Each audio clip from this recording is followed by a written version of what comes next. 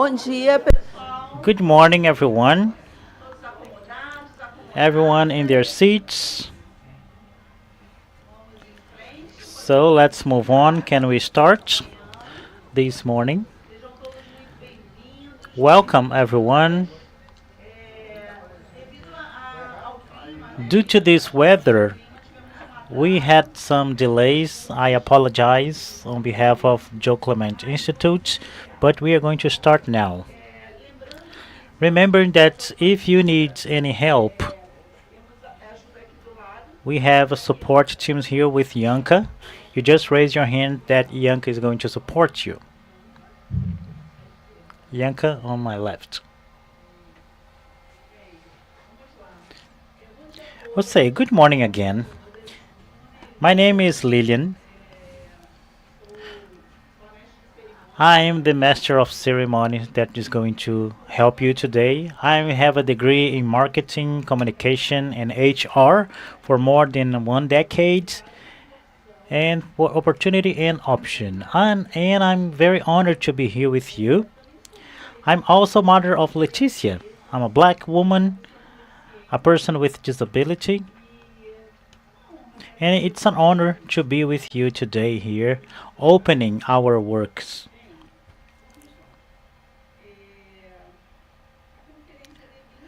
The D20 conference New Perspectives for the Inclusion and Participation of People with Disabilities is a historic milestone, very meaningful to our community. Today we are gathered to discuss and promote an essential issue for society as a whole, ensuring the active political participation of people with disabilities in global debates. This meeting brings together people with disabilities and their organizations, human rights organizations, national and international social movements, and representatives of the Brazilian government. Together, we will explore the experiences and lessons learned from the D20 initiative and create connections between the demands of people with disabilities and major global debates. It is a historical milestone for this community to be included in these debates. On behalf of the Joe Clement Institute, I'd like to thank each and every one of you for your participation, and I hope this meeting will be inspiring and transformative to all of us. And I want to inform you that this event has the following accessibility features: audio description, Brazilian Sign Language, International Sign Language, translation into Portuguese, English, and French, stenotype, Portuguese and English subtitles, ear muffs, and if you have any questions, contact our support team. I already mentioned Yanka, that is going to help us. To start this event, I invite Mr. Michel Bru, volunteer president of the board of directors of the Joe Clement Institute, to welcome all of you.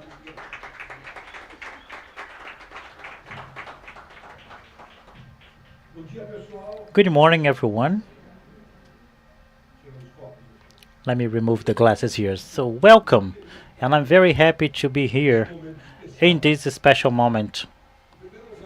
Firstly, I want to welcome the authorities, representatives of organizations, and guests in this conference.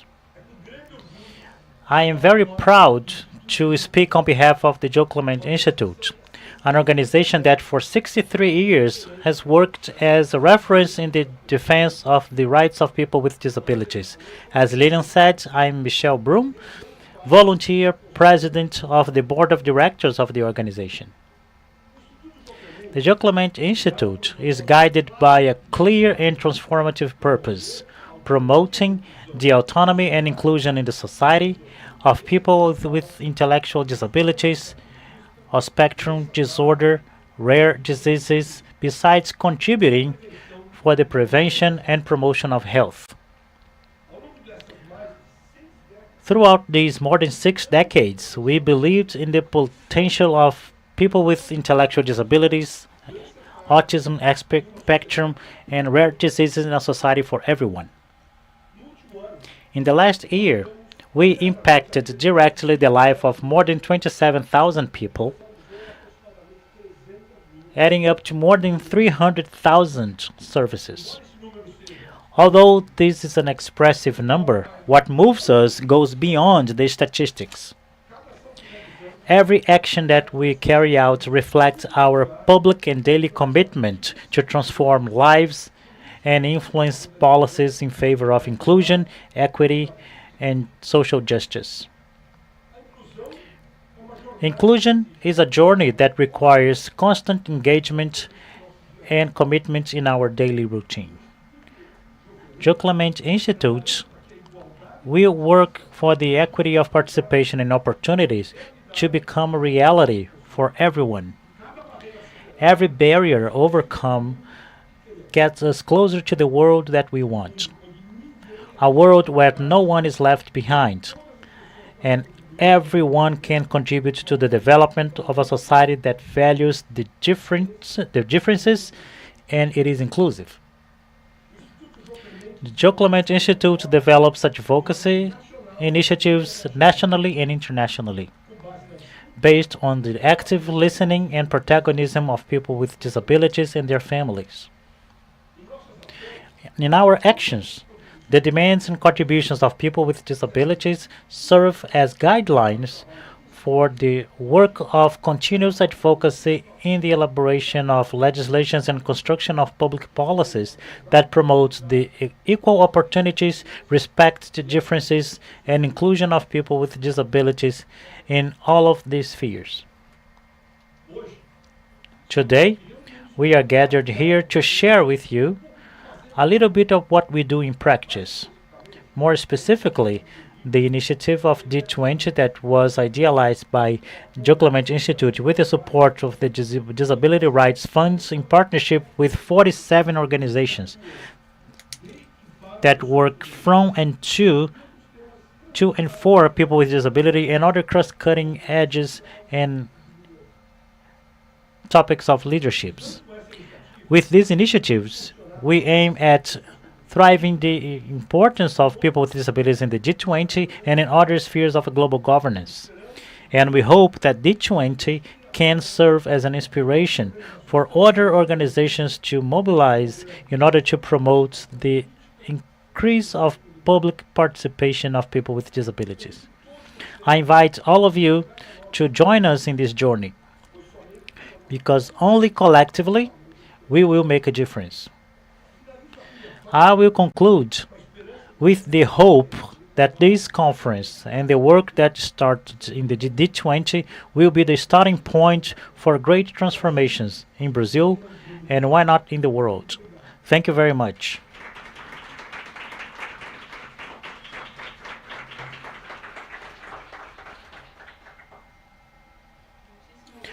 Thank you very much for your kind words, Mr. Michel. Now, in order to open our table and share their perspectives, I now invite the following authorities to take the stage. Mrs. Daniela Mendes, General Superintendent of the Joe Clement Institute.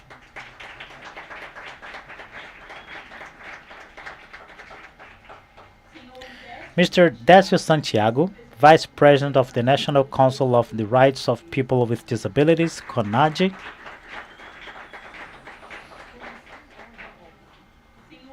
Mr. Fabrício Prado, Advisor on Social Participation and Diversity at the Ministry of Foreign Affairs.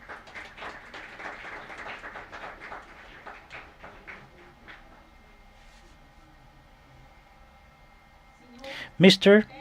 Patrick Maclachlan, President of Disabled People South Africa, and one of the first activists to mobilize the rural disability rights movement in South Africa.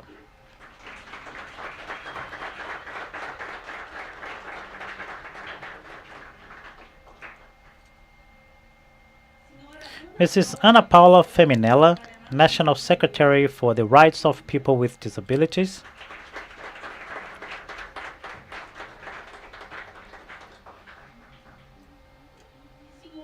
And Mr. Marco Pellegrini, Director of AME, Association of Metroviary Friends of Exceptional Mobility and Transport, Coordinator of the São Paulo Secretariat for the Rights of People with Disabilities.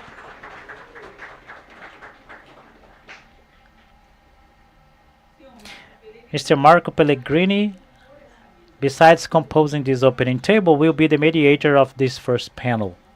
Mr. Marco, the floor is yours.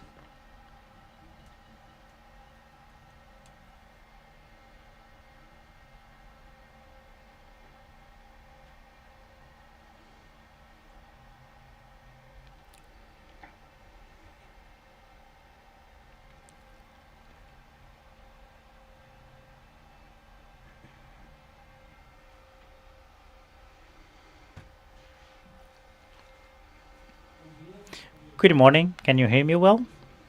Yes, we can. I will describe myself. I'm a black man. I'm 60 years old. I am tetraplegic and I'm in a wheelchair. My symbol is the joystick that I use in my hand, represented by the closed hand with the thumb to the reaching the chin. And today I'm here with my four wheels in a blue wearing blue clothes. I want to thank the Duke Clement Institute for the invitation and the honor to be here and the pleasure to be here with you. And I want to greet the table, Ana Paula, on behalf of everyone here. It's a pleasure to be here. I'll bring here in my text something that I experienced many times. And the text talks about 1 billion people with disability in the world and the importance of that, the importance to be present in a national international movement. As we were present in the foundation of the convention, it was really important for us here in Brazil. And out of these 1 billion people, 80% of them live in developing countries. And that includes us. And this reflects the invisibility that we live. And to talk about this invisibility, I will mention a case that I experienced while I was the National Secretary. We received a Chinese delegation of the Ministry of Human Rights in 2018. And this delegation was moderated by the Ministry of Foreign Affairs. Everything was very formal. That was 2017, actually. And the Chinese delegation was made up 6 men, white men. The average age was 70 years old. And our delegation, our team, was led by Ministry Luis Lida, a black woman that with dreadlocks, she was wearing clothes that brings her culture and her religion. And we had 2 secretaries, 2 women and 2 men secretaries, myself and my colleague from the division of racial equality and 2 other women secretaries. And our minister was talking about the actions of the ministry and especially everything that was happening, the structure and the strategy. And I realized that the whole time the Chinese were restless. When she ended her talk, one of them poked the leader and asked a question. His question was, so the Ministry of Human Rights in Brazil is an NGO? You can imagine, with all that protocol, all these formalities, the people that he saw, he understood that this was not the Brazilian government. That didn't represent the Brazilian state. And why is that? And I thought about that for a long time. And I understood that because at the time I had been many times to the international forums of United Nations, and what I always found is that I wasn't received by an ambassador or a black ambassador anywhere in the world. Not even in Angola, where I've been, and we had a white man that was representing us. And a few times in these forums, in the entry level positions of the government, I would see black people, but never representing the country, people with disabilities. And that shows our invisibility. It shows that our country is present in these forums, but eventually the person that is representing there is really just there once. They're never in a position where they're currently working, where they're currently operating. And we seem to be a very unimportant part of the population, and we're not.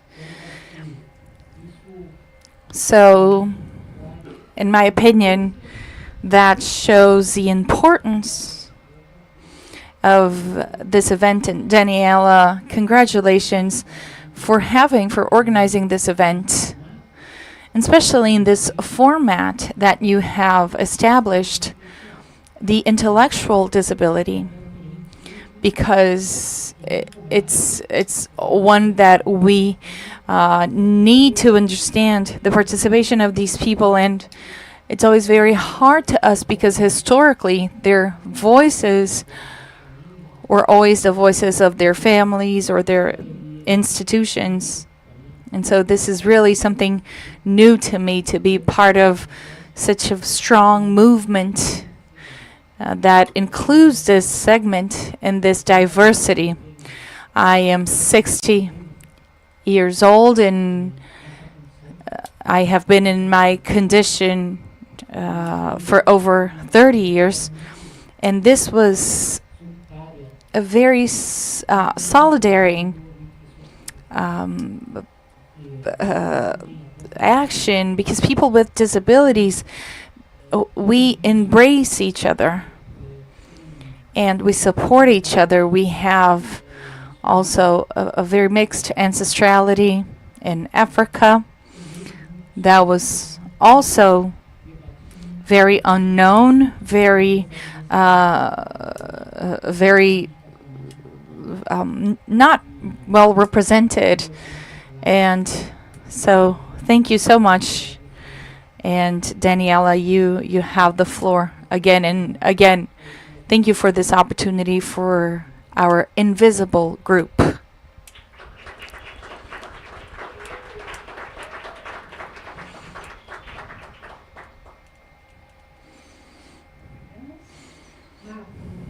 Okay, so Marco, thank you very much.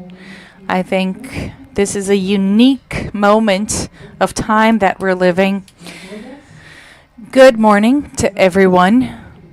Dear authorities here today, representatives of many different organizations, and everyone was invited. First of all, it's an honor and a great joy to be here today.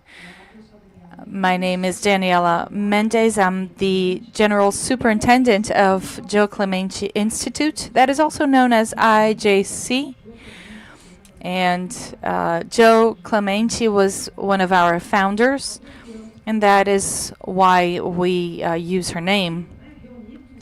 We are here today gathered in the D20 conference that was really an initiative carefully tailored by our advocates team, advocacy team, and I would like to use this opportunity to thank them for this amazing work, especially on behalf of Beziana, This is not easy. It was not something easy to do, but extremely possible to have this with everyone's participation. And we have this collaborative network that is the main element of success here, and that wants to highlight the relevance of the political participation of disabled people in all states. Institute Jô Clemente has developed many programs that amplify these positions that these people participate. One of our programs that is of defendants that develops this work to strengthen the autonomy of people with disabilities and autism, and creating real opportunities so that they can be the protagonists of their own stories, and that they have their opinions taken into consideration. We know that the pathway for the possibilities of these people to have this opportunity is challenging. Marco mentioned a few of that, and we have many barriers, both visible and invisible. Historically, our society and legislation have ignored the rights of people with intellectual disabilities and autism, and denied them the right to express their opinions. And that exclusion, just like Marco has mentioned, the participation of these people in social spaces were denied, that the decisions of their own lives would be made by their families or third parties. However, they need to have a multi-level effort, both in the elaboration of laws to the implementation of public policies that can be efficient. And that is how, in this context, IJC has idealized and started this event, the D20, so that we could insert people with disabilities and their contributions in this great global debate that is the G20. We believe that this initiative is a great milestone. It gets us closer to a truly inclusive debate where policies are discussed that are discussed in the G20 might be beneficial to everyone. We live in a globe, and obviously we face global challenges. That's why this is an international conference. And so the discussions that are going to happen in the G20 need to be thought in a way that is equally global. It's fundamental that when we're exploring these spaces, we will consider regional and local particularities, and undoubtedly including people with disabilities in these events. During this event, we will show all of the recommendations that we have written in a document that was a result of the experiences and lives of people with disabilities in an active listening process. That was our great actions, and these recommendations also represent the reality of people with disabilities from other countries. So we have a great diversity here, including South Africa, that will be the next country to host the G20, making this discussion even more relevant and extremely necessary. The G20 countries need to commit to guarantee to make sure that people with disabilities can contribute in an active way in economical, political, social debates that will impact our future. Sustainable development is only possible when we have inclusion, and it is their duty to make sure that no one is left behind.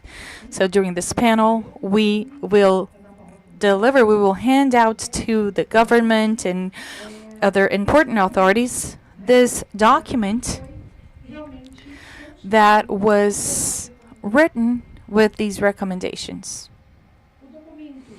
The document will have the recommendations proposed by people with disabilities, their organizations and families, and also civil society's contributions. It is a fact that Brazil can, from our work, the D20, to inspire other nations. We want our proposals that are presented here to have a central spot in the Brazilian agenda, and we are sure that you guys will follow on with this. We also want these recommendations to be pushed forward to a global scenario, being part of the G20 agenda and making effective change in the political participation of people with disabilities. Political participation has to be assured in practice.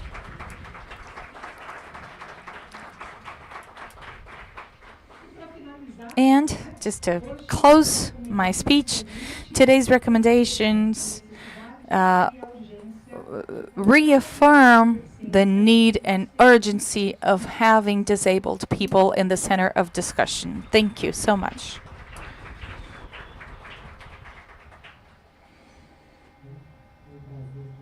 It was a pleasure to hear you and to understand the Institute's position in this scenario. The global agenda of G20 discusses many different topics: poverty, environment, education and technology, gender, and other relevant topics. But disabled people have not been involved in this debate, in this political international debate. And their perspectives are usually discussed in separated spaces without the transversality that is needed to create significant change. We invite Mr. Patrick to include us in his works that he has been developing. How you do in South Africa.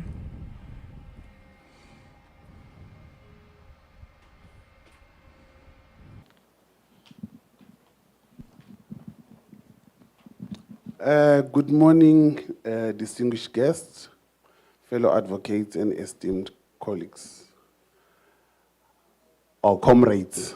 You know, in South Africa, we call each other comrades because we are fighting for the common cause.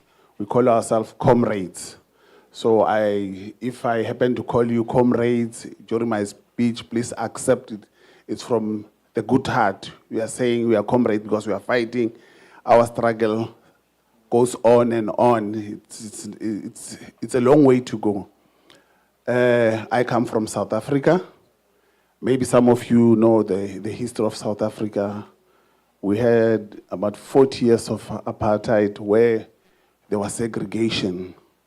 So if there's segregation in a country, you can only, if you're a disabled person, you are double marginalized, discriminated, because you were seen as someone who cannot add value. And when there's shortage of water, you can think of a disabled person. How is this person going to get water?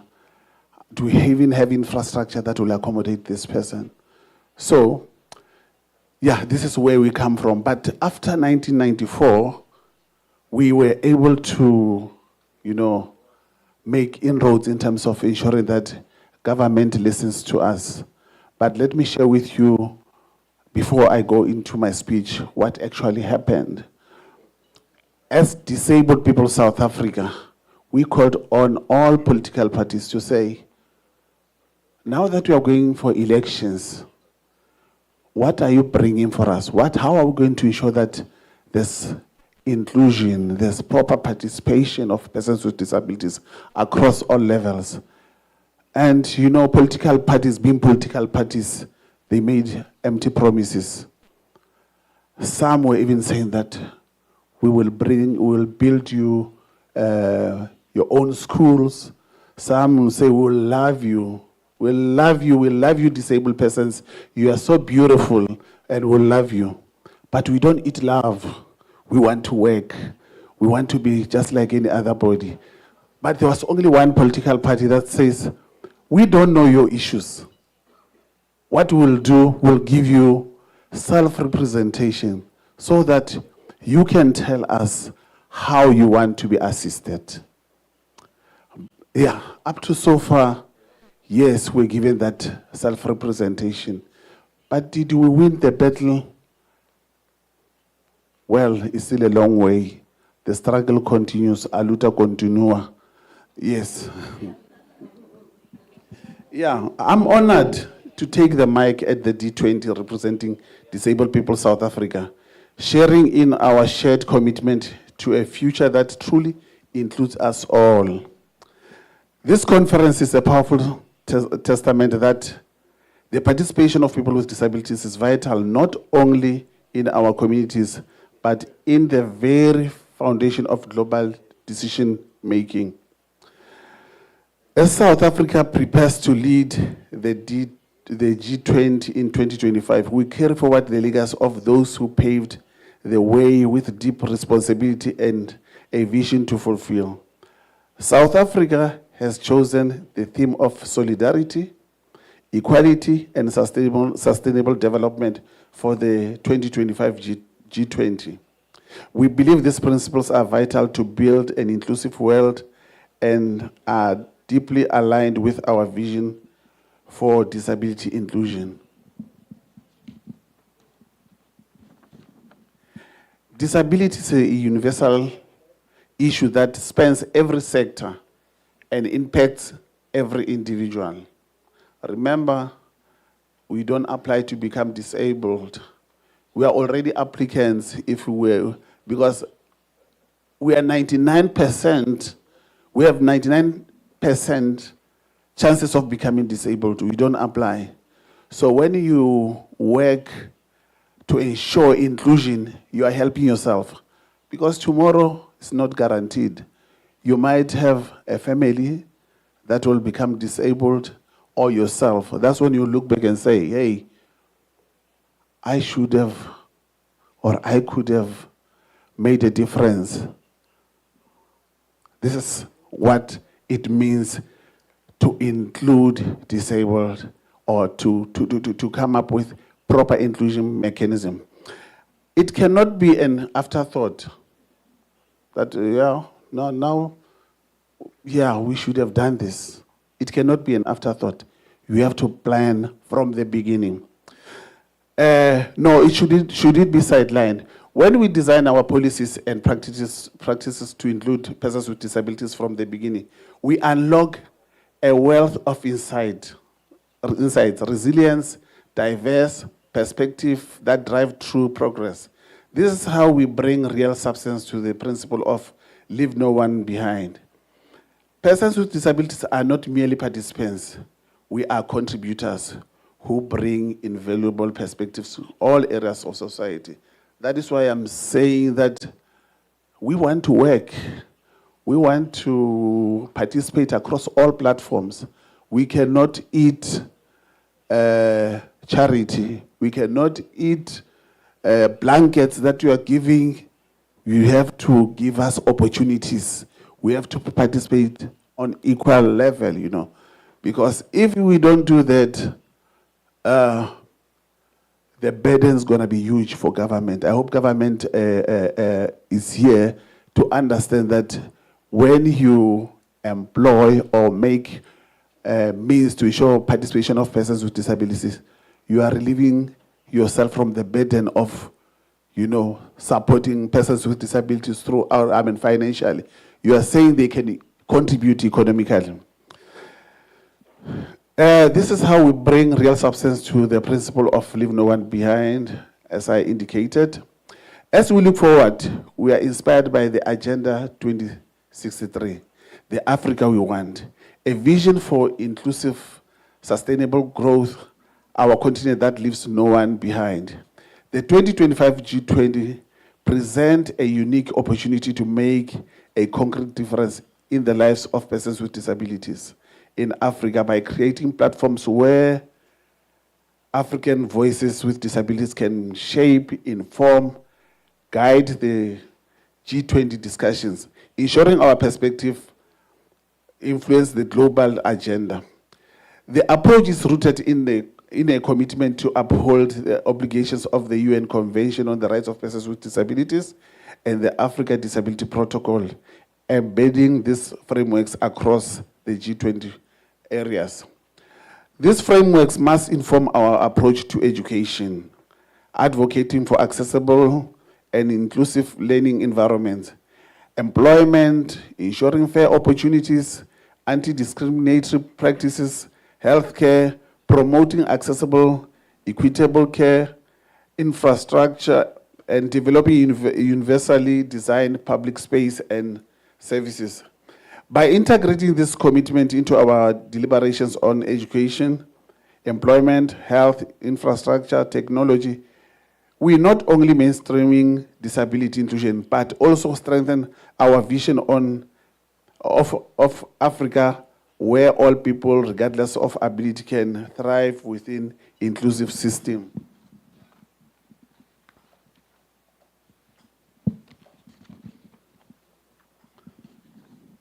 As South Africans, we hold a special legacy in the movement. Our slogan is nothing about us without us. It's more than words. It is a call to action embedded in our history and our values, crafted by the founders of the disability rights movement. Apart from the slogan, we also have let me call it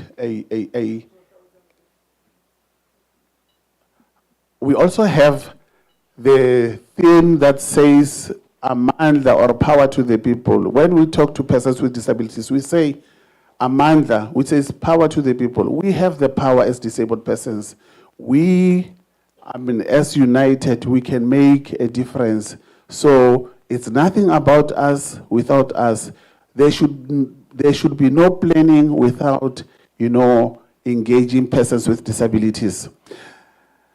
South Africa was among the first to ratify the UN Convention on the Rights of Persons with Disabilities and the Africa Protocol.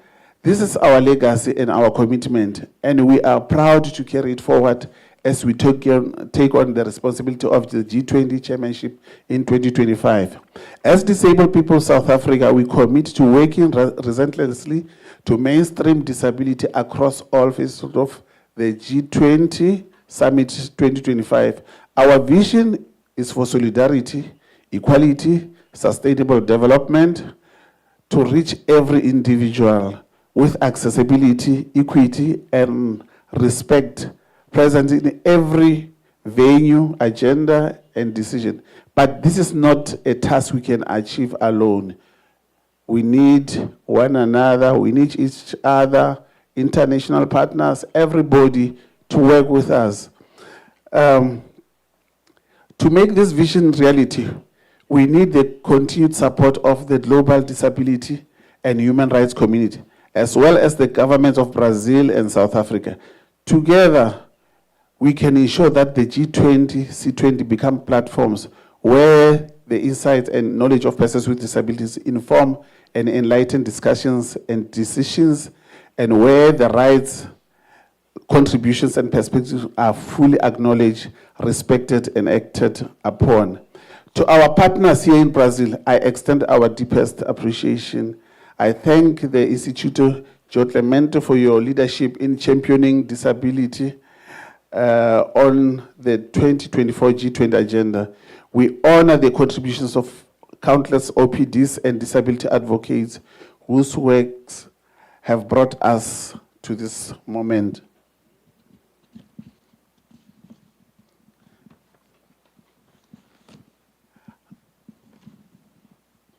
Our efforts have set the stage, and as we prepare for the 2025, we commit to working closely with past conveners and the Africa Disability Forum to continue advancing this cause. Let us use our voices, our presence to ensure that inclusion is not just a word but a reality. By working together, we can achieve our goal of truly inclusive G20 summit in South Africa. I thank you, obrigado, tatenda, arcado, what else? Baya Danki. Thank you so much. Muito bom.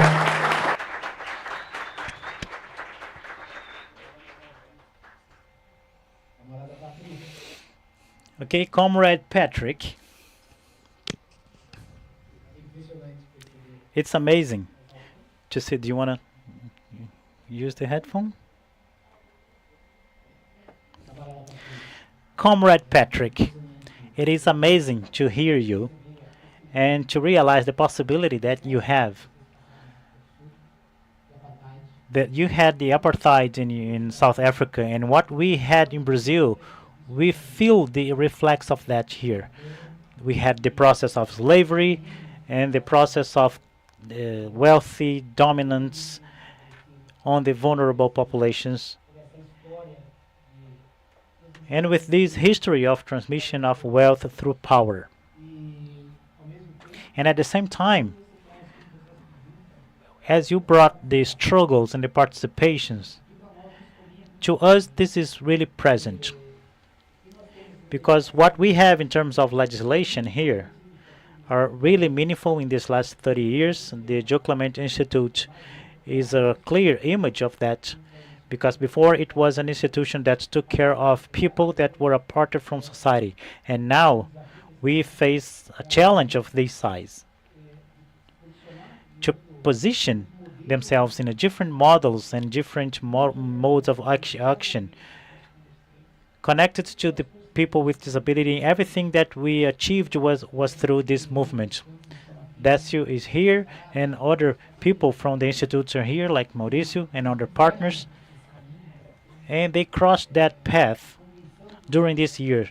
The Convention of People with Disability in Brazil, the approval as a constitutional norm, is one of the best results of this trajectory as the Inclusion Act, because it wasn't an effort.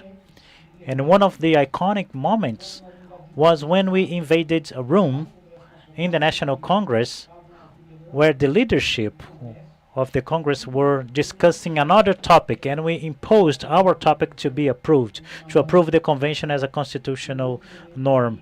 And another moment was when we blocked the entrance of the House of Representatives to be heard, and we could impose the way that this should be discussed. And the struggle movement, this is what happens in this room, the presence of these people. It's not a paper, it's not social media only. It is to be in person, acting. And I'll pass the floor to Décio now to tell us how CONAD has making efforts and preparing for the people to continue to have this representation and the possibility of working in the decision-making processes in the construction of new policies.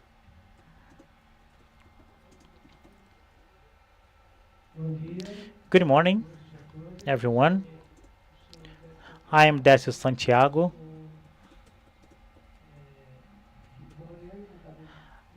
I have gray hair. I'm wearing a gray coat and a blue tie and white shirt. And it is an honor to be here with you, because what I heard from the South African representative, we imagine what we went through to reach where we are today. So I'm very honored to speak to you about this important topic of social inclusion and representation of people with disabilities of all spheres. And I want to highlight the support of Joe Clement Institute in this event, represented by our Michelle. And I want to say that this is a rich space, and it's already in the history of Brazil, because we will start to discuss persons with disabilities in its totality. Now, in the D20 conference, we have the themes of perspective of inclusion and participation of people with disabilities. This is a historical fact per se, for the world and for Brazil, especially because we are in the state of Rio de Janeiro that is welcoming and inclusive, empowering people. This is where we had the first employment for people with disability. The institutions from Rio has worked together to reach that purpose. And we cannot forget that in the generation today and the people with disabilities, they dedicate their life for the rights of this coalition that took place in 1981. Right, Antonio? This generation of Michelle, it ensured the rights of people with disabilities without taking into consideration social levels. And this was strengthening the social space of people with disabilities. The Federation of People with Disabilities from Brazil is an international organization.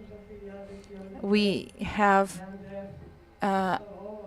NDEF, HANDEF, APAI, Pestalozzi, and these entities have worked very hard for this strengthening, and they made people with disabilities to have their social spaces filled and then also in leadership positions. The first G20, the official participation that we have in the G20 is great, and have the possibility to foster the participation of people with disabilities in the G20 and other levels of the government. And disability is not something that's isolated. It crosses with other aspects of our identity, such as gender, color, origin, and that is why we say that people with disabilities, that is why sometimes people do not take people with disabilities into consideration. And this complexity ignores really the reality of a person with disability that is also black, indigenous, LGBTQI+, that is the one that faces most challenges. We need to pay attention to that representative. It's essential to build a fair and inclusive society. It's important that people with disabilities can be everywhere in our families, our work, our schools, in politics, in soccer teams, in culture. But of course that we have to listen to all voices to guarantee a true inclusion and access to rights. And this event has helped, this representativity has helped society to understand the fight of people with disabilities are connected to other groups such as black people, indigenous, LGBTQI+. It was key so that everyone would be heard and contribute directly to our social fight. In July this year, we had the 5th National Conference, and it was an important moment to assess the policies and actions that offer protection to the rights of people with disabilities. The conference has gathered participants from all over Brazil, and it had about 1,605 people with different types of disabilities and their caregivers. After 9 years of our social movement, this conference became a milestone, and it had the topic, the current scenario and the future implementation of rights of people with disabilities. We had 90 proposals sent to the federal government. So the National Council of People with Disabilities would be able to follow. We have also launched the new program that is called Nosso Viver Sem Limite. The biopsychosocial evaluation, that is an initiative of the federal government done by the Ministry of Human Rights, and that is coordinated by INE, by our secretary, Anna. And this program aims to guarantee more dignity for people with disabilities and their families. There are communities all around the country currently coordinated by the Secretaries of Human Rights, where they have the monitoring done by the council, the National Council of Rights of People with Disabilities, that wants to evaluate and include social policies such as education, transportation, leisure, and social assistance, social working. And even though we have come a long way, we still have a long way to go. It's really no use to have the policies if they are not effective, if they are not being applied. And we need to build a more inclusive Brazil. With the data that we have currently of PNEAD, we are 19.6 million people, disabled people in Brazil.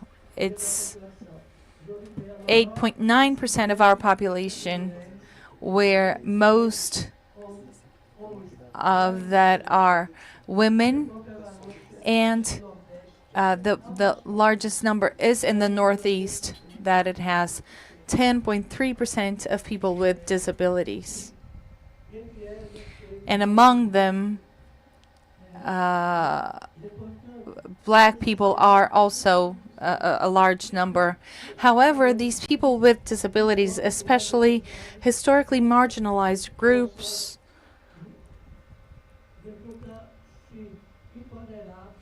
be empowered of their own stories, have a transformative voice in society. That is the only way that we can have a true inclusion where everyone can live with dignity, respect, equality, and rights. I finish my speech here, and I am very emotional because I come from a very poor community of Natal, the city of Natal.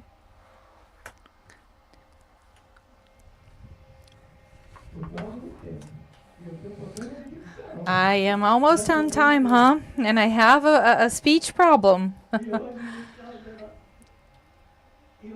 And today we are debating topics to guarantee visibility of people with disabilities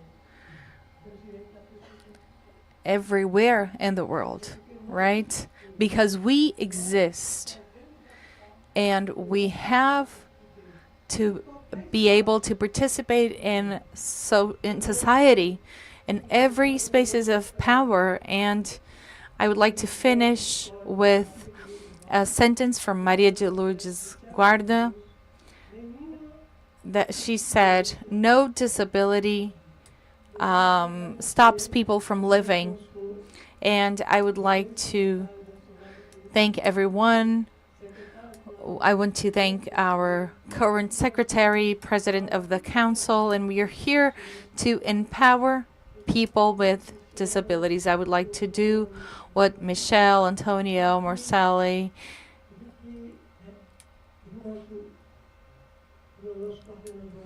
what our coordinators have just said, to empower the new generation.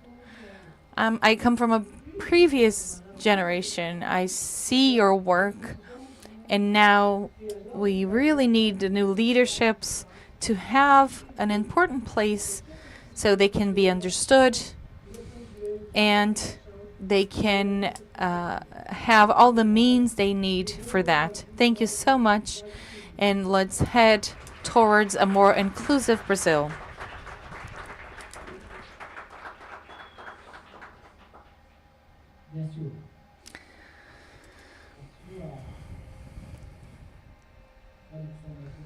Decio, your speech is great. Your trajectory, your representativity, it makes us feel so inspired. Thank you so much. Thank you for what you brought to us. Thank you for what you represent. And Anna, she's our dear National Secretary. We would like to hear a little bit of how the secretary, this secretariat is working for us. Thank you. Good morning, everyone. I am speaking on the microphone and also outside of the microphone so that everyone knows where I'm located.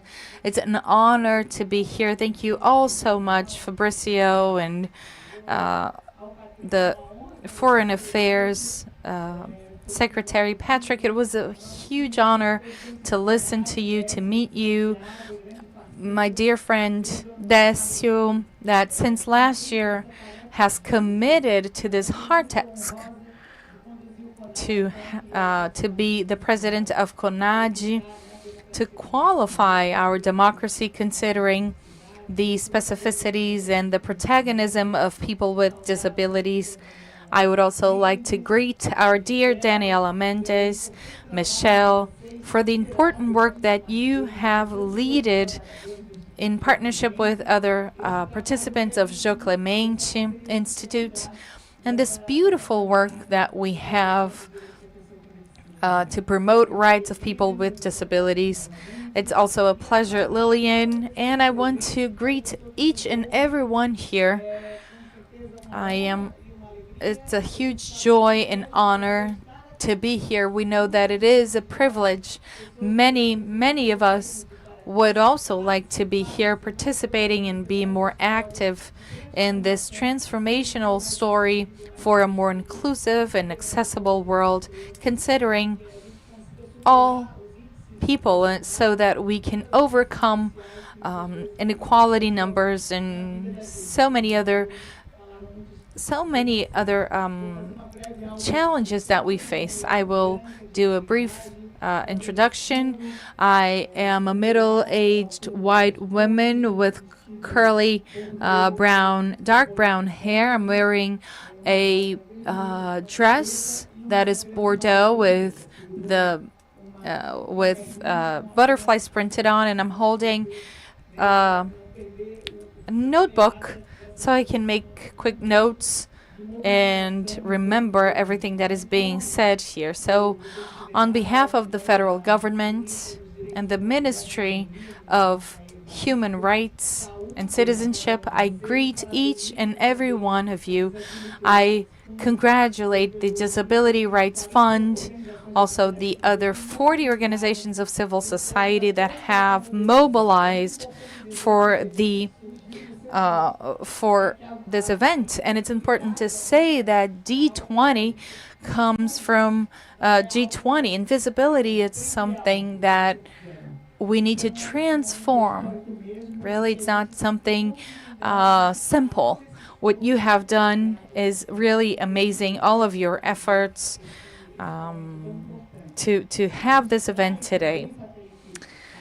Patrick, we also have the history of the legacy of the South has left us when the mobilization and the combat of apartheid. Many have fought and became people with disabilities, and even without any legs or arms or any deficiency derived from the violence in the apartheid, continue to fight for people with disabilities. I know that you have mobilized 12,000 people that are fighting. And it is really with that inspiring story that we mobilize our movement in 1981, when you did not have the opportunity with the UN to mobilize international movements because you were mobilizing against apartheid in 86, if I'm not wrong. I forgot the name of my friend that spoke on your behalf, but that said that if they had no place there, they would leave the event, and they were with the UN and the apartheid government. And so this idea of if we are not able to speak, if we don't participate, this is dimension, and this was the force of nothing is about us without us. And enough with people speaking for ourselves. We are tired of so many speeches and little practice. We need planning, we need budget, we need the states and the countries to organize in the flow of public policies the inclusion of people with disabilities, and we assume a knowledge and inclusive action that we are still learning, and we need civil society pressuring, mobilized in order to transform this state, because this state was not made to divide. The capitalist state was not made to organize and mobilize the workers and the most vulnerable populations. And in Brazil, we have a huge challenge. We have a huge and diverse territories with ethnicities and populations and barriers for the participation of people with disability. And in this call to action, we recognize that the Brazilian state has a historical debt, as many national histories. That's why it is a transnational struggle. It's a worldwide struggle. You need to gather and to strengthen this visibility. And with a lot of responsibility, we recognize this historical debt, and we make the call, and we are trying to transform from within. We are doing a political pedagogical work to explain what disability is from the human rights perspective, because we still see in the mentality of the Brazilian people, and unfortunately in many people on the society in general, the idea that people with disabilities are people that worth less, that deliver less work, and people who do not produce. And this is a social construction. This perspective of disability is a social elaboration that makes us inviable as our existence. These eugenic practices that we still see happening.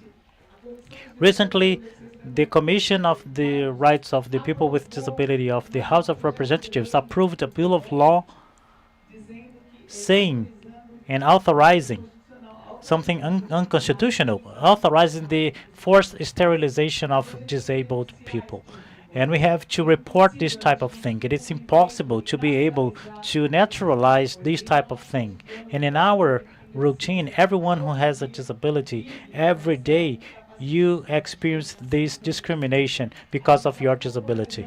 We are popularizing the theme, the term capacitism, as a way to ban this type of practice, and learn with the black movement to say this is racism, this is a crime. We have to say this is capacitism, this is a crime. We cannot naturalize this in our languages, these pejorative terms for people with disability.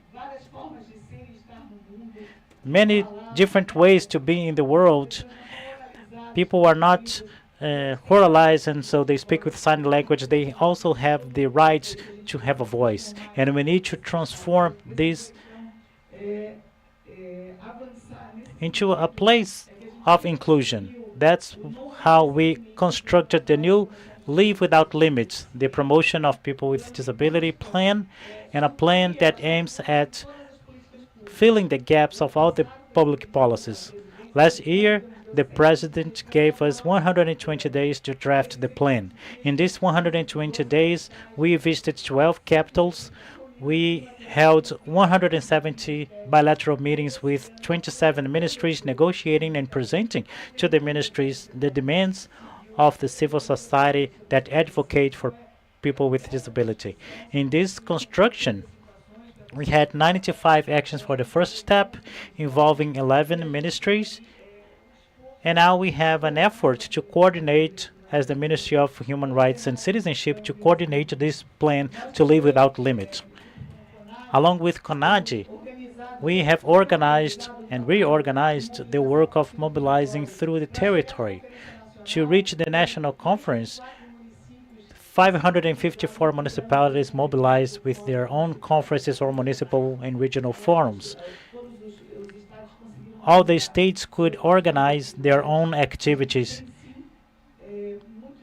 We do have many challenges, and we understand that with this autonomy of the civil society and with people with disability, we are going to build a more democratic state, a rule of law with all of the people. And I will conclude saying that we have Sonia Livre movement, an international movement for the recognition of the rights of Sonia, a black woman with disability. She's deaf, and she was rescued in domestic slavery work, and she returned to her home where she was rescued. She is there as we speak because the Supreme Court gave an habeas corpus saying that she had the right to be wherever she wanted. When Sonia was deprived of sign language, she doesn't speak Portuguese, she doesn't know her rights, she didn't have the opportunity that we have to be here. And that's why we say Sonia Livre, free Sonia. That's why we mobilize the whole international community to have justice in these regards. And the Latin American and Caribbean summit that will take place in the Caribbean in Rio de Janeiro with our partner Maria Antonia, and she coordinates this action along with Riades and Aida, and a summit that is a preparation for the worldwide summits on disability in Berlin next year. And this mobilization is an integrated effort of the civil society, and so the topic of disability can be considered in the most strategic fields of governance in Brazil and all over the world. Disability has to be considered a variable as race, gender, ethnicity that impact in the effectiveness of the public policies. And we have a lot of work ahead of us, and I spoke too much already. So thank you very much, everyone.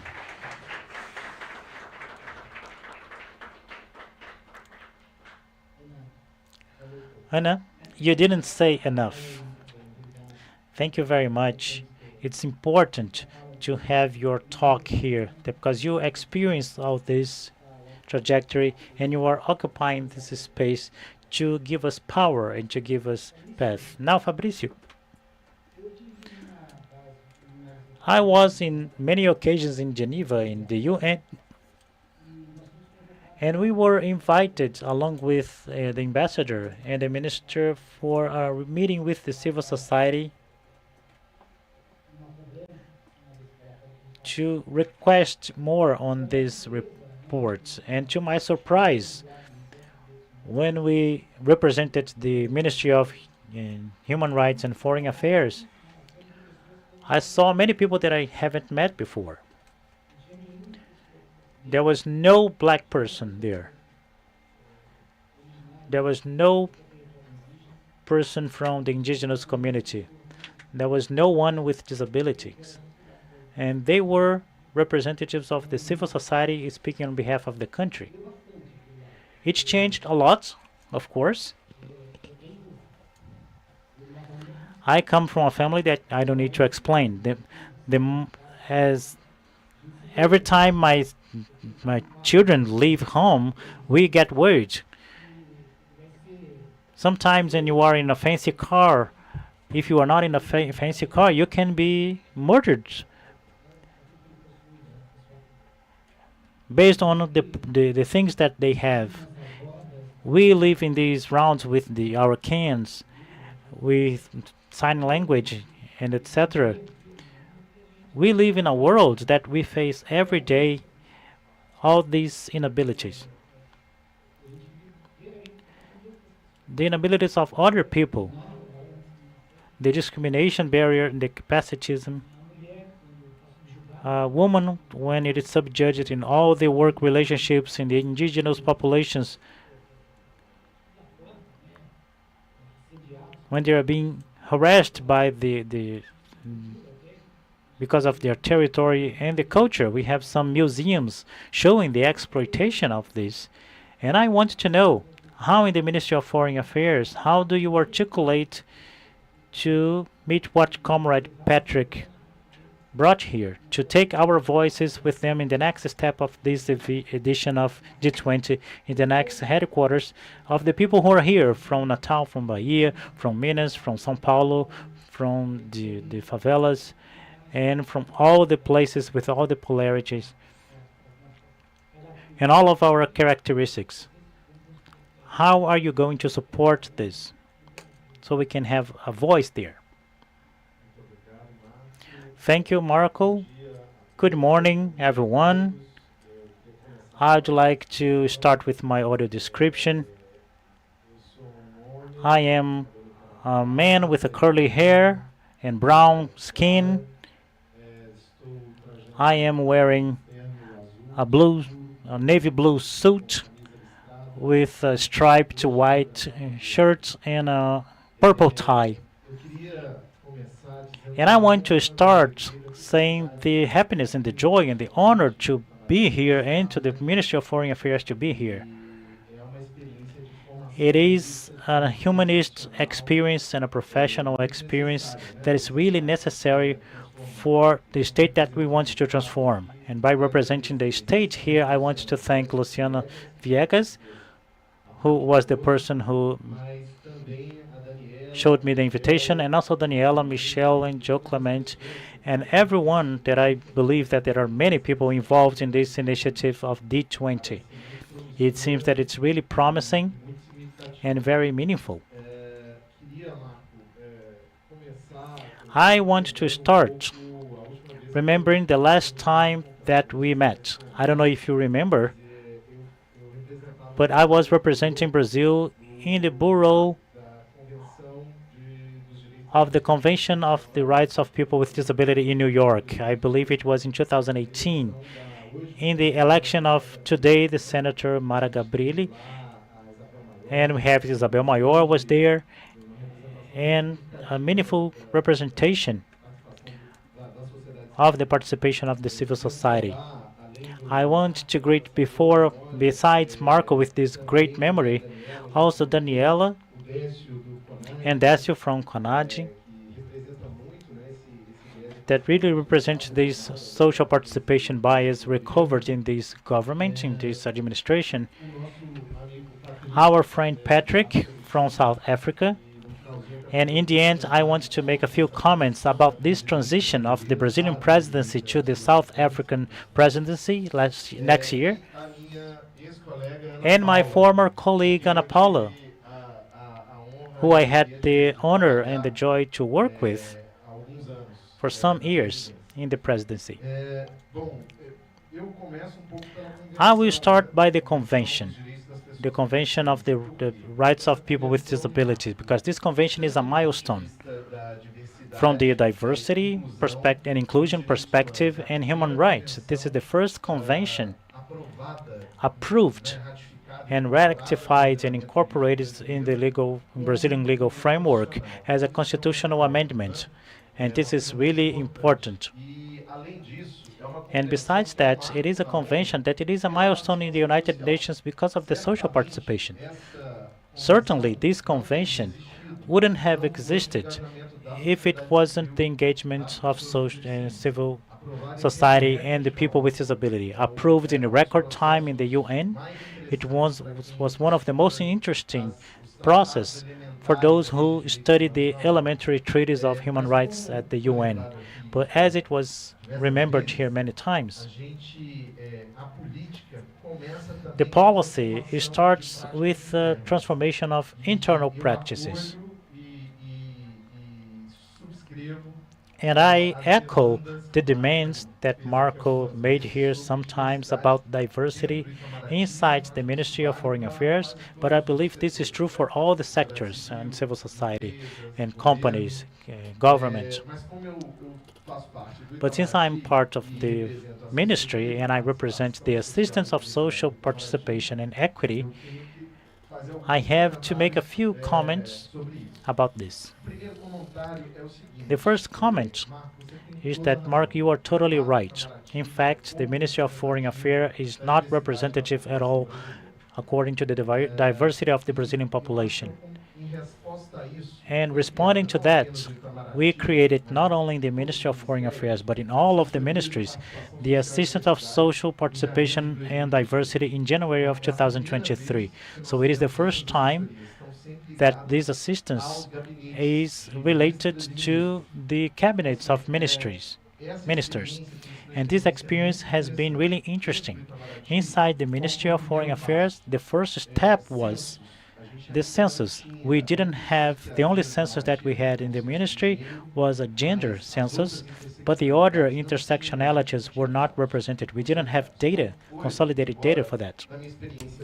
So I can say that there are few black people in Itamaraty, about 16% of our servers, which is far from representing the majority of Brazilian population. And I can also say that it's 23% of women, and I can also say that this is that the participation of people with disabilities is under 3%.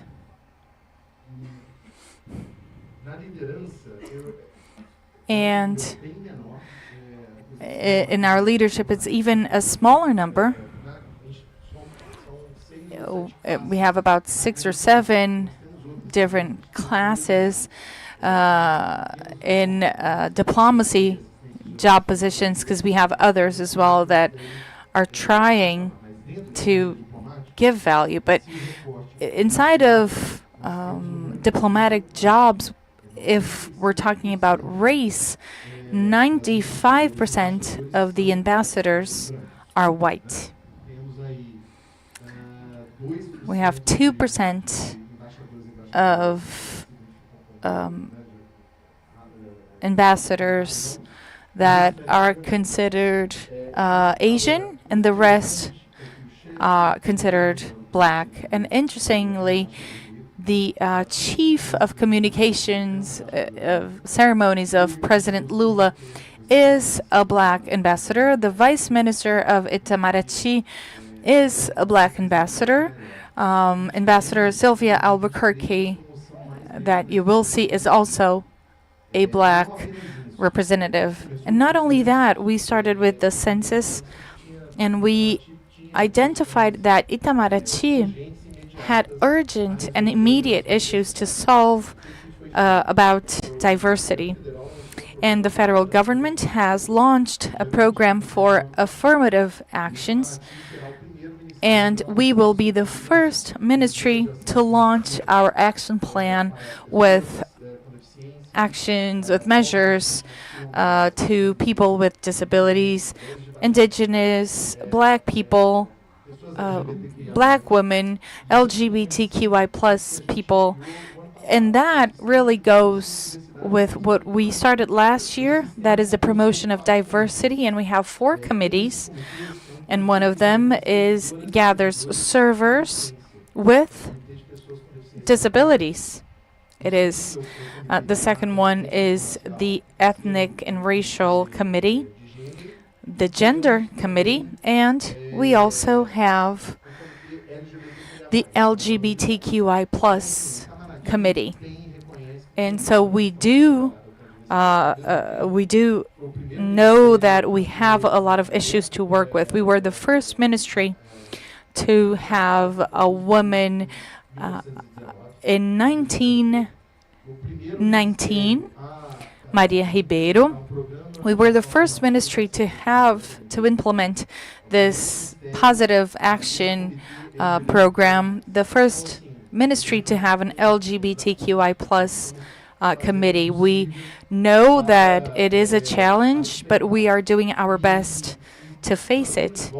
And just going back to that debate that we have, in our advisory, we also have valued social participation. We understand that this method of government makes public policies to be more efficient and legitimate, and that also goes for foreign policies.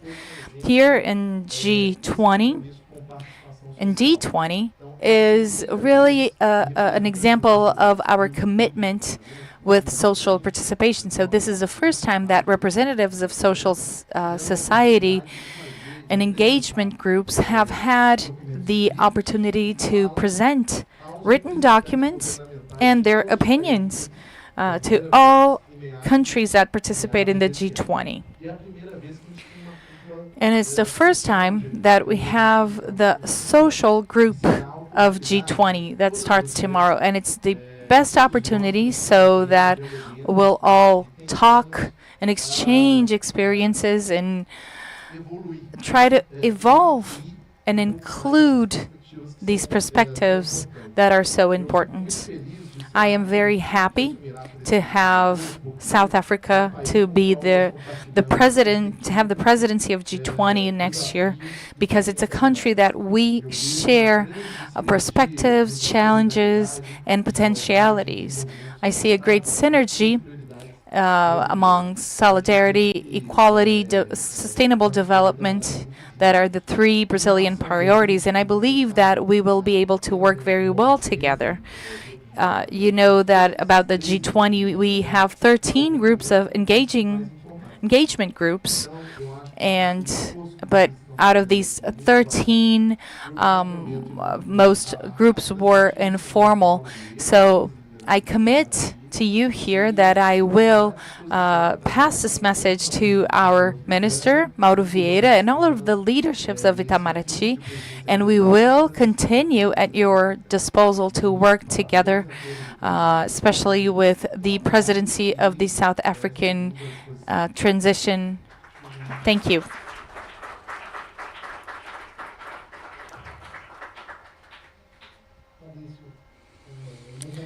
And Fabrício, is so great to hear your speech, but very important as well.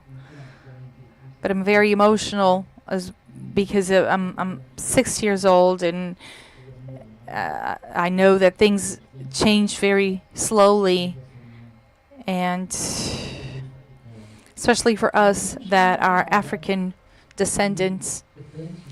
Well, we are at the end of our session, and we want to hand out this document that had great articulation, and it was really amazing, everything that was thought here and made this possible. We have Samuel Sestado. He is the president of Down Syndrome Association, and they are going to hand out to you, Secretary Ana Paula and Fabricio, the document with the recommendations made by people with disabilities.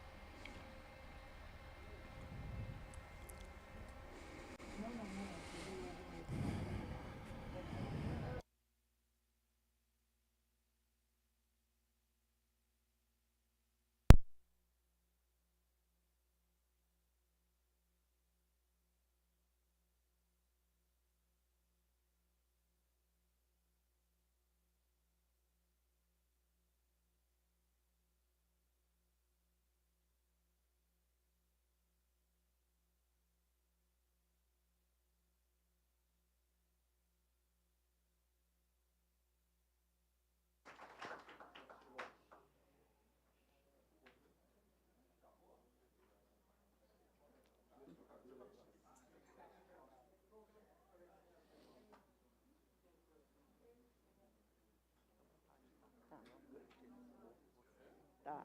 Vamos lá.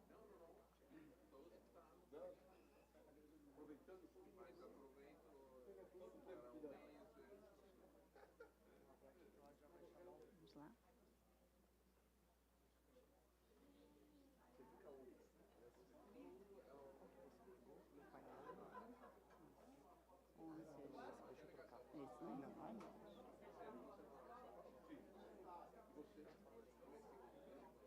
né? Olá, obrigada.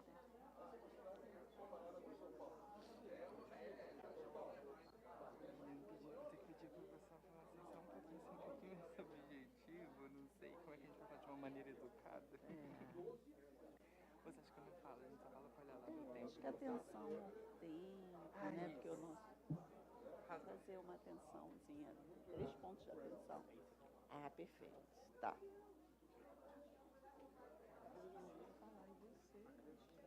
Ah, muito bom. Eu quero uma foto com você. Tigi, tira uma foto minha com ele.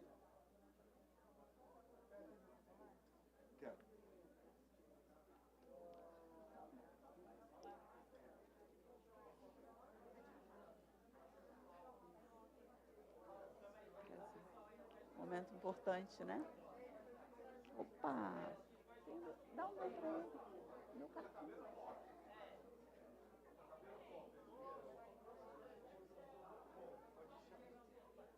Tá na carteira. Não tá aí nessa carteira. Tá, vou. Esperar acabar ali a foto, né? Essa mesa, teoricamente, é a mais importante. Então agora só falta a menção social.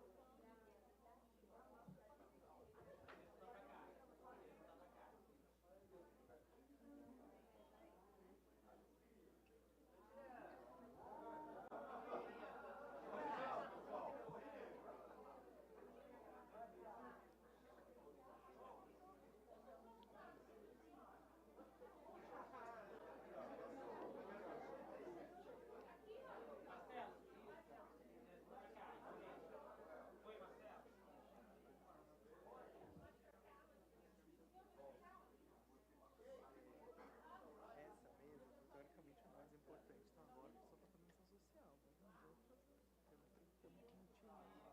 Nossa, superintendente. Só tá empolgado. Você pode anunciar. Já vai começar na sequência. Tá.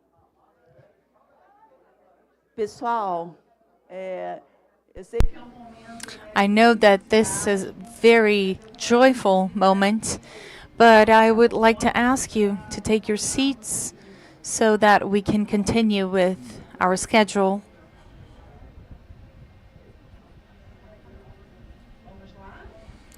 Let's go.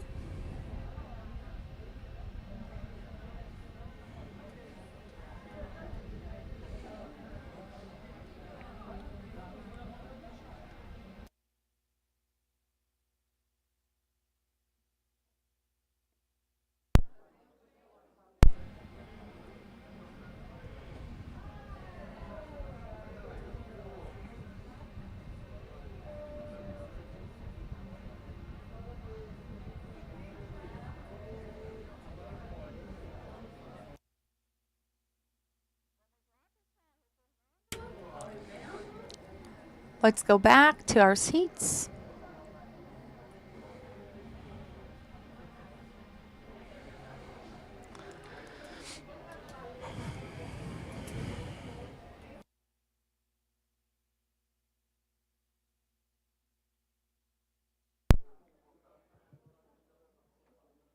Pessoal, eu vou agora, né? I would like to thank Mr. Marco Pellegrini for the excellent mediation and to the participants of this panel that just finished, Mr. Michel Bru, Mr. Decio Santiago, Mr. Patrick Matlakawani, Ms. Daniela Mendez, and Ms. Ana Paula Feminella. And continuing with our conference, we'll now call the next participants of our panel.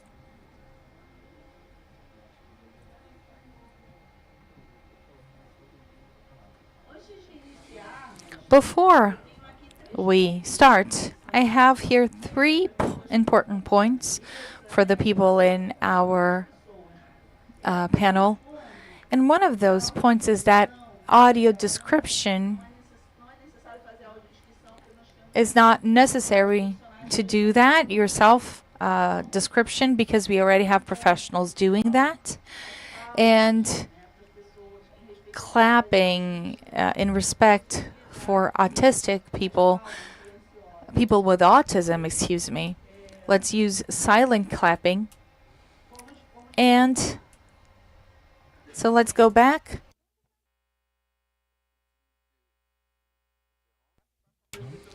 Continuing with the conference, we'll now learn a little bit more about the participation of people with disabilities in the G20 debates. The next panel aims to present a comprehensive overview of the past, present, and future of this participation. We will start with the experience in Indonesia and reflect on the present context in Brazil and discuss expectations for the future with the next G20 presidency under the leadership of South Africa.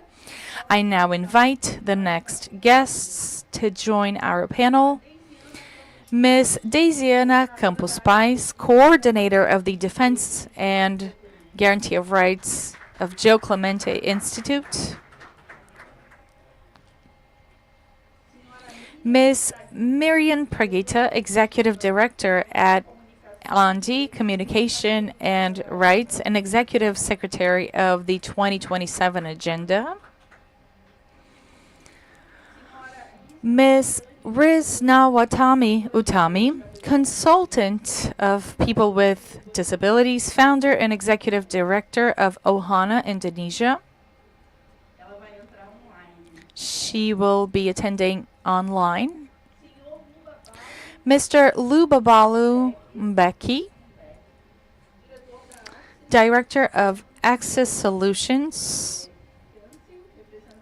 and representative of the National Council for Persons with Disabilities, NCPD.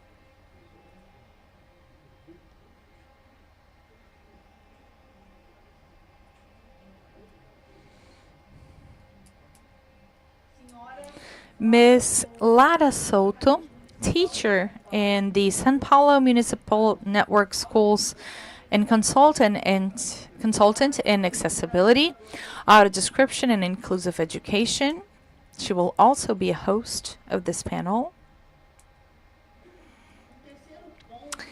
And a third point for the people that are also here is please pay attention to your time.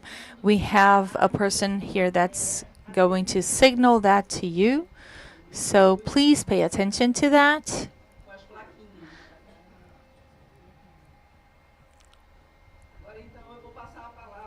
I now pass the floor to mediator Lara Souto.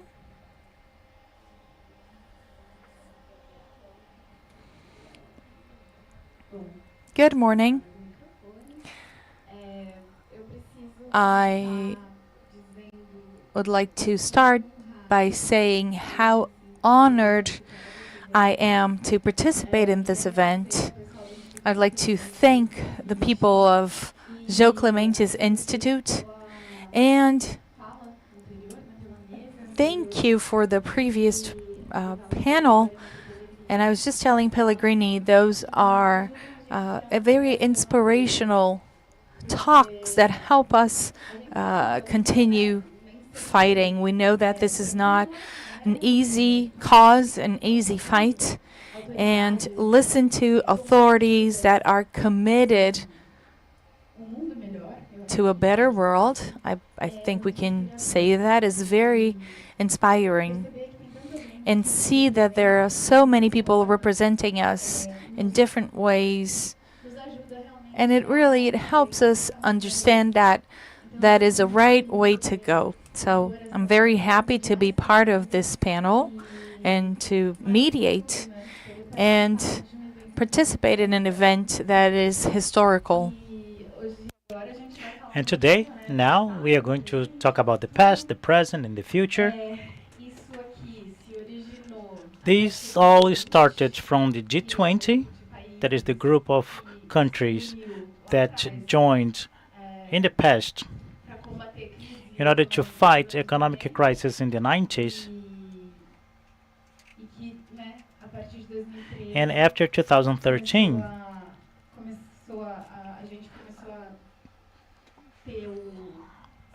we started having the C20, that is the civil society participation, and today we are in this D20 conference. And regardless of the letter, if it is C or G or D, we have to search something that is in the direction of a society with more equality, with more equity, with more justice, with the human rights guaranteed. And it is really important for us to advance, and we can create as many letters as we find necessary, but this can reverberate in our lives and in our daily life. Without further ado, we will start with the participation of Risa. I have to read her last name here because the foreign names generate some mispronunciations. Risa Watami. She will be online and she's going to share with us the experience that she can bring from Indonesia, a country that led G20 in 2022. And I'll ask her to share with us on the participation of people with disabilities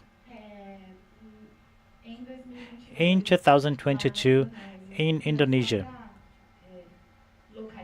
And just to localize everyone, in 2022 Indonesia, 23 India, 2024 Brazil, and next year South Africa. So now let's hear what Risa has to bring to us.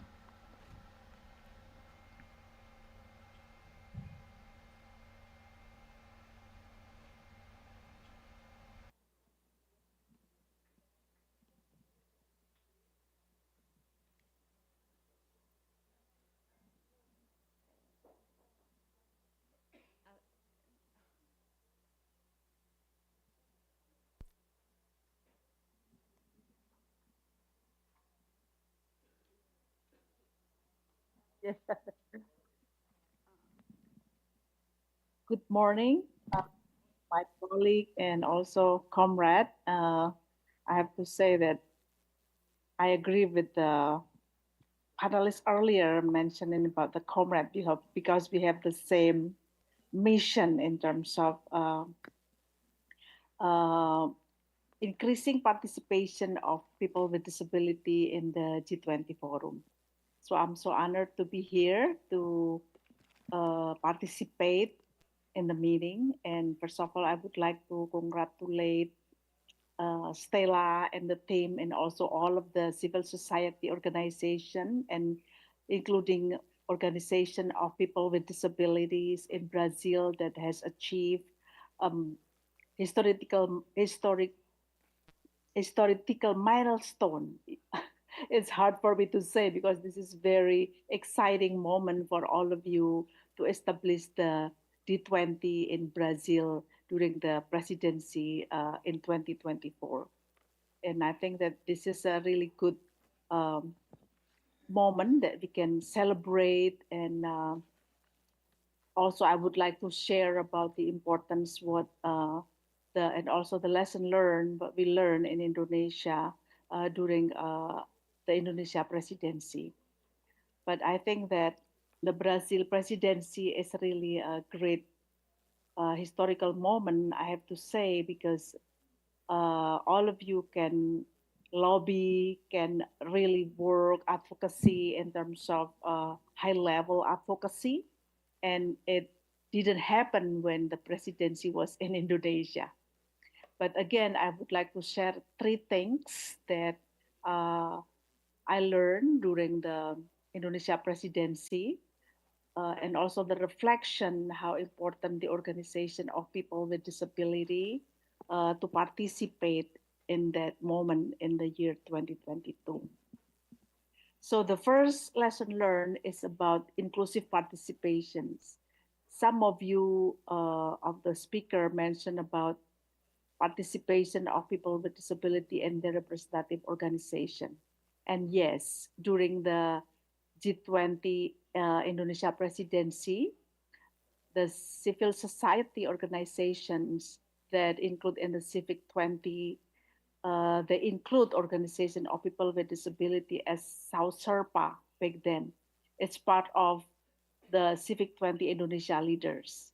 So I was appointed as the South Serpa, representing organization of women with disability. And at that time, we initiate a gender and disability working group establishment because it was too late for us to negotiate with the Indonesian government to establish more likely the uh, the D20, for example. At that time, we also discussed about the possibility to uh, have D20, but it was too late. And basically, we initiate to have the Gender and Disability Working Group as a starting point to represent organization of people with disability and disability inclusive at that time. And we also appreciate about the importance of the networking between the civil society organization in Indonesia. We work one-on-one with the civil society organization in terms of voicing disability rights and also international cooperation. The second thing about building solidarity. So this is the second lesson learned that we as an organization of people with disability work together with other civil society organization at the national level and to establish the working groups. So back then we established 7 working groups, and we also include and also participate in the policy dialogues in Indonesia. We've also worked together to draft and finalize the Civic 20 recommendation. And we also presented this recommendation in the G20 summit in Bali in 2022. Not only that, we also help the civil society organization that include in the Civic 20 to help the transitioning process from the Indonesia Civic 20 to India uh, presidency. Especially, we work one-on-one with the Civic 20 in India to make sure that the working group still established during the Civic 20 in India. So we are trying to work with the Organization of People with Disability in India on how to work during the presidency, on how we establish the working group, and how to draft the recommendation for the G20 summit. And I think this is the key important points that we work during the transitioning process. Uh, we work online and also we work directly, like at the moment the representative from South Africa also come to Brazil and also work together with the Civic 20 in Brazil, especially organization of people with disability, to discuss and also to maintain how the D20 exists in the next presidency. So, and the third lesson learned is about meaningful participation. Some of you also mentioned about uh, the participation should be meaningful and effective. I would like to recall the Convention on the Rights of Persons with Disability that has achieved almost the universal ratification at the moment. And it means that all state parties have obligation to respect, to protect and to fulfill rights of persons with disability, in particularly in international cooperations. I mentioned these two things, meaningful participation and international cooperation, because it's stated in Article 4.1 of the CRPD about the state obligations on how to include people with disability and their representative organization in all public decision processes, and also in the making of policy and regulation. And the secondly is about international cooperation that mentioned explicitly and clearly in Article 32 of the Convention. Why this is important? Because consultation and participation of people with disability is needed to ensure the life of persons with disability, uh, also to support the international cooperation to be more inclusive, accessible, and sustainable. Uh, Article 32 of the CRPD is actually strengthening disability inclusion and development process, especially in the G20 forum, when we talk about economic growth, when we talk about um, inclusive economy, we have to include persons with disability. And I have to recall about the nothing about us without us in the disability rights movement. People with disability, they know what they need. They know that what they can contribute to the country. And I think that why the convention sti- stimulate and also strengthening the Article 32 to be implemented in the international cooperation, because it will help other country to achieve progressive realization of the convention. As the former committee of the Convention on the Rights of Persons with Disability, I always ask to all state parties about their contribution, about their roles, and about their obligation in terms of ensuring international cooperation to be more inclusive and sustainable, and also included persons with disability in all processes, including on how to facilitate and supporting capacity building through the exchange and sharing of information, experience, training program, and best practice.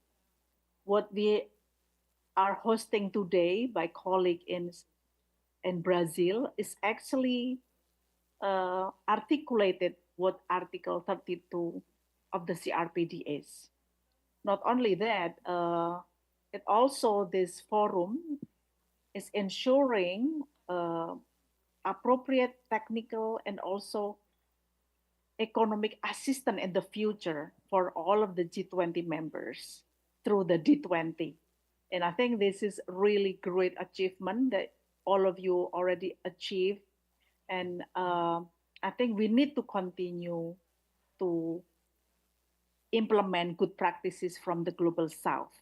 And since the G20 presidency are led from the country in the global south, and as we know, people with disability that are living in the global south is so many of them. It's basically, I can say, uh, more than 30% of the population are in the global south. And I think that this is a great moment to continue strengthening disability inclusion through international cooperation. And, and the G20 leaders should listen and should adopt what recommendations that are provided by a colleague in Civic 20 Brazil, especially people with disability and their representative organizations. Um, the other important point that I would like to uh, consider for the next G20 presidency regarding the recommendation and also the involvement of uh, organization of people with disability in South Africa and how also to maintain the D20 existence is that our contribution again can increase the gross domestic product until 1 to 7% for all of our country. So our contribution is actually strengthen and also support our contribution to the real uh, expectation and also a real impact in our country because we can increase the GDP 1 until 7%. And it means that the Convention on the Rights of Persons with Disability can, can ensure to be implemented on the ground. And also, it means that the convention can implement into the more progressive realization if we have more resources. Because based on the Human Rights High Commissioner Office, in terms of fiscal policy, which is discussed in the G20 forum, the fiscal policy is extremely critical tool for guaranteeing human rights. Without resources, without financing for human rights, there is no rights. People with disability cannot be protected if there is no resources. In the same way that the budget at the country level also reflect the true priorities of states, including tax system reflection and also what extent different actors to contribute to tackling these priorities.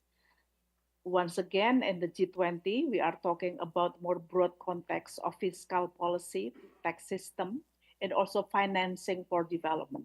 So therefore, that the existence of the D20 is extremely critical in voice out loud the importance of fiscal policy to be more inclusive and sustainable, and also uh, collecting the data, segregated data for people with disability, because this is also important to ensure progressive realization is real in the national and also international level. So I think that by setting a new standard and benchmark to promote inclusive and accessible um, participation for all people with disability in the G20 forum is extremely important to be continued.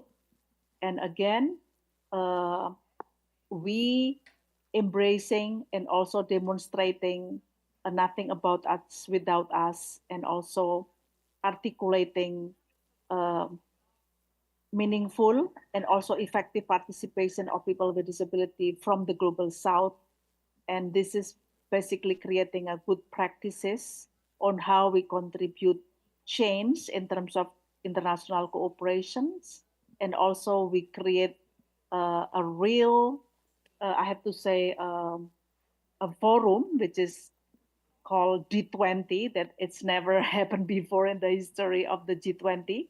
And I think that we need to continue to work together and to share the good practice, and also to advocating the change, especially in the global south in terms of inclusive international cooperation and the meaningful participation of organizations of people with disability to contribute in the global sustainable economy. Thank you so much.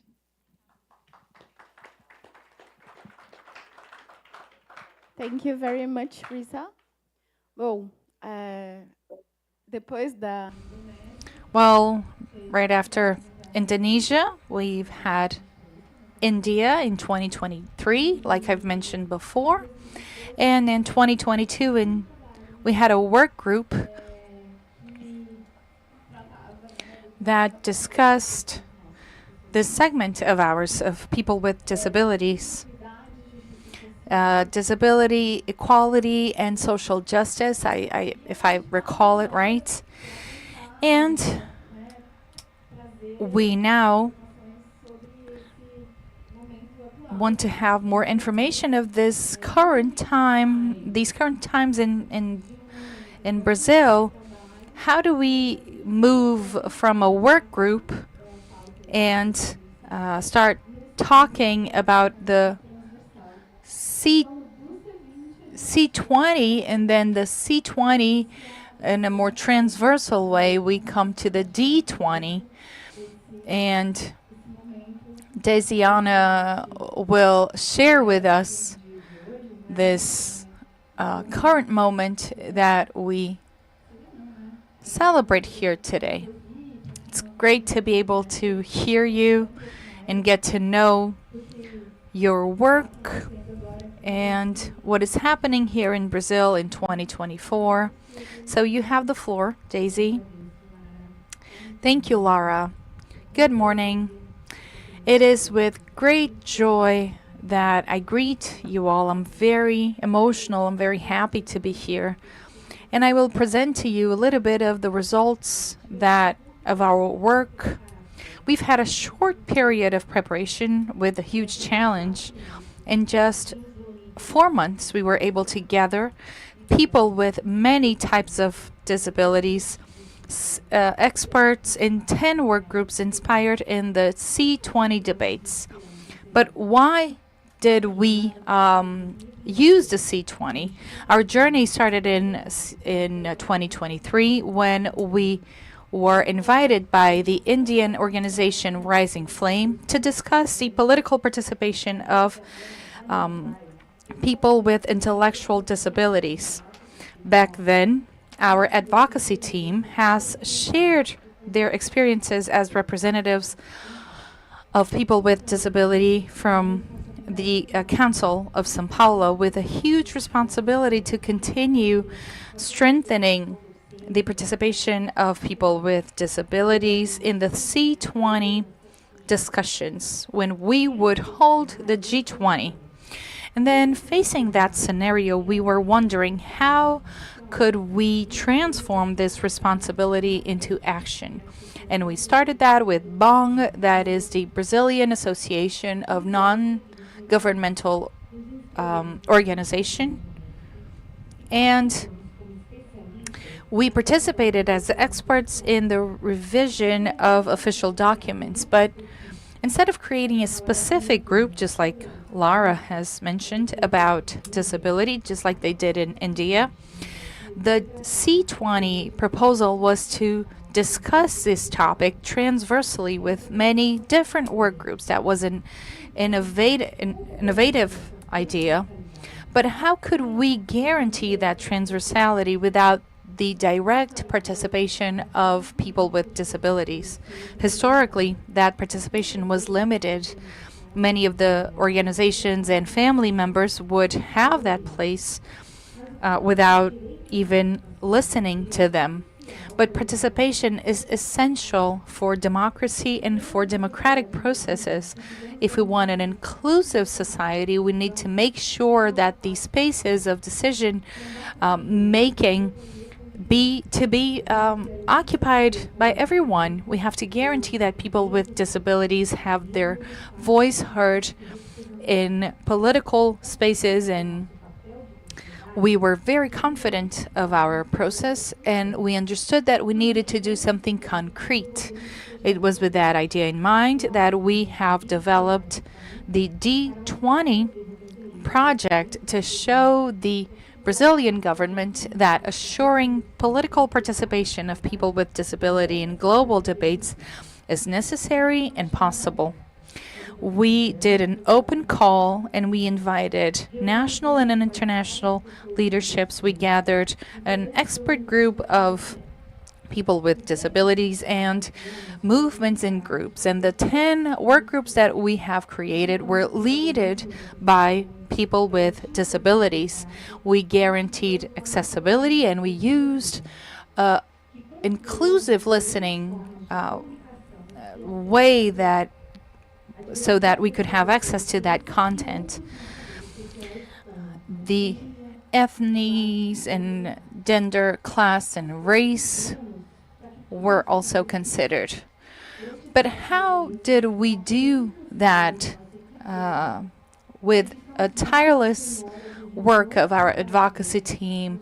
We have dedicated over 100 hours in meetings and with the work groups and active listening meetings to support our defenders and supporters.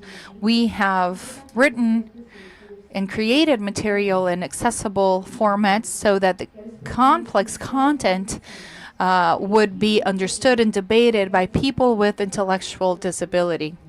And right now, I'd like to thank every one of our team that worked hard for that. Juliana, Delfino, Luciana Sanchez, Wagner, Yuri de Oliveira, that were essential to make that happen.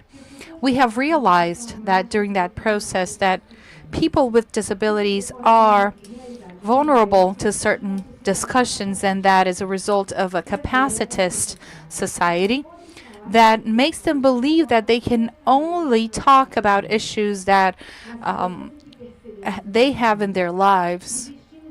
We have invested in the literacy of participants so that they would understand the content and contribute with their own experiences. With that, complex topics that are part of the global agenda were debated by people with disabilities. And understanding that this is a process that needs continuity, we have systematized our program to make sure that that would be used by organizations and people with disabilities in the African continent, therefore promoting the active listening of people with disabilities. We understood that discussing disability in the G20 demands a lot more from us. We cannot limit our efforts to national frontiers, and just like we're doing today, that reinforces local and national issues and their participation in international process. I know that this is hard, and it demands patience and dialoguing. It demands us to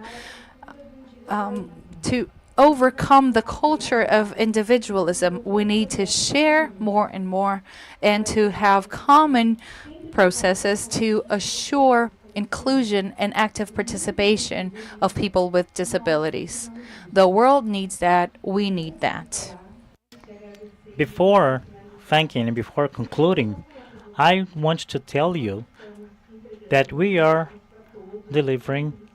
We gave in the beginning an envelope that inside there is a postal card, and in the back of the postal card is in braille for you to facilitate, and in the back there is a QR code that you can access the document of recommendations that we gave in the first panel.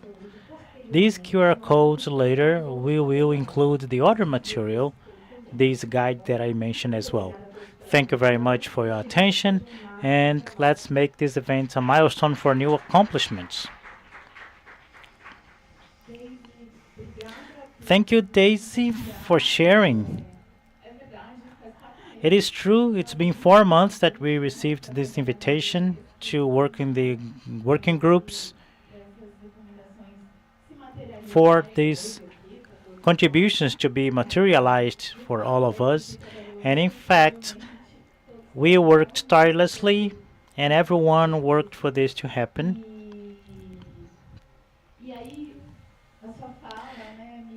And your talk reminds me of the idea that for many of us is a purpose, to us is an urgency.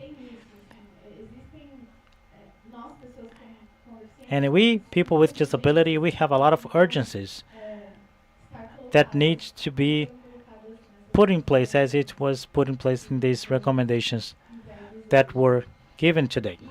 Nessa toada de protagonismo And in these para concluir o protagonism, in the protagonism of the people with disabilities, várias we are brincadeiras going to hear now, mas não futuro, mas gerações thinking about the future generations, we are going to hear Miriam Pragita, ela vai falar and she will talk to us grupo de trabalho of a working group called Children in the G20. e o Instituto também. And the Joe Clement Institute also participate. Vejam a potência And you can see the power. I'll call it an intersectionality as well. The protagonism of children in political and global agendas, and the protagonism with children of children with disabilities. And this is an experience that's worth getting to know and getting to know better. So Miriam, share with us about this proposal. Thank you, Lara. Good morning, everyone present here. Good morning, Lara, Daisiana, Risa, who is online, and my colleague here, Lubabalu. It's a pleasure to share this panel with you. It is really interesting because there are two cross-cutting issues: children and adolescents and people with disability and inclusion. And it is good that we are together here and we are gaining more strength. And I would like to start with a quote from a teenager that said this: children should always be considered and included in the decision-making processes in the high level because they have unique necessities and perspectives, and the decisions of the leaders will have a direct impact on their future. And that's it. That's why we got together. For the children in the G20, we have 20 civil society organizations from Brazil that are gathered since March and April this year. And I represent Andy and the Agenda 227. We are partners in many different initiatives with Alana Institute and other organizations. And we have been working to make sure the voices of these children and adolescents can be present in the G20 for the first time in the history of the conference. For 25 years, we want to leave this legacy so this can be part of the next G20 in South Africa in a way that we can make sure that we are not left behind and our agendas are not left behind. And this working group for the G20 that made a global consultation with children and adolescents coordinated by the Save the Children and the Plan International and the Joint Forces and the worldwide movement for the childhood and the children at the G20. This is our articulation. And these organizations heard 200 children and adolescents, 50,000 children and adolescents in 60 countries of the world, to bring a letter that we read by three young girls, during the high-level event that we are going to host tomorrow. Tomorrow or the day after tomorrow, I'm not sure. And in this event, we have the presence of the Ministry of Human Rights, Evaristo, the Minister of Development and Social Development, Family and Fight Hunger, Wellington Dias, among other authorities. What is important is this, that the voice of these children and adolescents to be heard, because this is the voice of our future.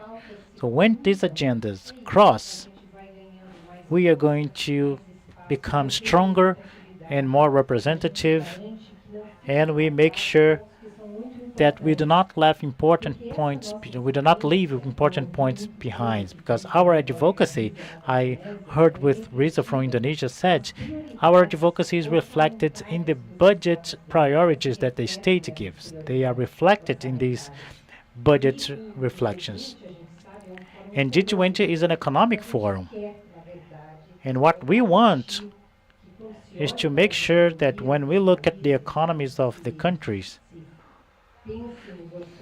when you think about the budgets of the countries, our agendas can be contemplated, can be prioritized. This is the point.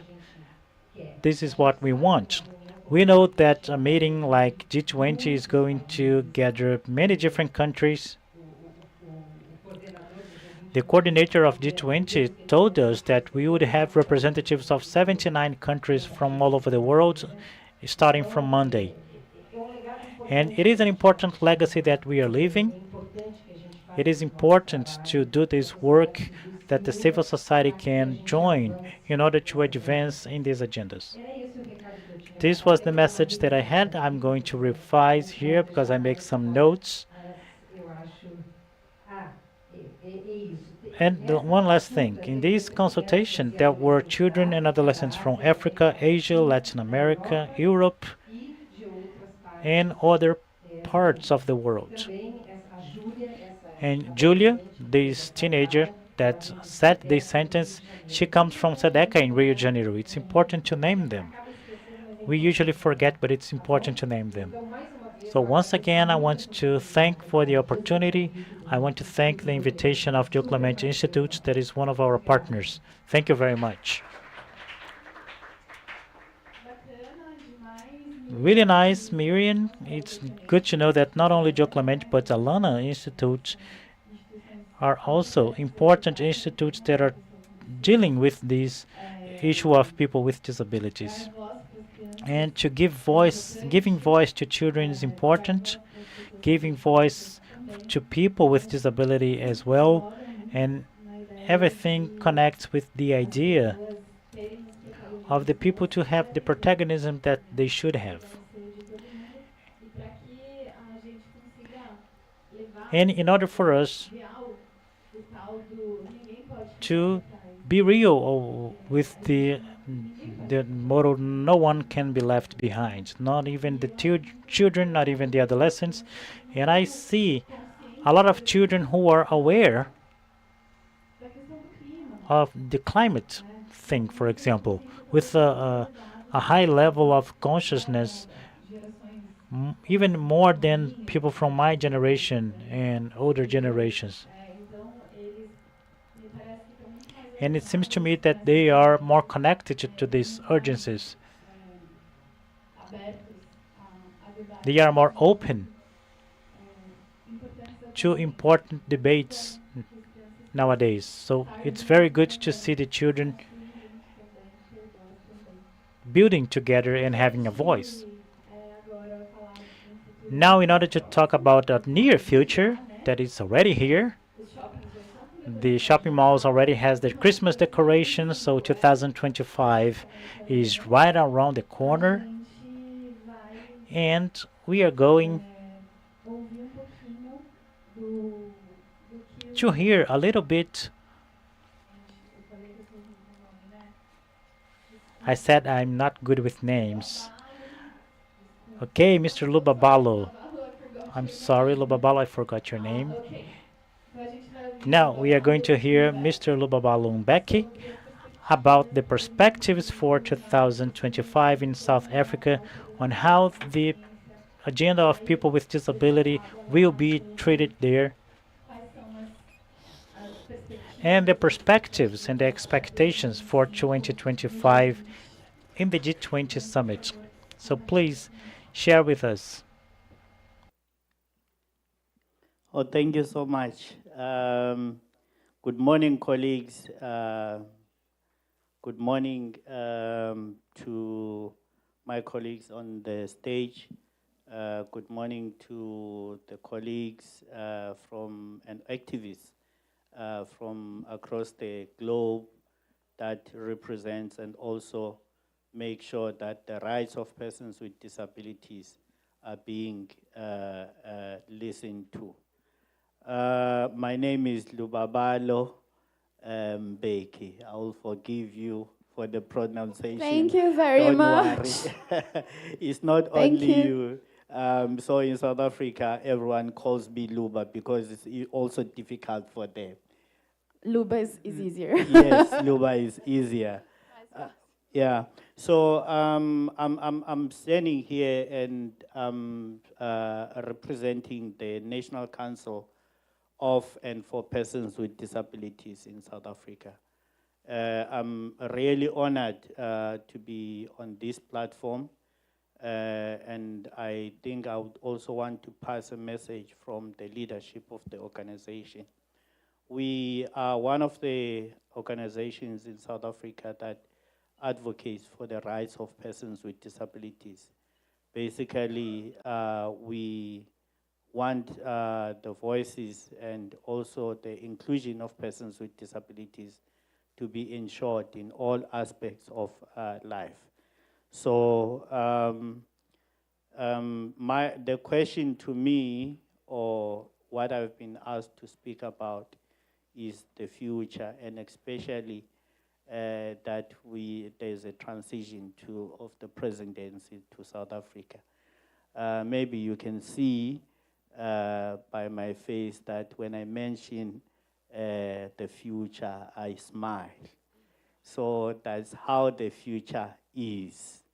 I think if we look at all the work that has been done up to this far, and also looking at the recommendations and all the things that we aspire, and especially persons with disabilities that want to see about their lives, I think we are looking at a future with opportunities.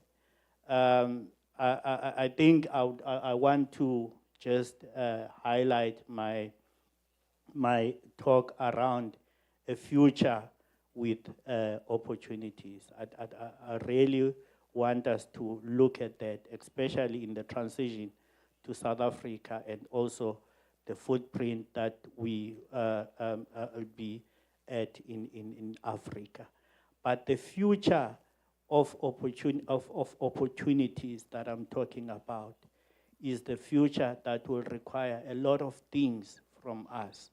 It's a future that will require us to commit more. It will require a lot of people that we are connected with, and that could be part of this movement, whether government, whether civil society, whether business. It will require a little more of communities. And it will also require us to be more resilient. And I've listened to all the speakers that have spoken from the morning up until now. And I can confidently say that the future is in the right hands. The future, particularly with the D20 agenda, I think the future is at the right hand. But let me again take a little step back and go to the question that has been posed to me. What does the future look like, given the fact that there's a transition and next year we are looking to be in South Africa? Are there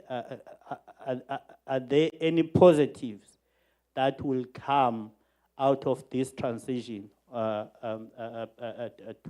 with South Africa? And I want us to look at South Africa, and I think my colleague previously has highlighted the struggle that we come from as in South Africa. And I think we might all be aware on the challenges that Africa is facing, and specifically to persons with disabilities. And if you look at the history and the background that we have and also the challenges and the difficulties that persons with disabilities are experiencing, we could be adamant that South Africa would be a good place to exercise those opportunities. So as we take the transition from the G20 presidency from Brazil to South Africa, I'm looking at opportunities that will ensure that disability rights become a focus in global discussions. South Africa, in particular, has been in the forefront, especially in the position of being in Africa, of pushing global topics to be at the forefront, topics about women. South Africa, we can be adamant that South Africa has had the agendas, the important global agendas at the forefront. And I have no reason, and I think as we see today, we have every reason to be confident that disability will be taking forward also the disability agenda on its a top priority. We can also be sure that we will be looking at fresh and new ideas, given the position that we are. There's a lot to learn from South Africa, given the country that it is. And also to learn from Africa and some of the things that we can pilot and exercise and see them working. I see South Africa as a very good place to have such exercise and see things working, especially on the context of the D20 agenda. We also believe that the D20 agenda could play a role in amplifying the lived experiences of persons with disabilities, bringing visibility to the challenges they face and helping shape a more inclusive policies. So we are also not expecting to open up a world of positiveness, but we are also looking at the opportunities that the D20 agenda, given the transition of the president, will bring for Africa. For a long time, persons with disabilities in Africa as a whole, I'm intentionally mentioning Africa because a lot of challenges that are faced in South Africa are also related to the challenges that they are faced in other African countries. So bringing this agenda and being led under the South African presidency, I think it will give a lot of persons with disabilities an opportunity for their voices to be heard. It will ignite more hope of persons with disabilities in the African continent. It will showcase visibility of the topics and the agenda that touch base their lives. But also, I want to also share the possibilities for the participation of DPOs. So I think it will lay a groundwork for the future where persons with disabilities are integral to global policy makings. So we ourselves as DPOs and the disability sector at large in South Africa, we will have a very, very good opportunity for us to get even more and more organized. And especially, I think it will help us in thinking in depth on how we draw the voices of persons with disabilities from the ground so that their issues can be put on top of the agenda in the G20.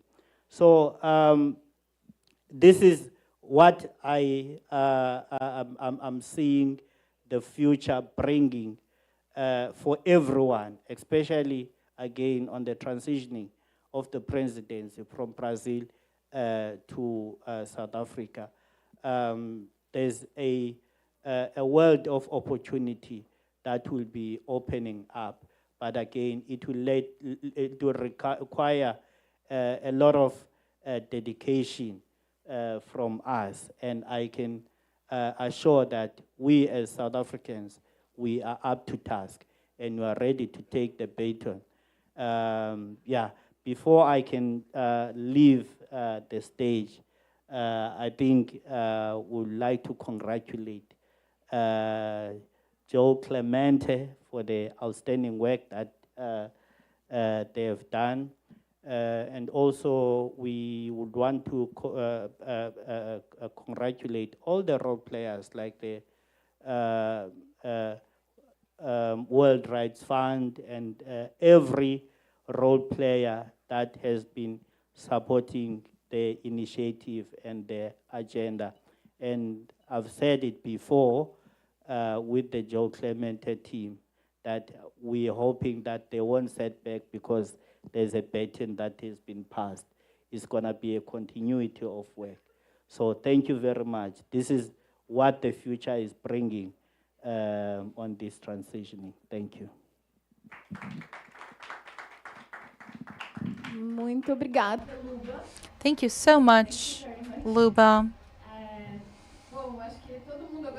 Well, I think everyone is now very excited about 2025 in South Africa, and so that we can understand all of the opportunities that Luba has mentioned to us. And with that, we finish our panel, this moment of past, present, and future. And I think that Lillian will share with us the information about lunch. And once again, thank you so much for our panelists and to you that are our audience. Thank you.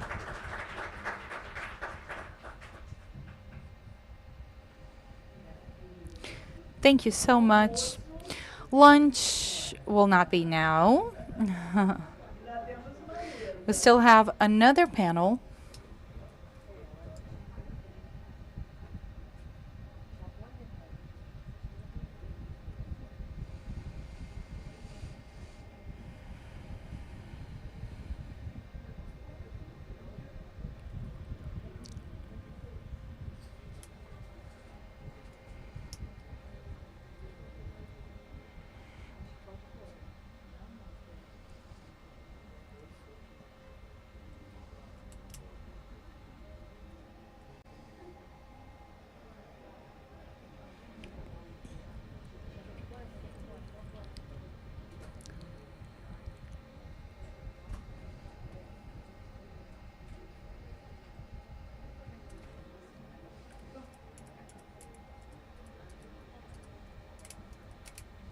Nossa, eu tava tão...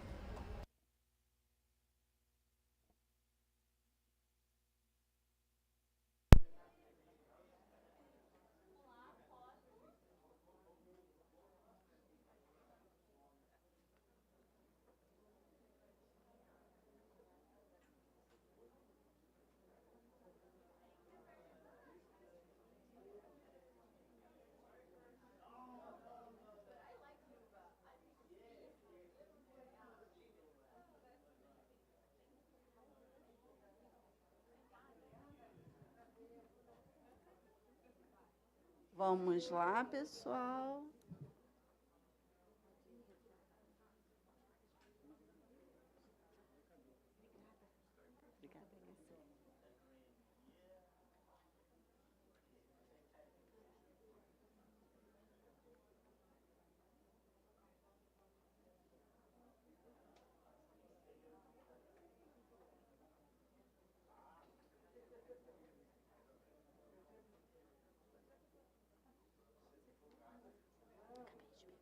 Acabei de beber.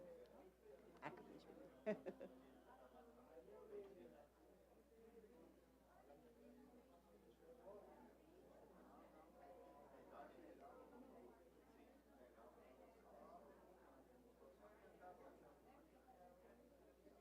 Olha, acho que a gente pode fazer combinado. Well, I think we can maybe try to compromise. Let's just continue a little bit so then we can go to lunch.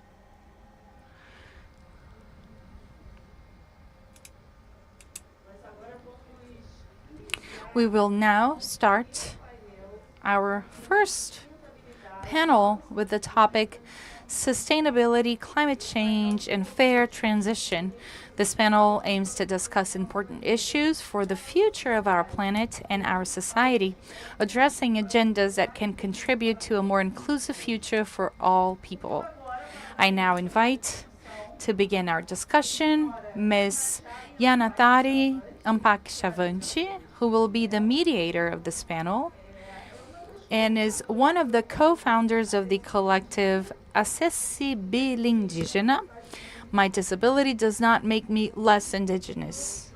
Mr. Jota Marques, human rights activist.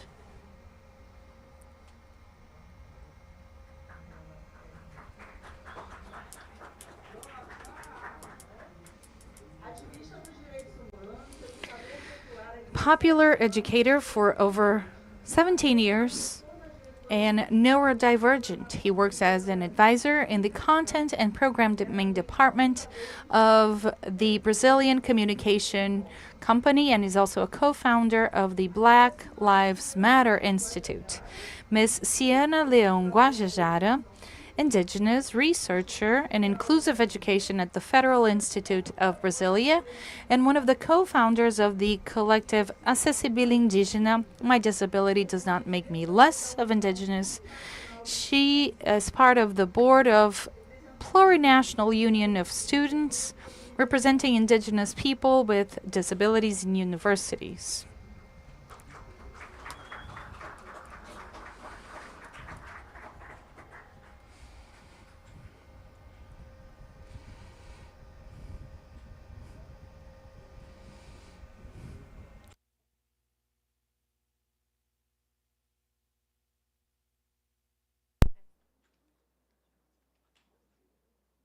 Zuri Moura.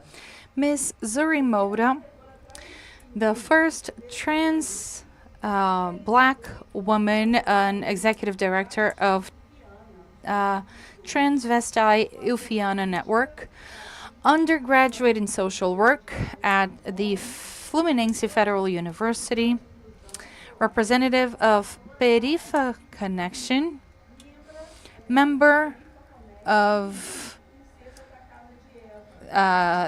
Casa of Eva in the Brazilian scene.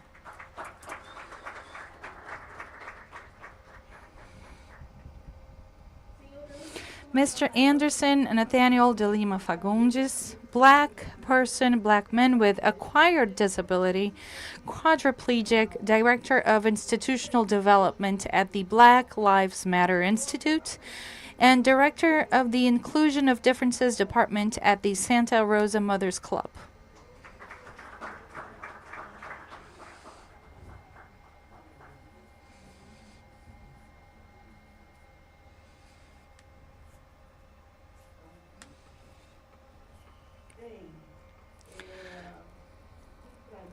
Well, it's great to meet you all. Congratulations for being here. We're very grateful for your presence.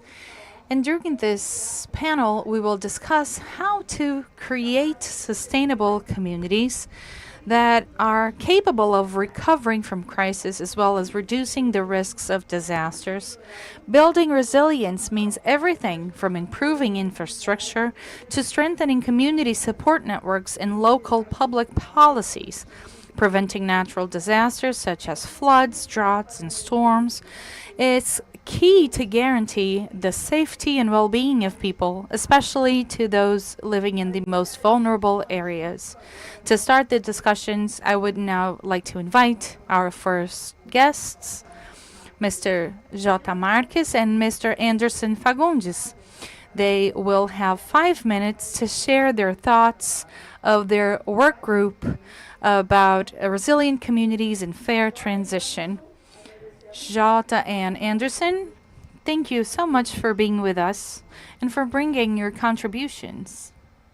The floor is yours.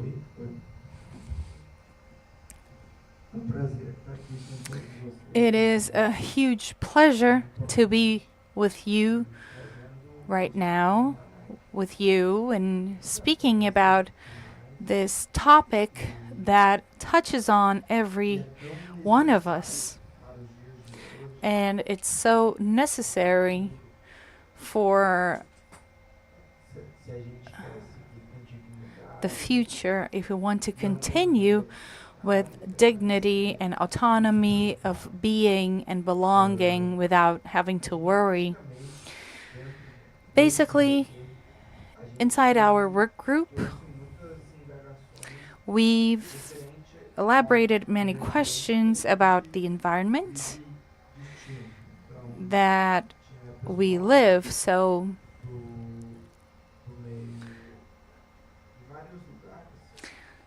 we've had people from different places. I come from the state of Rio Grande do Sul, the state that has suffered with the natural catastrophes. We were flooded, but always with everyone's support and help. And for Brazil's strength and more social forces and governmental forces. And one of the things that is very valid for us to think of and to reflect on was that The government is not prepared to deal with people with disabilities in these events. And why is that? Because they didn't map where they are, who they are, how do I get to them?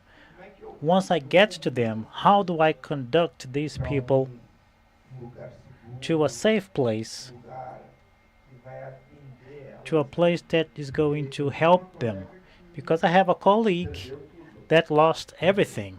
She lost her house, she lost her chair. She had 5 minutes to leave her house before her house was affected by the floods. And this is what we have to notice.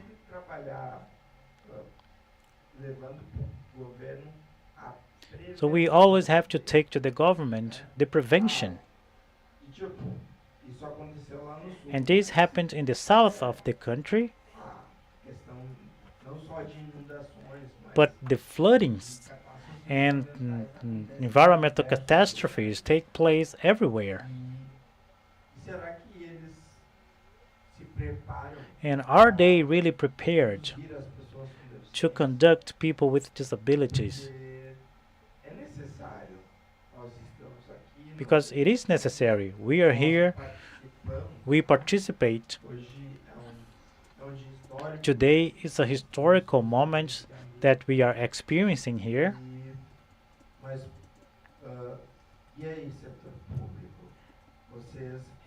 And as public sector, are you going to pretend that we are invisible, that we are not in a debate?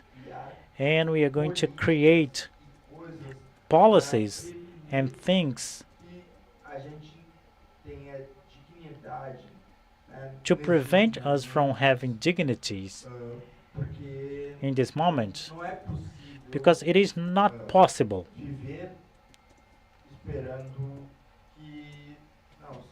to live while waiting for the weather to be good to do something. But if the weather is bad, I'm going to lose everything and my life will have to start over. And many things that we brought was inside our working group. And there was a good contribution that Jota can speak better about this and about his experience.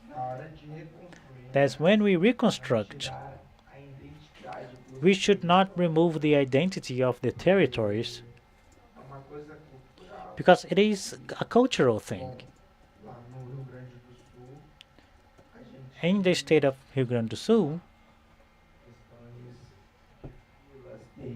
there are some villages and territories that are not so similar as we have here in Rio. And let's hear Jota now because he has an experience and he knows everything about the Rio Grande do Sul. Thank you very much. Your contribution was very important.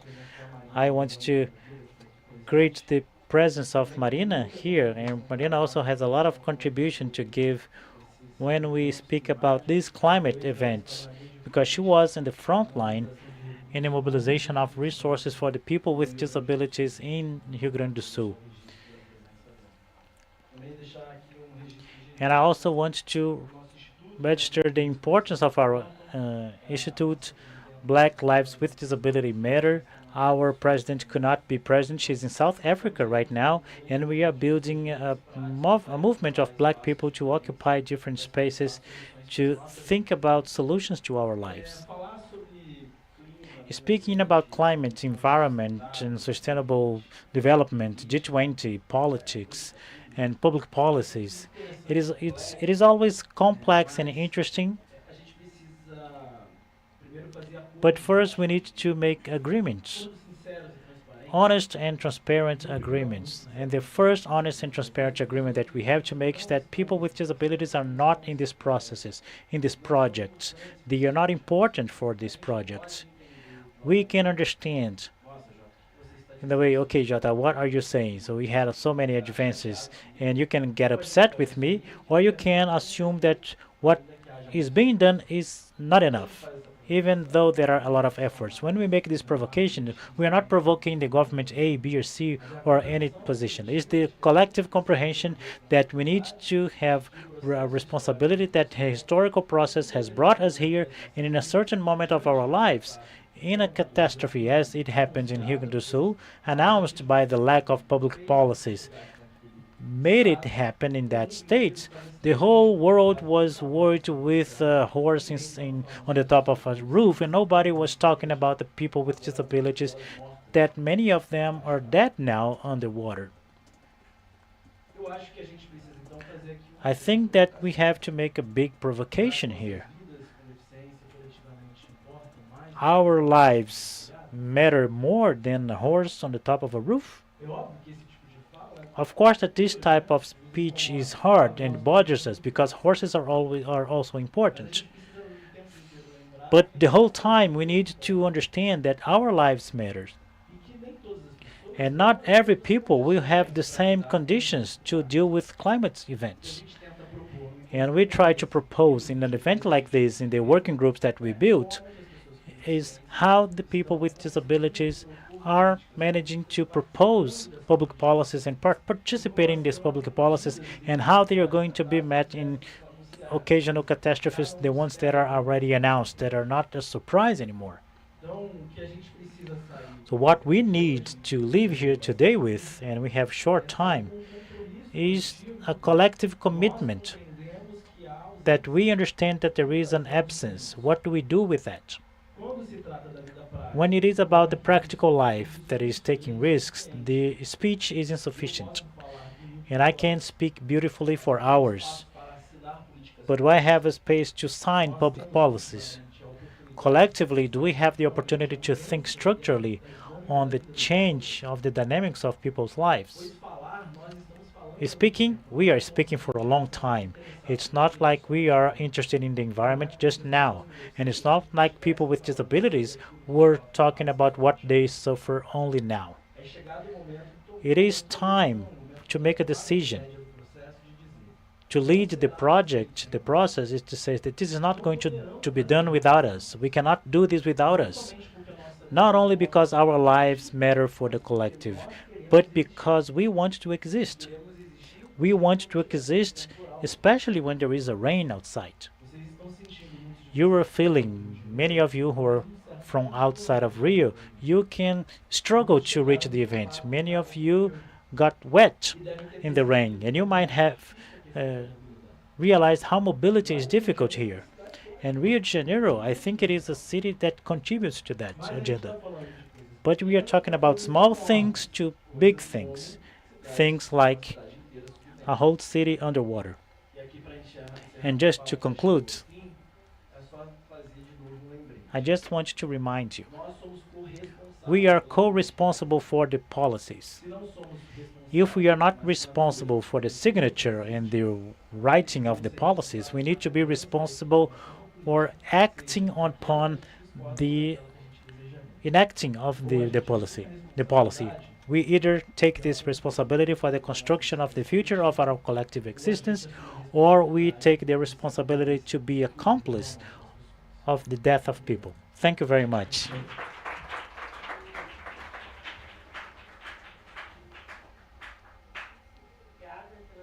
Thank you for your reflections, Jota and Anderson. In fact, we should focus on the preservation of the environment and the construction of a fair future to everyone. First, it's important to understand the relevance of the environment and the climate justice and the energy transition. The climate change affects more the vulnerable populations, including ourselves, people with disabilities, women, children, elderlies, and people from different ethnicities. That's why guaranteeing equality and social justice is essential in this process. We need to find economic alternatives that create new opportunities for those who are most affected by these changes. Otherwise, we will be complicit, as you said, so that no one is left behind. I invite our next speaker, Mrs. Ciana Leão Guajajara, who will have 10 minutes to share her working group's main ideas on the environment, climate justice, and just energy transition.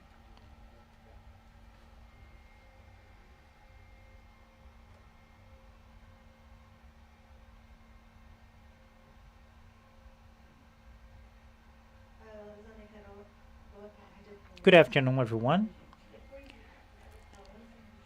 After the words of Jota, I will only compliment. I am an indigenous woman from the Guajajara people.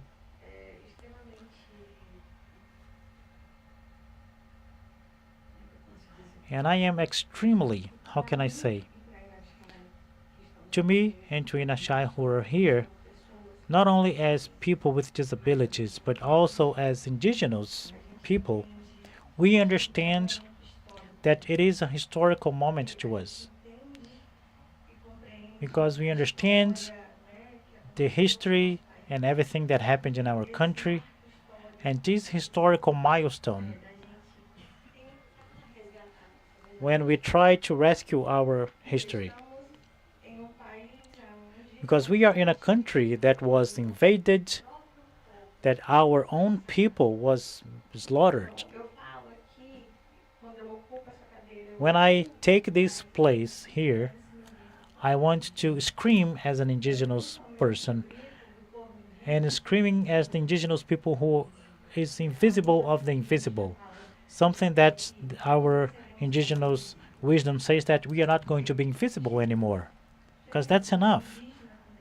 Enough with the indigenous with disability to be more and more invisible.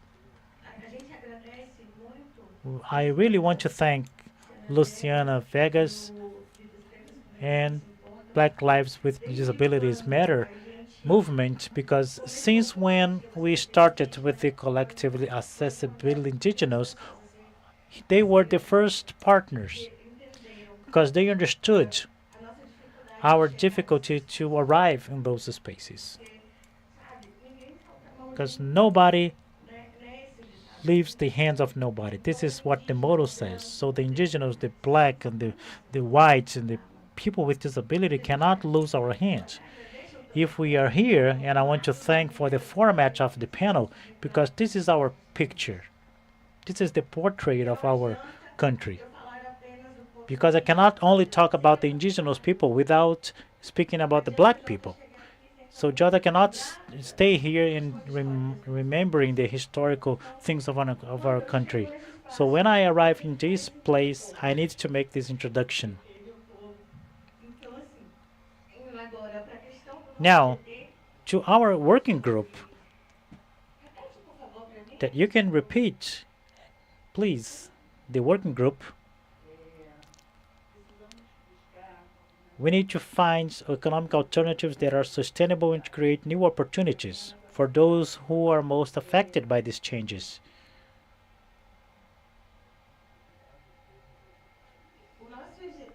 And our working group, that was the working group 3, talked about environment, climate justice, and just energy transition. And I tell you something. This is what we repeated a lot when we met. How many of you understand this? You can raise your hand, please. Okay, now I can understand that almost no one understands these topics. So how are we going to discuss something that we don't understand? How are we going to propose something if we do not understand the root of the problem? In our working group, we made some discussions and we asked who understands this topic, and that was the scenario that you just saw. This is where we decided that in order for us to occupy these places, this has to be clear to us.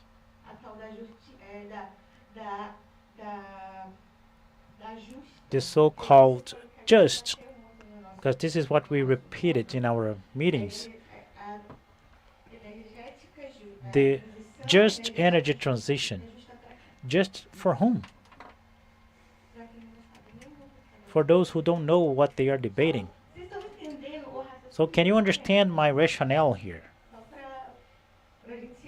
Just for us to move forward. Because when we got here and saw our theme, we were questioning, okay, but what are we going to debate and discuss? Because when we're talking about climate change and the environment, they would say that is indigenous people and people from the Amazon. But we, indigenous with disabilities, are we also part of that process? Do we really have that understanding, that literacy? No, because when I asked you a question, you did not answer. Few people raised their hands. So if to us it's complicated already, you can imagine to those that have not even had access to school, for example. So first we have to understand the theme, so then we can start thinking about solutions, because there's no way to have a solution without a diagnosis. So we have to participate actively in discussions and learning also, because something that is still lacks to us, people with disabilities, is to place us in those spaces, but not only that, but also to guarantee access to us in these spaces so that we can learn, because from the moment that we start learning how to discuss solutions, we can then maybe find a solution. When we had the first meeting, we understood that to discuss climate change, we have to first understand the problem. And nowadays, we hear that we do not be literate about something. We just need to understand the basics of something. And from the moment we understand the basics, we can then find the root cause of a problem. And it's very easy to blame that on indigenous people and just tell them to solve their problems. They've been there a long time ago. They've been fighting that for a long time. But Ailton Krenak says that there's not this fund, such fund, that was really planted inside of our minds. We're here discussing how to have this prevention. So there's not the end of the world. And there's also not this problem and think it was just natural causes. That also doesn't exist. So I hope that we may leave this event today and think about people with disabilities that are in these territories that have been through what they have been through, for example, the state of Rio Grande do Sul, and really listen to them. Because the big problem is we're talking about renewables, but we don't really listen to what public is that going to benefit. A clear example is what happened to the Yamamani people. They have acquired a few disabilities because of mercury poisoning. And obviously, we could have prevented that. And that's why Ailton Krenak says that there's no end of the world, because us as thinking beings, we can prevent that. We don't do that because we don't want to. We want it just to throw to the universe that the blame's on the universe, and that's not it. And that's not what happens to us, people with disabilities, when something happens to us that could have been prevented. So our scream for justice is that when we come for these spaces, my question is, what's the use of just talking? We want to see things being done because there's another D20, another G20, and what will we learn from this? Because we're here and we're doing this event to ourselves. This event is to us. But where's the rest of the population to listen to us? And I say it again. I think it's praisable, the presence of our secretary today here. But where are the other people that need to listen to us? She knows of our pain. She has been through that. But are we going to continue in this bubble? We're never going to break this bubble. And I am here as an indigenous with disabilities in such an important event. But what's the use of being here and nothing is going to be done? And that is what we have discussed when we met. We want to learn to be able to be part of this space, because really there's no use to have a booklet or with information. I don't know if the other work groups, but when we read the document, we were thinking, why wasn't it written in a more simple language? I'm not saying that we cannot interpret a text, but we are people with disabilities. There's really no use to come to an event like this and saying we we did it, we have this event done, check. Because what is the real change? It's not about the doing, it's about the belonging. It's about feeling part of this event. So when we read the document, we one of our participants said that, okay, so let's do a recommendation that we want documents that are more simple with the language, and so that everyone can be part of the discussions all around the world. Because not only in Brazil we have people with disabilities, so that may these people with disabilities may be part of these spaces and know what they're doing. Because we are not a toy of the state. We're not puppets. We want to belong, to have an active role and have really everyone included. No one's left out. And that was one of our recommendations, because we want to, if we want to talk about climate change, we need to understand really, and not just really expect indigenous people to solve that problem. This is not just a problem of our people. And the reflex of that is what happened in Rio Grande do Sul, because Brazil was affected somehow.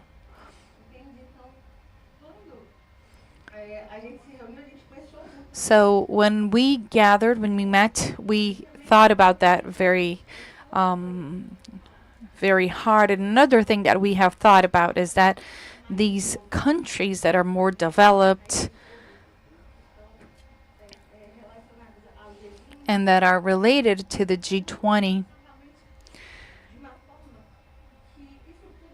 how can we think of this and how it happened to the country, and sort of have a new meaning to that? Because just like I said before, it's no use to be here today, a year from now, in South Africa, and nothing changes. So will we really evolve or keep discussing the same issues? Are we going to remain in our bubble or really burst this bubble and reach other people? So we really have to consider people with disabilities, because we're still talking about this, and we only discuss this when we need to, when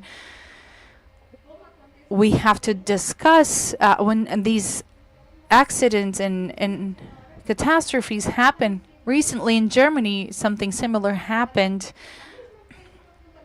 very similar to what happened in Rio Grande do Sul state. Excuse me, it was Spain. And what about the Spanish people with disability? Did anyone mention them? Did anyone remember them? So that's pretty much it. Thank you so much. Thank you so much, Sienna, for your speech. So yeah, we talk a lot about a place of speech, but also a place of listening. So thank you so much. I now invite our next speaker, and that will have Zuri Moura, that will have a few minutes to share with us global perspectives, climate change, and energy transition. Hello, everyone. Good afternoon. Just a brief self-description. I am Zuri Moura. I am a black trans woman. I have blonde hair, long blonde hair. I'm wearing high heels that are white. And I would also like to greet you all in this diverse panel that is also the purpose of this work group, to debate and construct. So I would like to remember some of the pillars that are essential so that our trajectory is well played. To think of this intersectional acts of class, gender, and race so that we can be part of any themes about sustainability, climate change, and fair transition. I think that it is also key for us to validate and understand this duality that our sister is saying to us, and um, we have to think how the favelas and quilombos and these indigenous villages um, they understand their own sustainability. We have to understand that our bodies are not an element of expropriation of nature. We are all part of nature. We all live with it, and we don't live to explore it.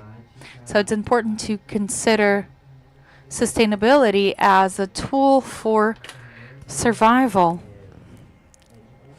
and how to live with nature, really, and being part of nature.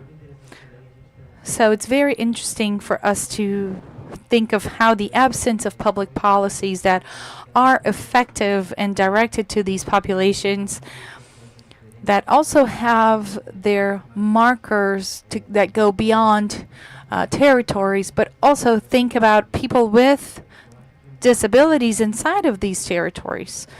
So it's good to have the central pillar because we can have more of a perception of racism that is taking place in these territories. And so we really have to understand that favela, quilombo, and indigenous villages are sources of knowledge, of sciences, and it's not based on a white academy, but it is something that was passed through its ancestors by orally, really. So we have to have this movement of listening and really have this redemption of the colonial white movement that still happens in our lives. We are here debating about these changes because this ends up sort of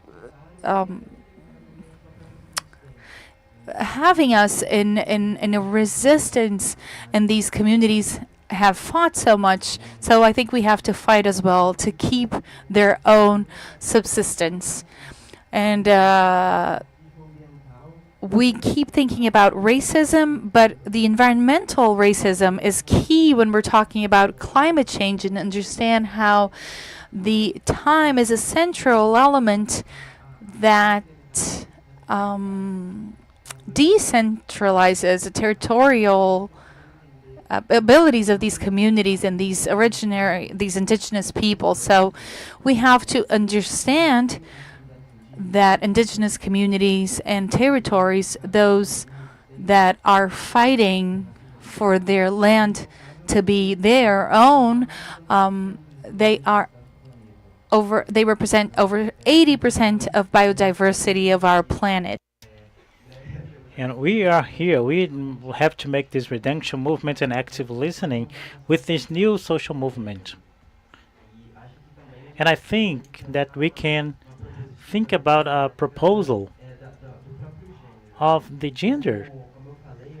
As I said before, in this perspective of intersectional of Quilombo and village and favela, we have to think about the spatial production and the social reproduction that is reiterated inside these communities. And we need to see the gender as an object of analysis.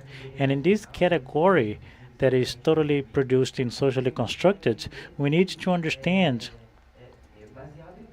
that it is databased according to the IBGE that 8.1% be expressed by 200 million Brazilians living in the periphery, and 73% of these Brazilians are black and brown. And we can realize inside this number of the Brazilian population that more than 50% of the population is expressed by women. And we cannot debate climate and climate change. We cannot debate just transition without thinking about these corporalities that are affected by these issues. And we have to think that these mothers that live in the favela conditions are reinforced historically by the grief. This grief that is a lump in their throats, and maybe not because of their pain, but by understanding that this racism is expressed inside other corporalities of their sisters, their colleagues, and in other families as well. And I also believe that we have to think about this sexualized representation of the black women in society is expressed inside feminism. And we need to think in this revolutionary proposal that feminism needs to increase the other women, the black women, the quilombola and the indigenous women, and trans and transvestite women, and to think about a feminism that is community and that is eco-feminist in order for us to think of a just transition that couples all these varieties of women. And I believe that it is essential to think as a systemic alternative this movement of reconnection and recovery to this land that was stolen by the whiteness, and also seeing Brazil as a possible leader, and we can express this revolution that is being reported in order for us to organize this strength and to pressure the global south to the rest of the world in order for us to advocate inside these decision-making processes without excluding these marginalized people, especially with people with disabilities. In this debate, as our comrade said, and I reinforce what she said, these debates should take place in the places with more advocacy. And I believe that this debate needs to happen in the peripheries, in the outskirts, in the favelas, in the quilombos, and in the villages. This debate could happen in any cities where the people would know within their experiences of subsistence to their reality the demands and the paths that they will find for themselves so they can survive.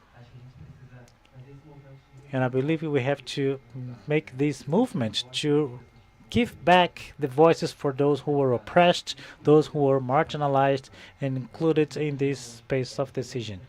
And we are not going to be excluded from this whiteness that is expressed in these places of claim. Because we, black people, indigenous and quilombola, and people with disabilities, we have the autonomy and the intellectual sufficiency to be producing these sciences, to be improving this knowledge. And I also believe, as a representation of Peripheral Connection, that the answer is in the youth. The youth is organized. We are organized to make a revolution in the Brazilian society.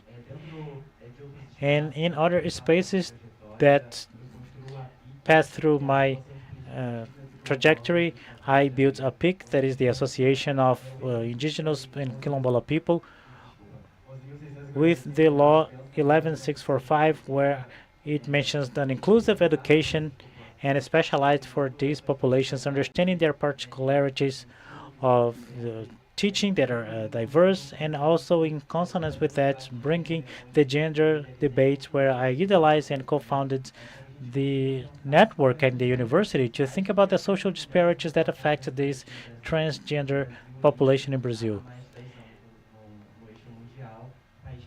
And we are the leading country that kills the most number of transgender people. We have to understand our social responsibility to repair these marginalized populations. And after that, I enacted with the collective and with the Federal University reserve of spots for the transgender population. We have 2% of in every undergraduate and graduate courses of the Federal Fluminense University. Just to conclude my talk, I wanted to bring here just a provocation in order to take this inside other decision-making spaces that the whiteness created these problems. The whiteness reproduces structurally the extermination of these populations. And I think that it is responsibility of the whiteness to reinforce and to repair historically so these populations cannot be the most precarized in terms of rights. And we resisted so far. We arrived here. We are not going to be silenced and tied. We are not going to accept to be put in the line of misery and poverty and the little that is offered by the black, indigenous, and people with disability population. We are not going to set foot. We are not going to retreat.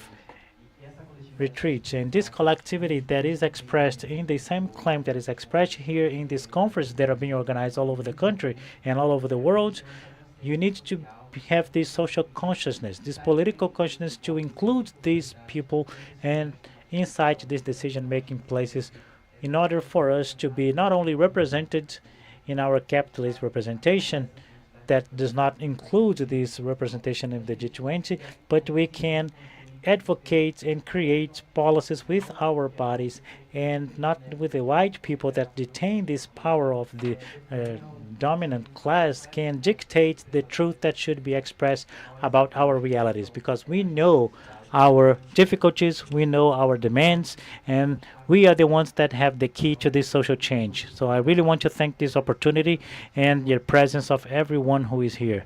Thank you very much.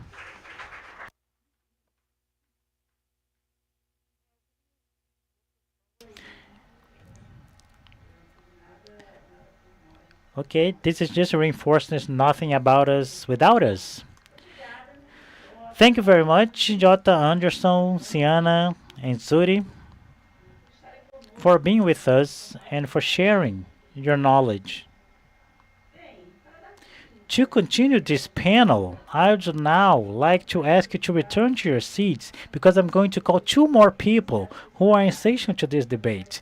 I invite you to come to the stage. Mrs. Jessica Borges, who is a neurodivergent woman, educator and researcher in the field of special education. From an inclusive perspective, diversity and inclusion consultant with a focus on neurodivergence at Talento Incluir and president of Abraça.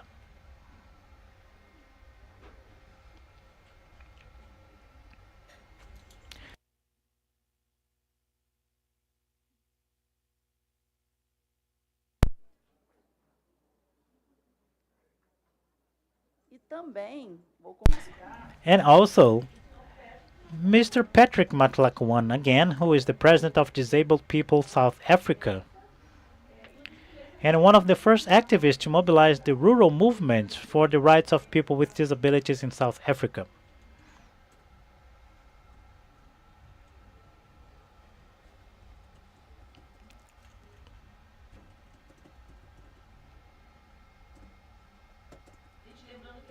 Remembering that in the end of this panel, we are going to have a group picture, official group picture.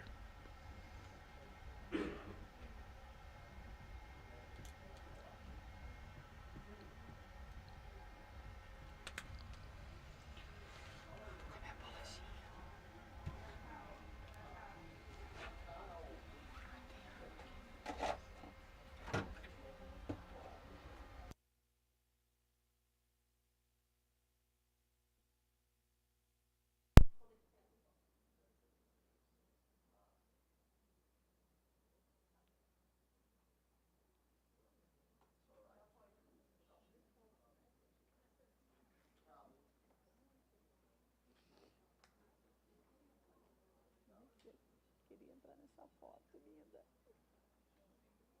Depois eu vou tirar. Com a bandeira também. com a bandeira também. Vamos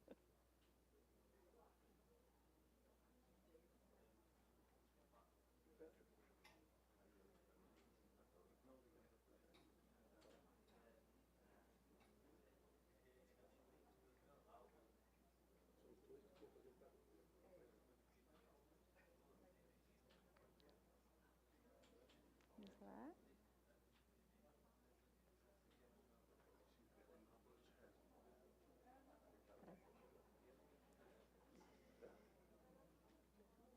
Bem, muito obrigada, né? Thank you very much, Patrick and Jessica. Let's start now. Let's talk about the role of philanthropy and how it is critical in driving sustainable development. It has the power to create new ideas, support innovative solutions, and address needs that are often not met by governments or companies. Whether through supporting community projects or investing in sustainable technologies, philanthropy should aim for more just and equal future for all people. Now I invite Mrs. Jessica, who will have 10 minutes to present her ideas, main ideas and recommendations of her working group on philanthropy and sustainable development. The floor is yours, Jessica. Thank you. Good afternoon. I am Jessica Borges. I am going to describe myself. I am a brown woman, an indigenous woman. I am wearing a brown shirt and a brown pants, and I have brown hair, and I'm wearing an indigenous earring, and I'm wearing brown glasses as well. Participating in the Working Group 9 of Philanthropy and Sustainable Development was really productive, and I think that I want to highlight the collective work that we had, especially besides Marinalva, that was the other co-founder. She couldn't be here with us. And for an excellent coincidence to be with Marina from Rodando Pela Vida, because it is a person with disability that was leading once more, supporting the people with disability that suffered the floods in the state of Rio Grande do Sul. And this is a topic that we approached, and it has to do with what happened in Rio Grande do Sul and what is happening in the rest of our country. Based on this process, we reached a satisfactory results of proposals. Of course, there were other participants of the groups, and many things became evident. For example, we had to understand the increased vulnerabilities, that the people with disability are more likely to die or to get hurt during these extreme climate events as heat waves, hurricanes, floodings, and limited access to resources. Many people with disabilities face barriers in the access to information and resources that could help them prepare properly to this type of event. I think that the lack of inclusion of these people in this type of decision and in these debates, as our colleagues listed here, we cannot keep discussing. This is what we discussed in our group. We cannot discuss on decisions that are going to affect the life of people with disability without the participation of these people. We had the COP in 2021 where a minister of the Ireland on Israel, I don't remember, that she couldn't participate because of lack of accessibility.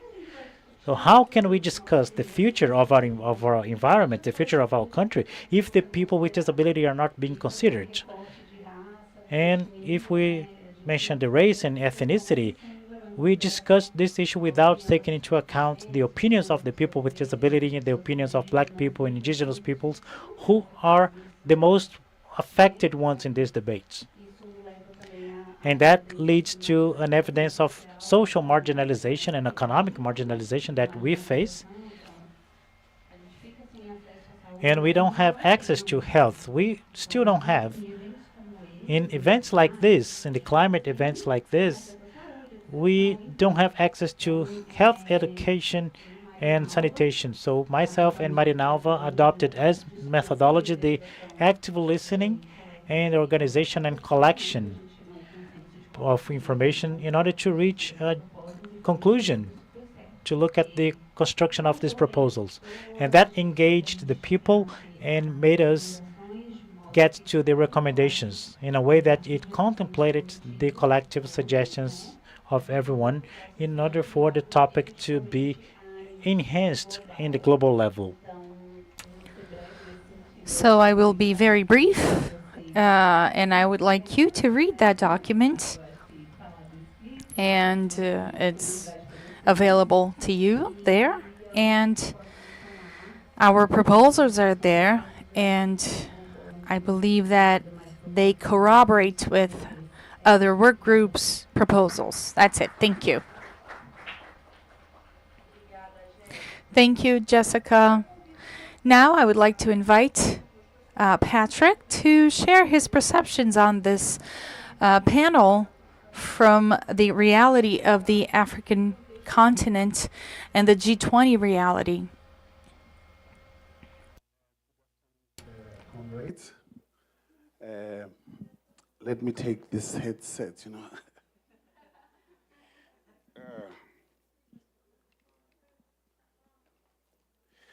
And let me again start by apologizing to my fellow comrades who are blind for not introducing myself properly. I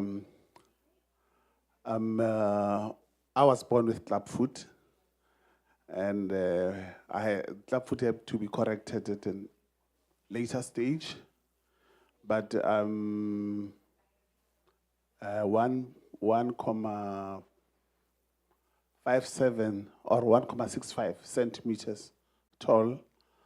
I've got what is called, you call it bald. In South Africa, we call it chiskop, which means I've got no hair on my head, got a white beard. I'm a bit chubby. Yeah, and I'm wearing pink shirt, which we normally in South Africa, when we think pink shirt, we think it's for girls. But I find it more beautiful, and I'm loving it. Yeah, I hope now you have an idea on how I look like. I walk very slowly at the moment because of the operation that I had last year, September. I'm still in the recovery plan. Thank you. I want to talk about what climate change and sustainability, just energy transition. But let me first say that as disabled persons or persons with disabilities, we struggle when there are disasters. Recently, South Africa has seen a lot of storm and heavy rains. And at some point, I was asking one of the ministers, do we even know where persons with disabilities are? And some were saying, no, but they should be there. We've got institutions that are there. But at the same time, I was saying, have we empowered persons with disabilities to form their own groupings or branches or self-help groups where they will be able to assist the process? Because when the disaster strikes, the first people that will know that Patrick is not there will be a fellow disabled persons, because we are together in a project or we are together in a group. So if we are, individuals not belonging everywhere, sometimes it becomes a problem when we need to be accounted for when disaster strikes. So today, as we address sustainability, climate change, and just transition, we recognize a universal truth. persons with disabilities must be at the forefront of these discussions. And we can do that by working together, by, confronting the authorities. Or do you have the plan? Where is your plan for evacuation when there are disasters? Where do we start? All those things. We are not here merely to listen, but to lead, design, and decide. Nothing about us without us must be extended beyond a slogan. It must be our living reality, ensuring that people with disabilities are fully included from the planning through to implementation. And the recommendations emerging from Brazil affirm that a just energy transition, equitable climate change, and inclusive mitigation are critical. For Africa, where our landscapes are diverse and our challenges unique, these goals must be shaped by our realities. What do you think will happen when, as we sit here, we start experiencing heavy storms? Will you be thinking about Patrick, carrying Patrick who's walking very slowly? Or will you just run for your life? This is the reality that we need to face. That, we need to start thinking beyond, outside the box about how we want to be assisted as disabled persons. In South Africa and across the continent, persons with disabilities in rural and indigenous communities faces heightened impacts from climate change, from limited water resources and food insecurity to being left behind to die during natural disasters. The African Disability Protocol reinforces our right to participate and thrive in our societies, demanding that solutions be locally rooted and inclusive of those often marginalized, persons with severe impairment, invisible disability, and those living in remote areas. As we learn from and align with Brazil's recommendation, we urge our global partners from the G20 to bring this African perspective to the forefront of the global discussions anchored in Agenda 2063, the Africa we want. Let us focus on the tangible actions. For example, all countries must prioritize climate resilient infrastructure that doesn't merely accommodate disability, but is designed from the start to be fully accessible. For rural areas, this could mean ensuring that new water management system or sustainable farming practice are accessible for persons with disabilities, including those with mobility or sensory impairment. In our drive towards net zero targets, we must ensure that renewable energy projects support economic resilience for all. This includes creating pathways for young women and men with disabilities in green jobs, whether in solar panel installation, sustainable agriculture, or energy management. Let us avoid extractive practice and instead invest in models where persons with disabilities in the frontline communities gain skills, employment through climate solutions.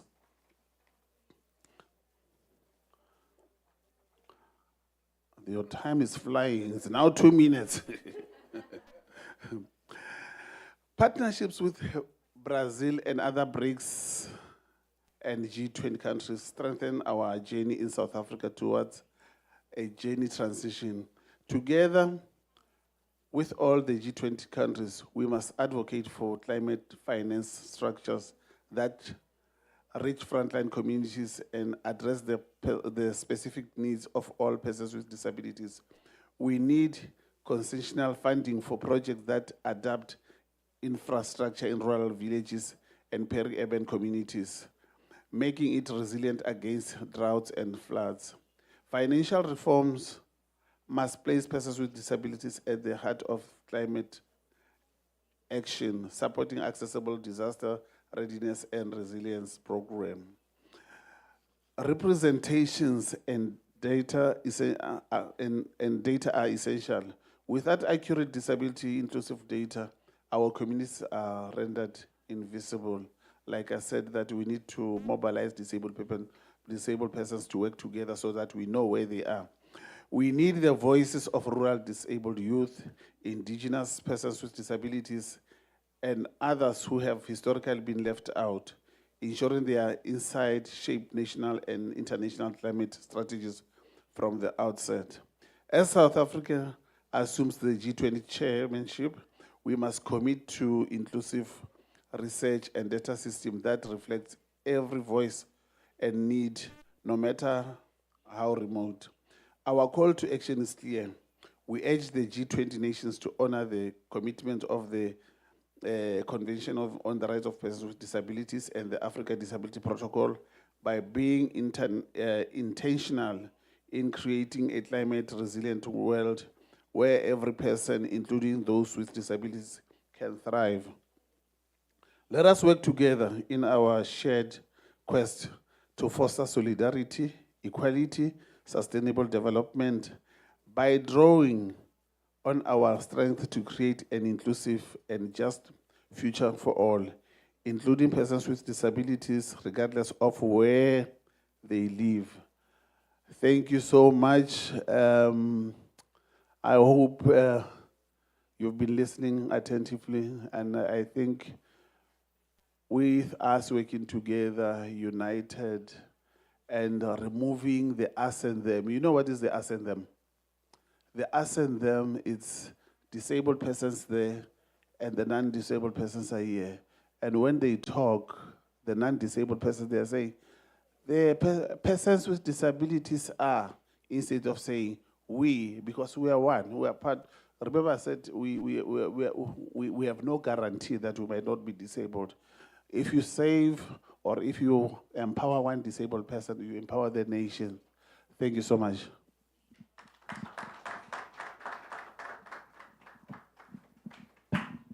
Muito obrigada, Patrick. Thank you so much, Patrick. Thank you, Jessica, and everyone that participated in this panel. And now we'll have 5 minutes for Q&A in case you want to ask our participants any questions. Feel free.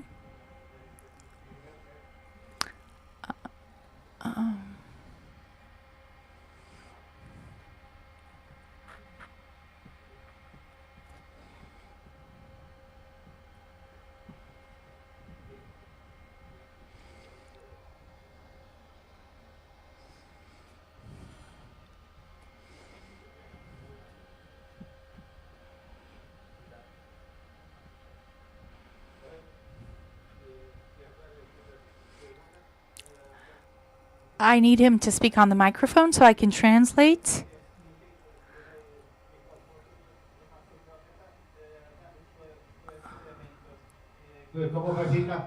And how will the future of people with disabilities in these catastrophes? Well, if our policymakers and politicians do not really take any serious measurements, we will die, unfortunately. Thank you.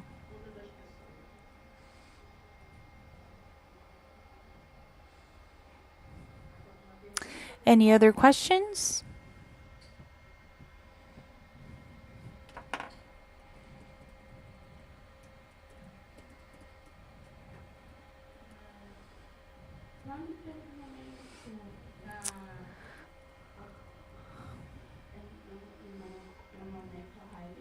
My name is Claire, and I have diabetes mellitus type 1 and a disorder. And many of the times people with disabilities, they sometimes need medication. And when the catastrophes in Rio Grande do Sul, many people with diabetes lost their medication, and also people with disabilities were completely lost without their treatments. And that is one of the reasons I'm here today.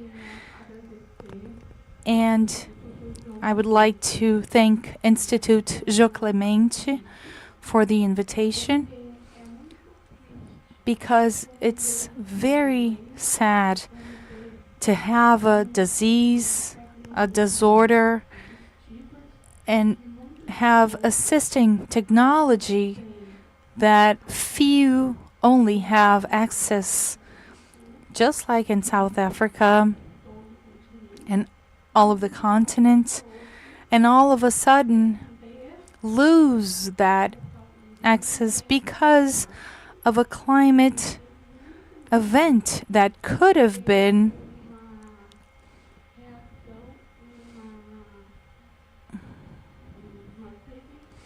prevented.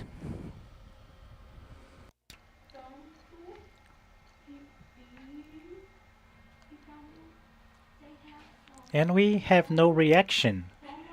And how is it possible for these people to be in less than 24 hours? And insulin is a medication that if I don't take, I'll die. And thank you for this opportunity, because this is a concern that I needed to forward to this group, to this working group. And thank you for listening to me, to listening to my words.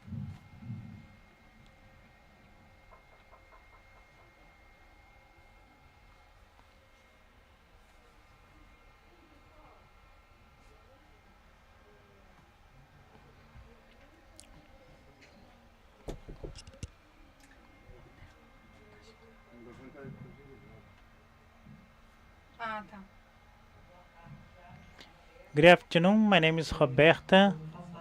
I'm part of the Centers for Inclusive Reference of SESC Senac here in Rio. I want to congratulate the organization, and I want to ask Patrick,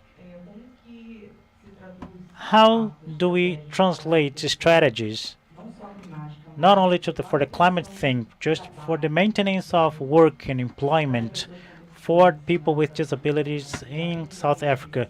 Do we have a special design? I believe that these are cross-cutting issues, but with catastrophes that are present now, not even in the future, it's now.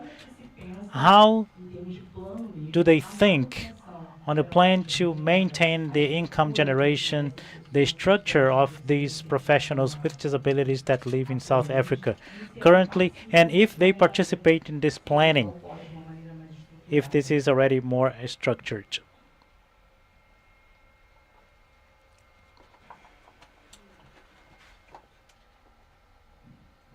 I'm not sure I understand your question, but I'll try to answer.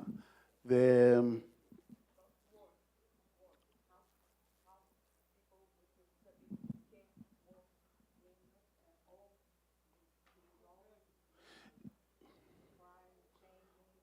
yeah.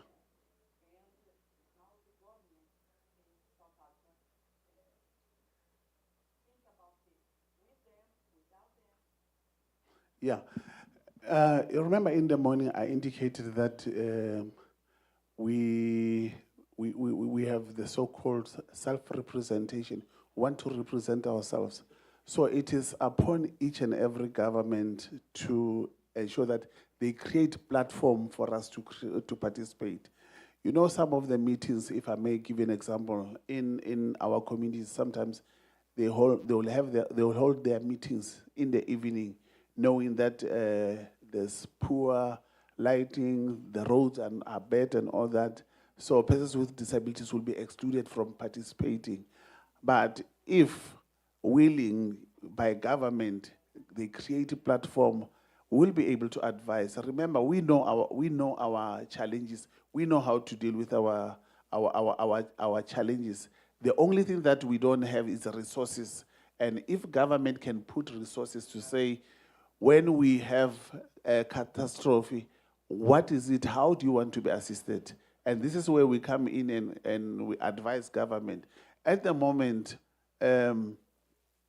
catastrophe will just hit, but no one will be accounted for because they do not have those strategies. We need to develop strategies, but even though the platform is there, or they talk about these things at another level, they do not think of bringing us on board so that we can assist.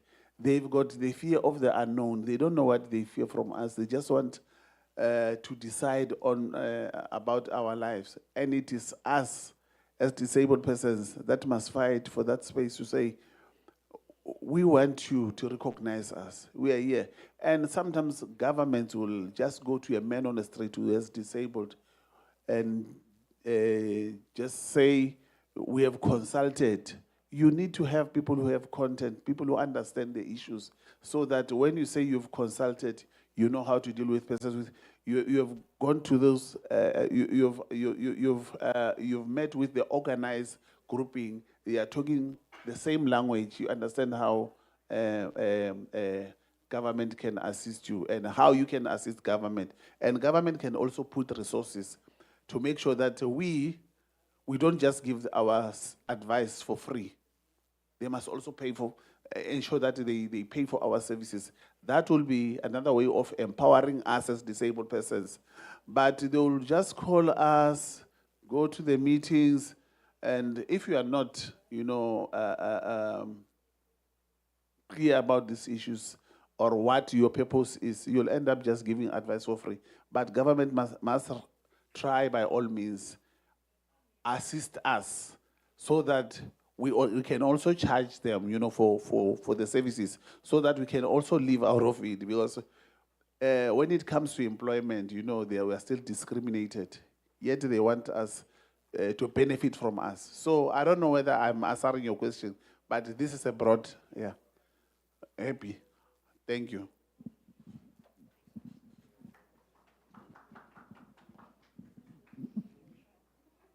Obrigada, Patrick.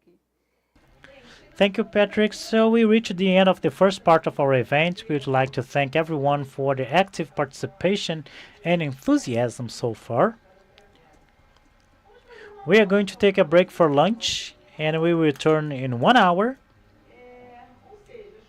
So at 2:30 we will be back. So take this time to explore the restaurant and cafe options in the vicinity. There are plenty of delicious options for all tastes here. See you soon for the continuation of our event and enjoy your lunch. See you there. Pera, que horas a gente tem que voltar?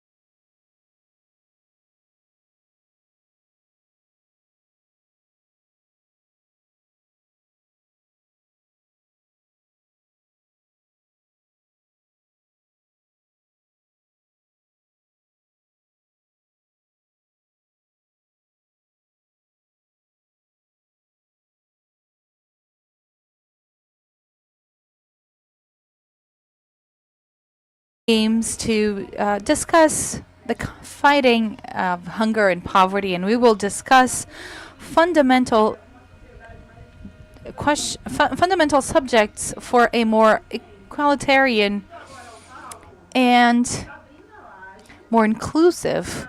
I invite to the stage Ms. Sabrina Lage, who will be the mediator of this panel. Sabrina is a physiotherapist, doula, perinatal educator, and breastfeeding consultant. She is also a federal civil servant at the Federal Public Prosecutor's Office.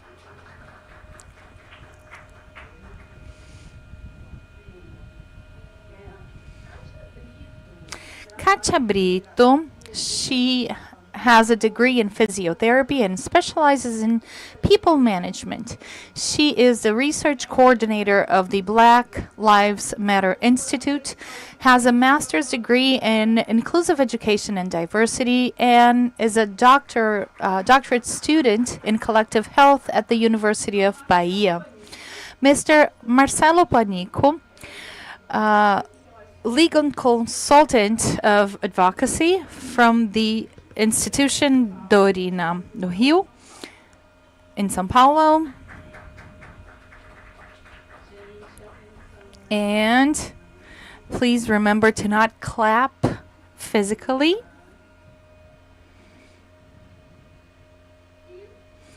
And Ana Paula Souza. She is the social coordinator at Ação da Cidadania.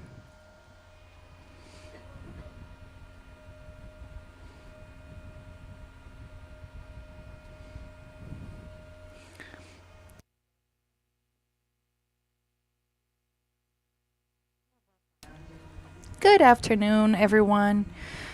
Here, welcome to this event. I would also like to greet all my colleagues in this panel, and I would like to start by thanking for the invitation to be here and to on behalf of João Cândido, and to start this table, that is the second panel, which we will discuss an extremely important subject of how to promote fair economy and inclusion to prevent race prejudice and the changes inside of the food chain systems, reducing poverty as well. And it's important to bring to this panel the strategies that may guarantee an investment to be able to have equity of resources to amplify opportunities so that everyone has access and an attention to groups that have been historically marginalized, people with disabilities. And to discuss this and this impact and reduce all of these barriers in society so there is an effective participation of all people, it's not only guarantee that development economically, but to find benefits and all of the positive strategies for that public. And to start these discussions, I would like to invite the first participant of this panel, that is Ms. Katia Brito, and that will have 10 minutes to say her contributions about the topics that we will discuss in the work groups that were mentioned, and to avoid racism. Good afternoon, everyone. I would like to greet my colleagues and thank the Institute of João Medeiros. I am a Black woman with disability. I am a public servant. I'm a public student. As a Black woman and with disabilities, during 37 years of existence, I am the only one in many of the spaces I live. School, master's degree, doctor's degree.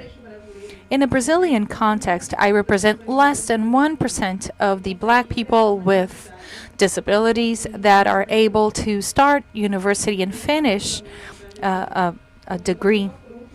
I am a result of this system that neglects people with disabilities, and black people with disabilities are the ones that have less access to healthcare services and school educational services.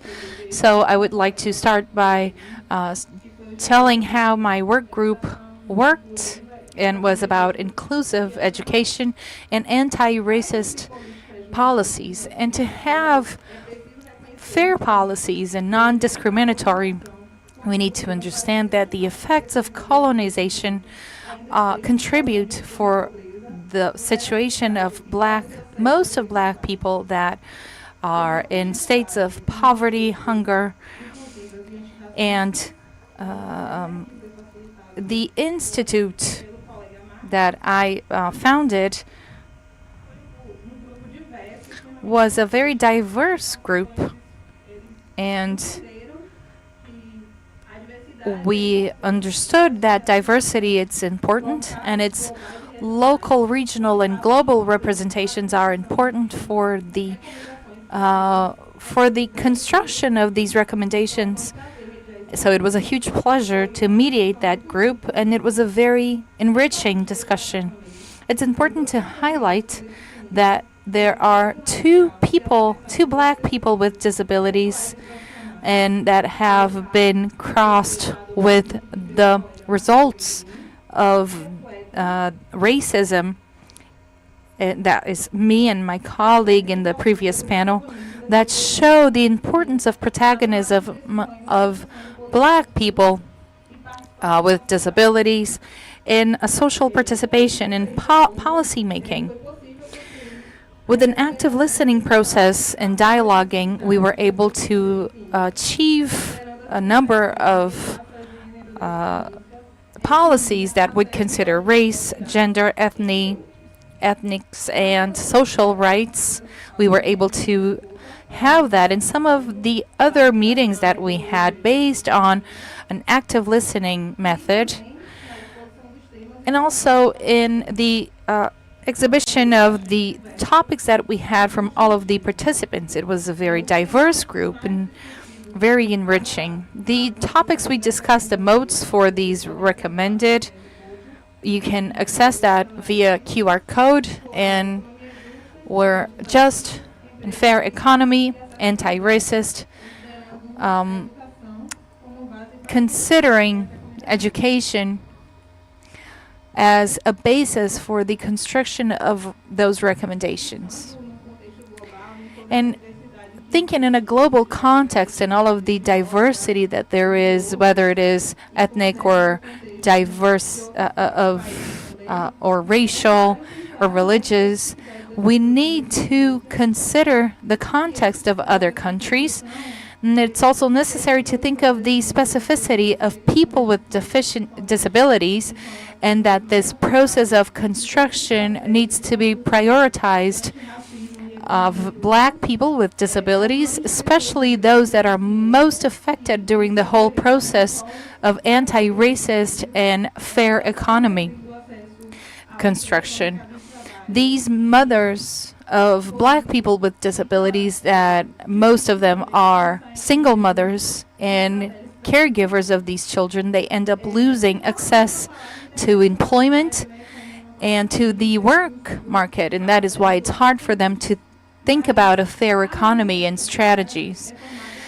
But intersectionality is formed from the identification of two or more axes of oppression. So we have to think of double or triple discrimination that affects people with disabilities, considering issues of race, gender, disabilities, among others. And it's also important to think that these needs of people with disabilities to be thought in the construction of these strategies that will, in fact, help with the needs in an equal and fair way, considering the global context. We understand that specificities are diverse, but the common goal that we have is to have the right to exist. Thank you very much. Thank you, Katia, for your explanation. That was a very important topic so that we could really reflect what is education and also how this intersectionality can help and but to be in a context of a social milestone in this scenario that we live and these barriers that we have were imposed by society. And we will talk about hunger. That is an urgent topic. And we need to think of these food chain systems so that we can guarantee a food supply to everyone. We know that there is a problem of accessibility in establishments and specific issues related to their disabilities or economic difficulties. Therefore, eradicating hunger must be part of a broader fight against inequality and social exclusion. And we have to understand that these relations among people with disabilities and the economic difficulties we have been facing to really eradicate hunger and to provide access and lowering all social inequalities and face all the problems we've been living. And to address this topic, I invite our next speaker, Marcelo Panico, who will have 10 minutes to present the main ideas and recommendations of his working group on food systems, hunger, and poverty. Good afternoon. I was speaking outside of the microphone so that people with low sight can feel where I am, sense where I am. Thank you so much for the opportunity to be here. It's a huge honor and joy to participate of D20. My name is Marcelo Panico. I'm a lawyer and business administrator, and I will do a brief audio description. I'm a white man, 55 years old. I am bald. A few white gray hair. I am a meter 65 centimeters, and I'm wearing dark blue tie and a white shirt. And I have to introduce to you my huge friend, Rudy, excuse me, is a 9-year-old Labrador, yellow, and he helps me with my autonomy, independence, and security. But mainly, he provides me with social inclusion. From the most simple people to the richest, they come talk to me just because of my dog. So look how a guide dog is so helpful. And we need inclusion, and our guide dogs provide us with that. I work with the advocacy area of the Dorina Noe Foundation for visual impaired people, and we work with the rehabilitation and habilitation of visually impaired people or low vision people of all ages in all of the Brazilian territory.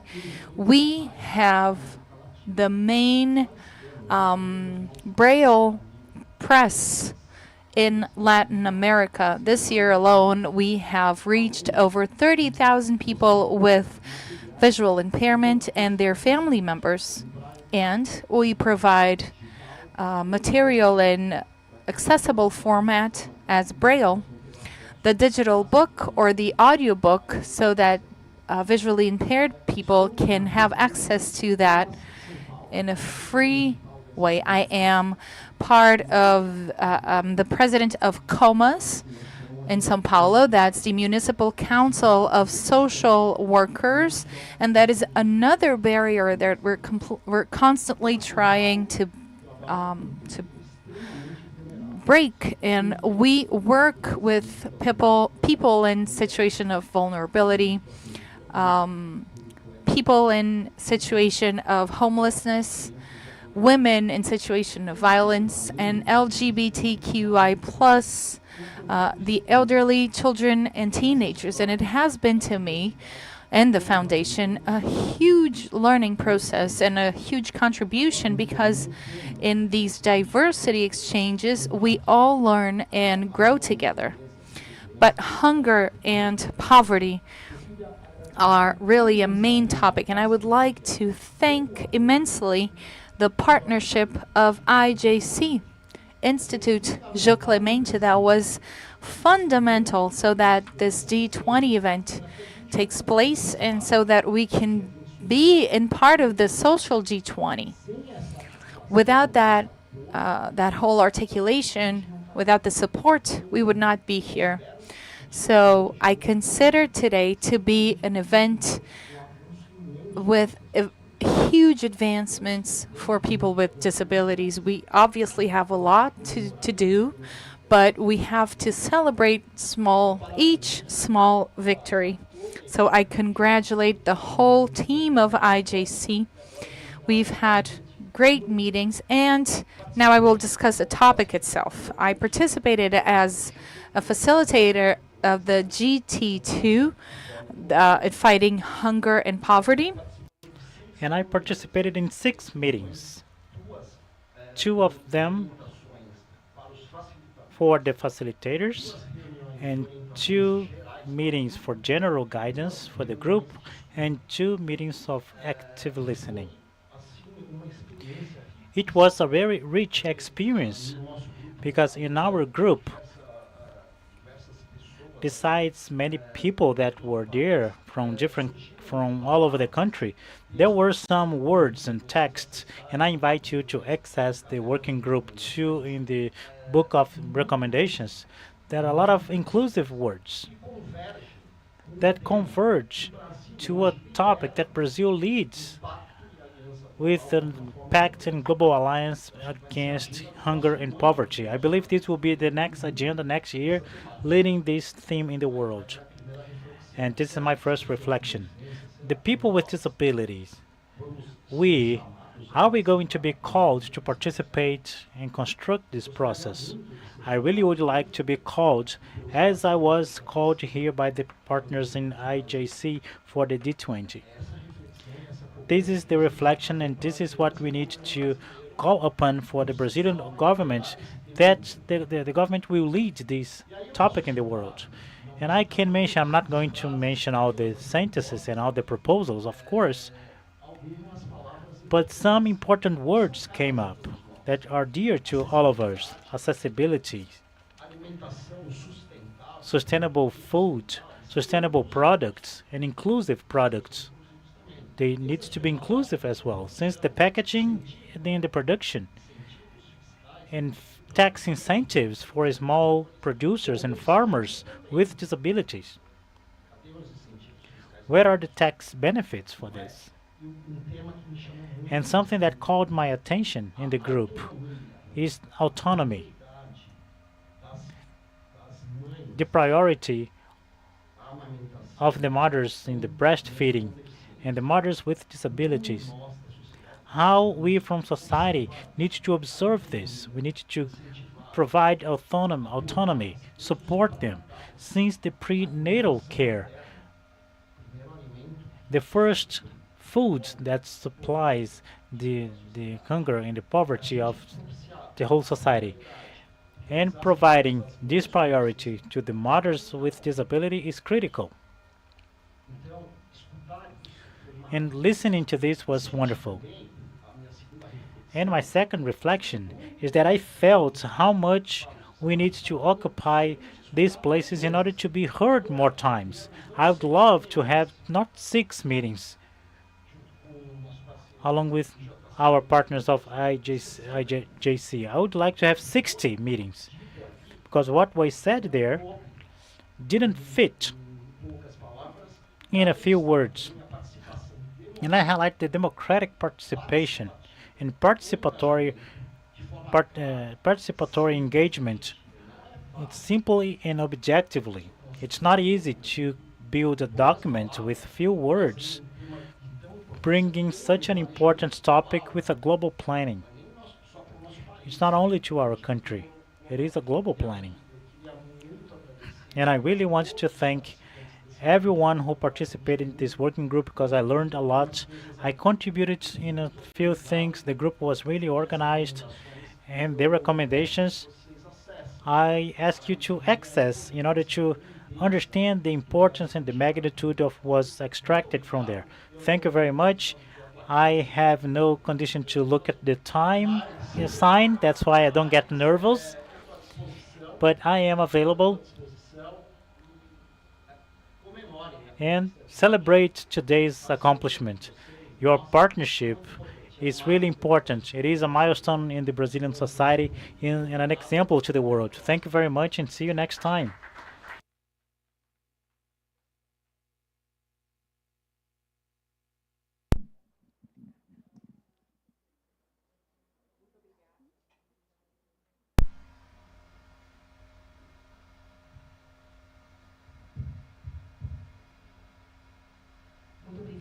Thank you very much, Mr. Marcelo, for your contribution here.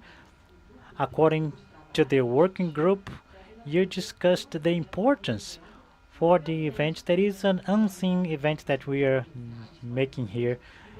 And we need, in fact, to celebrate this milestone because what we had in all of our desires, our difficulties, what we expect for this moment, and we can participate in in an effective way. Our voices are being heard, our spaces are being guaranteed, and all these themes are being discussed in this place.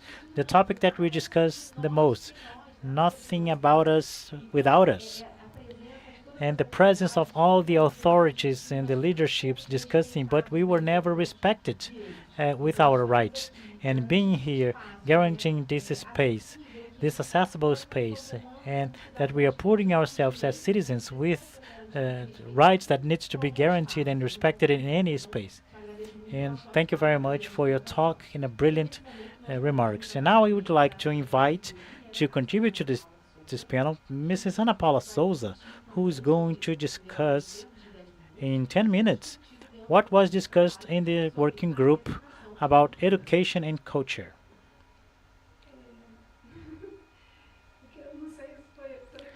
I don't know if the topic was changed because I'm from Ação da Cidadania and we talk about fighting hunger and food security. Yes, I'm sorry. This is what I'm following here in the script, but thank you for the correction. Well, good afternoon. It is an honor for the Ação da Cidadania to be invited here to participate in this event. I am here representing an organization that works all over Brazil that was founded by the sociologist Alberto de Souza in 1993. When he founded Ação da Cidadania, we had 32 million Brazilians starving in the country. Batinho made a revolution, mobilizing society, the Brazilian society, for the importance and the necessity to fight hunger as a priority in the country. This movement was well known, especially because of the campaign Christmas Without Hunger, that we had a symbolic campaign just to call the attention of the population with the objective to put in practice a sentence that he used to say that if you are hungry, you are hurry. You needed to take the food as quick as possible to the people who were in this food insecurity situation.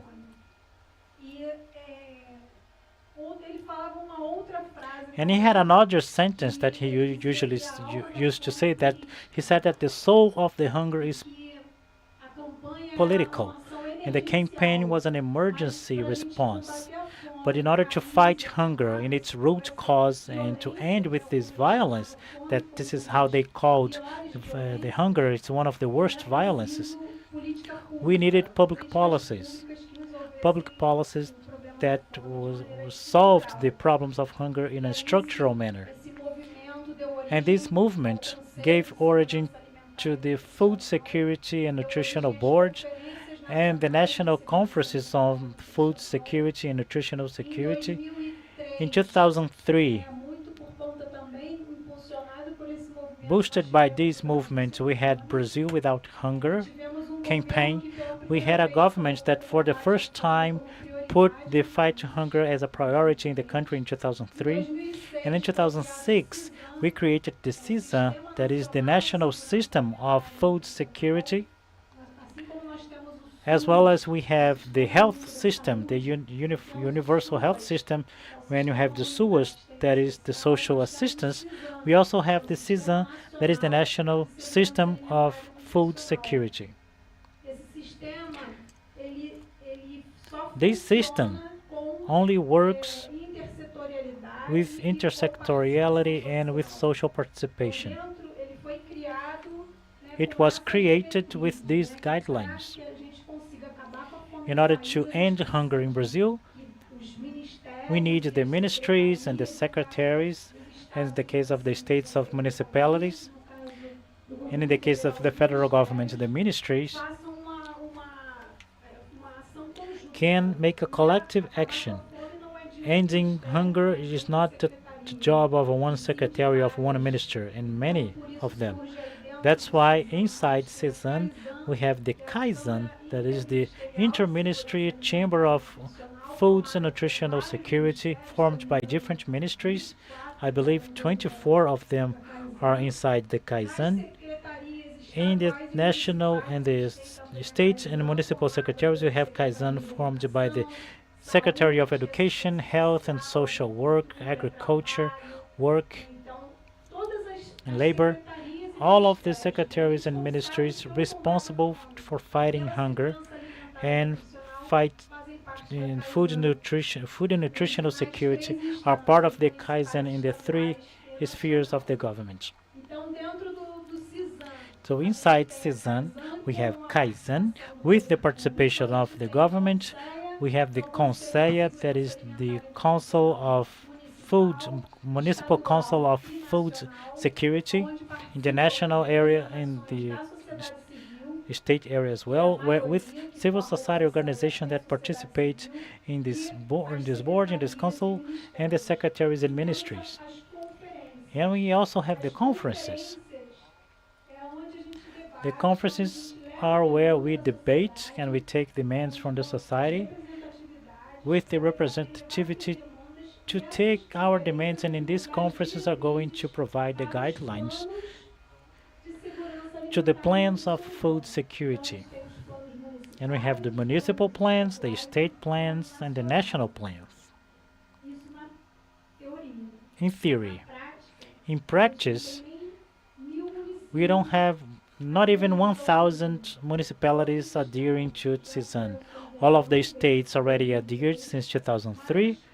However, in the municipal level, where the public policy has to be applied, and this is where we are going to solve the problem, we don't have not even 1,000 municipality of the 5,500 municipalities in our country. Not even 1,000 adhere to CISAN. And we need to claim in our struggles, in our social participation, that we have this right inside CISAN, that these municipalities can put as a priority the fight to hunger. If it is not in the priority, we won't have food security plan. There is no plan. It's not in the agenda of this government. Therefore, there is no budget. There is no plan, no budget, and nobody talks about it. Nobody talks about this problem of the municipality. And we need the strength of our participation in order to pressure these municipalities for making this happen, so they can adhere to CISAN. In Ação de Cidadania, we work inside the municipal councils and the national council, and in the state councils in different states, we are also present. And it's really important to see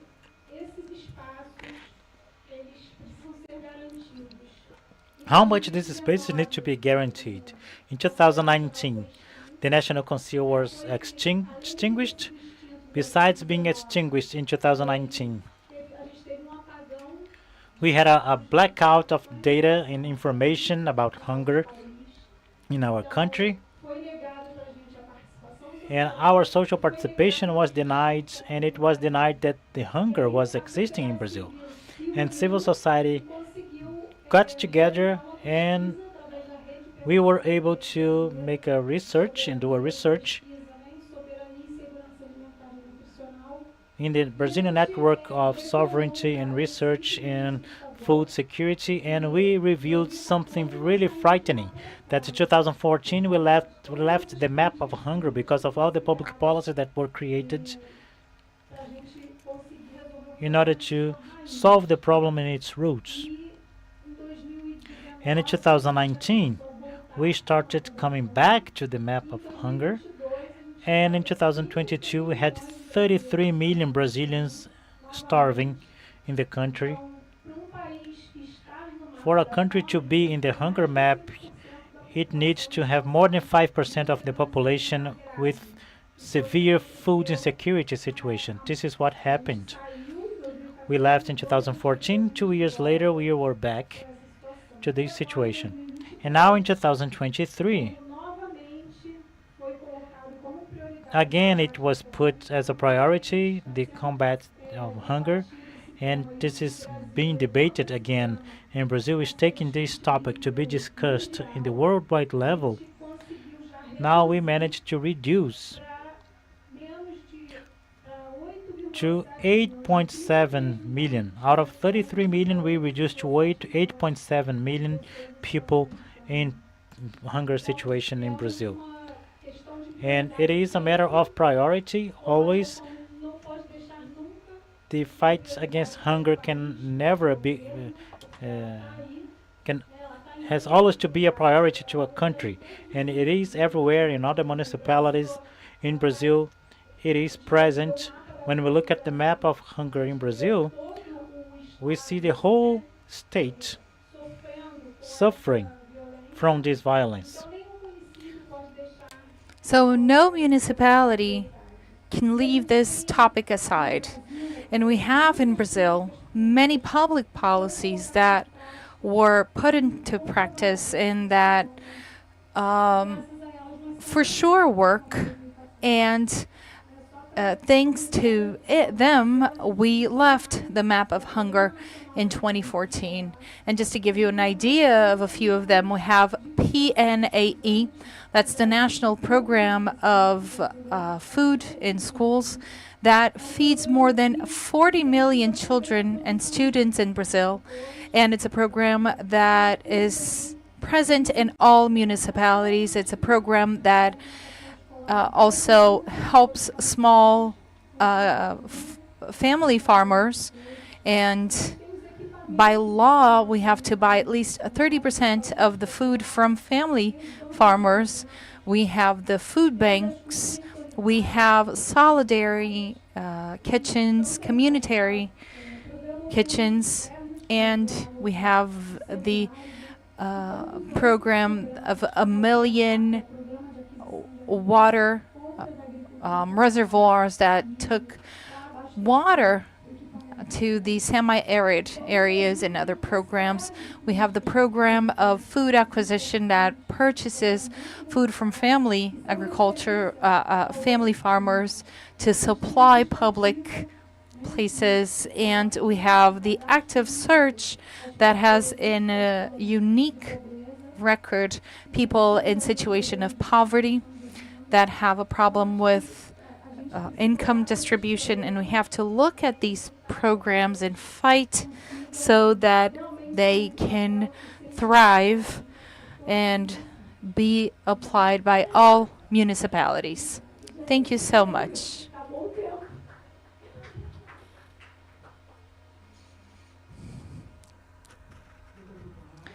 Thank you so much, Ms. Ana Paula, for your contribution. And this topic about the program Zero Hunger, it reminds me of when I was younger And I used to see the impact that that had. We know that this project stopped in 2019, and it's such an important program. We see that all areas have suffer with the lack of the program because appropriate food in is so important for the development of production in all areas, even work and school. So we have to really be pay attention to our leadership so that they can eradicate hunger. And now I would like to ask my colleagues to stay here because we will open the mic to the public, to the audience, in case anyone wants to ask a question. And we have 5 minutes for questions and answers. Anyone?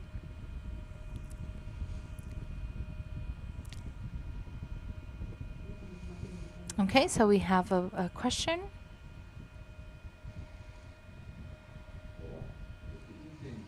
Hello. I would like to understand why 1,000 municipalities have started this program.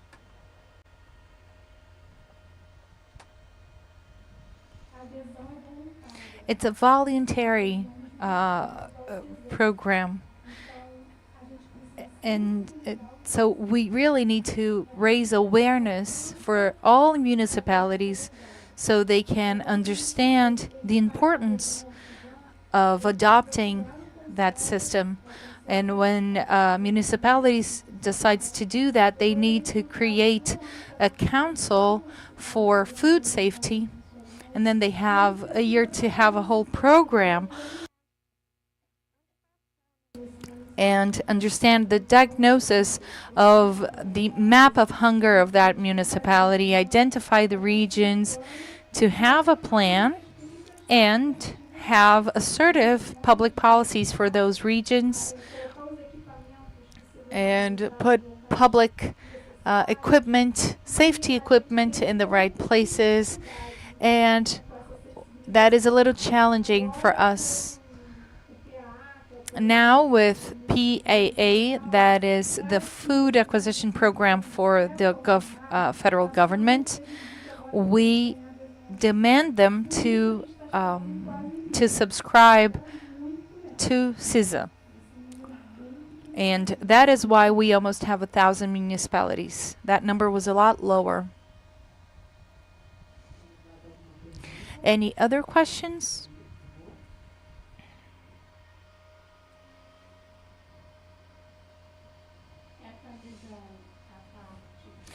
So, does the municipality, the mayor or the city councilors have to adopt that, make that decision? Yeah, so the mayor has to do that.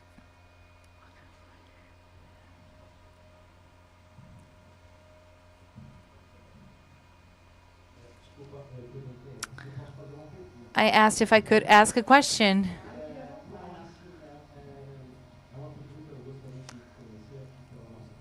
I would like to know more about this program. If in this process there is a planning for the participation of people with disabilities, because here in the state of São Paulo, and we had a famous contract, and I played an important role in that program because I said that people with disabilities have to be employed, from people in the kitchen till family farmers, to understand whether they were involved in that project. And my question is whether you have that in your project, and if not, if you could insert us in that project. I loved being here, and the next meeting we have of Consea will be in November 23rd and 24th. And for sure, I will talk to them about this because I think that we need to include you. We need to have you in this space because it is a large percentage of people in situation of poverty and people with disability in that number of people in situation of poverty. And it is the public that we need to that most need our projects, our programs of SUS, CISA. It's really where we need to have that participation increased. So for sure, I'm here today thinking about this and how we lack this representation in Conseil. So we'll do that. Good afternoon. I would like to ask a question.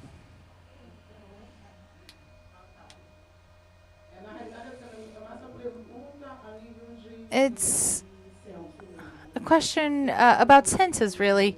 If with the inclusion bill in the labor market, whether you have the numbers that would understand what categories these people are working, where they're working, if there is an increase in positions in the spaces that they're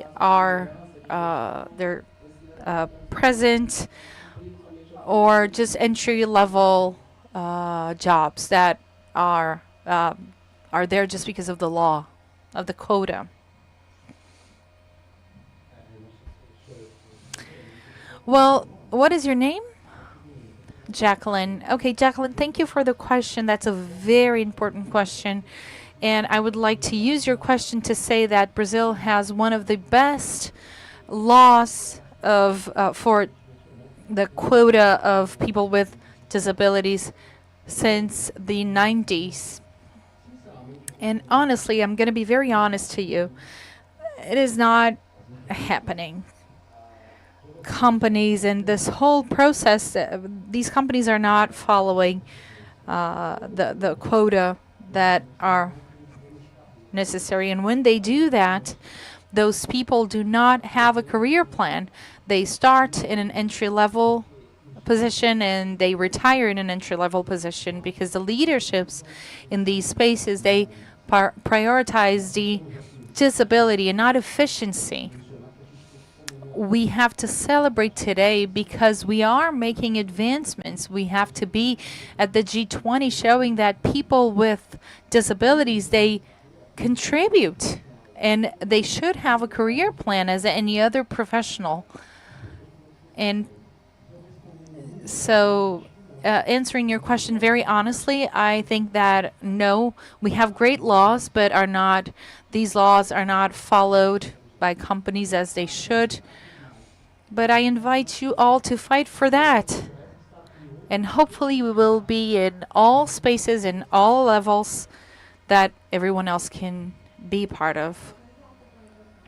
And just to compliment my colleague, we do not have the census for that, the numbers for that about employability. People with disabilities are invisible in many aspects, and we have to discuss that. We have to be seen for the data, for example, the universal healthcare system. If we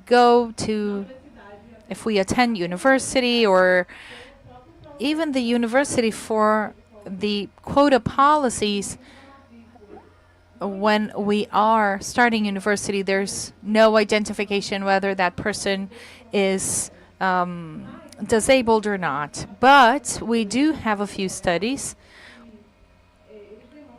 that show that normally job positions that people with disabilities are inferior to the capacities they have.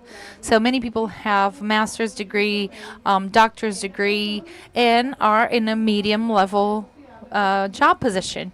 So that shows the policy of incapacity that is associated to people with disabilities.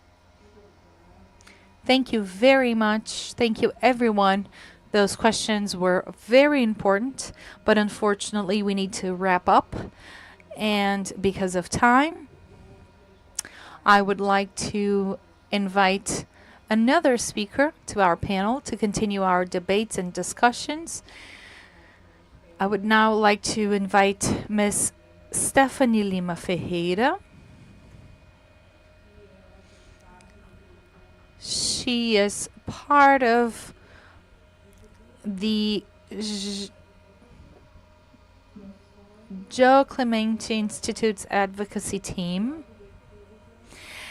and she has been working in the IJC self-defense program since 2013 as a counselor in the Municipal Council for Youth Rights in the city of São Paulo. I would also like to invite Ms. Vanessa Romanelli. She has a PhD in genetics as supervisor of the molecular biology laboratory at the Joe Clementes Institute's Neonatal Screening Reference Service.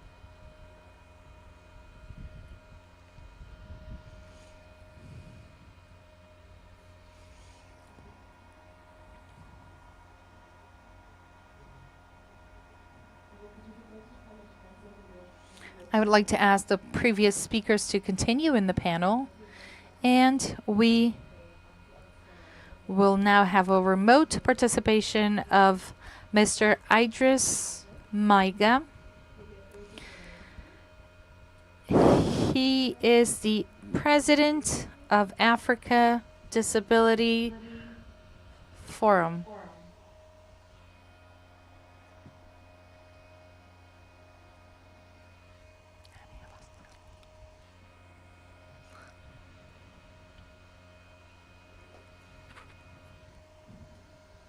Oui, bonjour, bonsoir.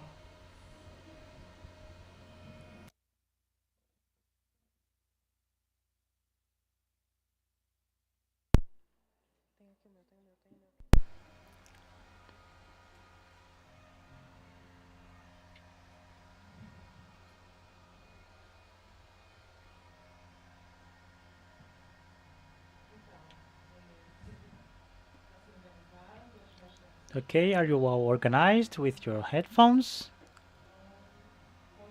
So, continuing.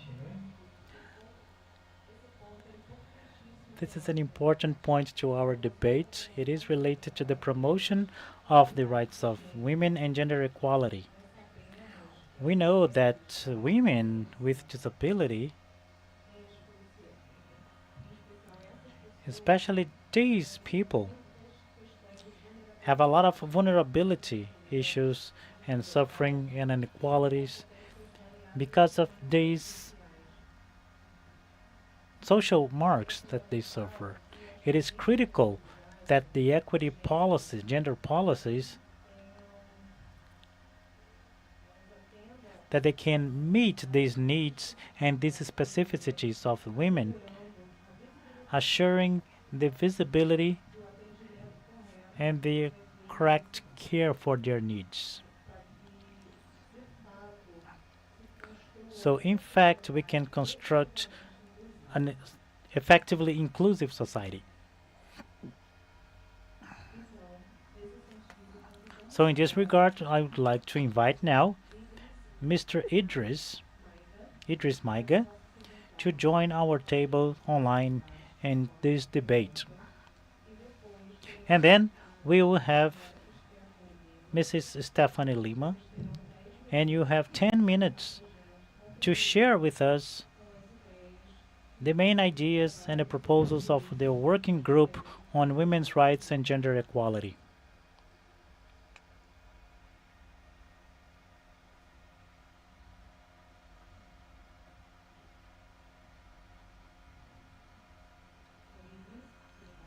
Mr. Idris, the floor is yours. Alors, oui, bonjour, bonjour, bonsoir. Good morning, good evening, Bonsoir tout le monde. Moi, c'est Good evening, everyone. I am Idris Maika, President of the African Forum of Peoples with Disability. I live in Niger, and in Niger is a country from the West Africa and a country from the South and the global South as well as Brazil. And I'm really happy to be with you today and to exchange ideas about the experiences of people with disability in Africa. Africa, as you know, has 54 countries, and out of these 54 countries, 44 are national federations that are member of the African Forum of People with Disability. And these are the countries that has almost the same realities as Niger, with some exceptions. These countries are poor countries and countries where the population lives in extreme poverty. When the general population lives in extreme poverty, they said that the people with disabilities in these countries are even more poor than the rest of the population. The population with people with disabilities are usually live in the rural areas, in remote locations, and that aggravates their vulnerability. The challenges that people with disabilities face in Africa are, at first, discrimination, social and economic inequalities that is expressed by the limited access to information in the public services and the economic opportunities.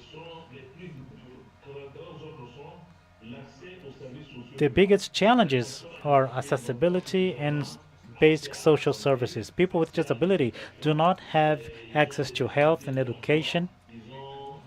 They face difficulties to find jobs. They also have difficulties of accessibility in general.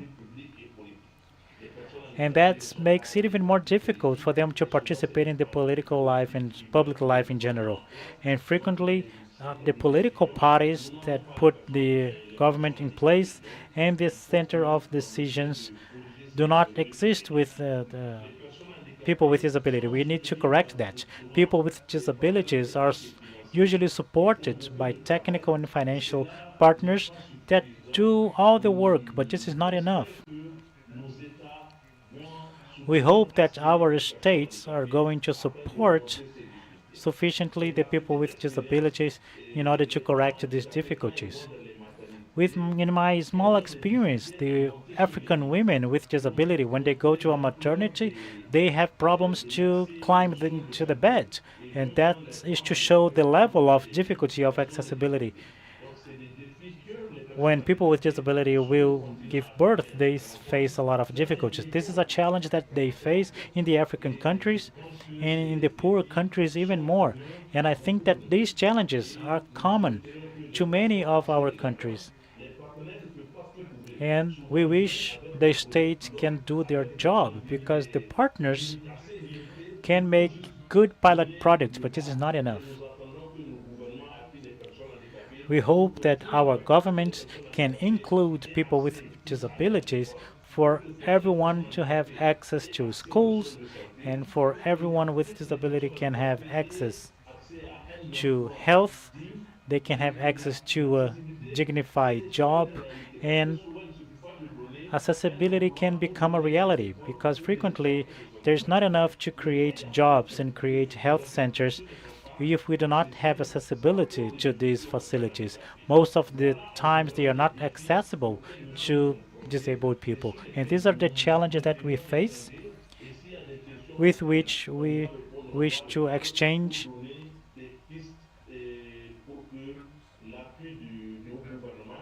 and we will try to give ideas for the support of our governments to become a reality for the people with disability so they can participate in the life of our nations. Thank you.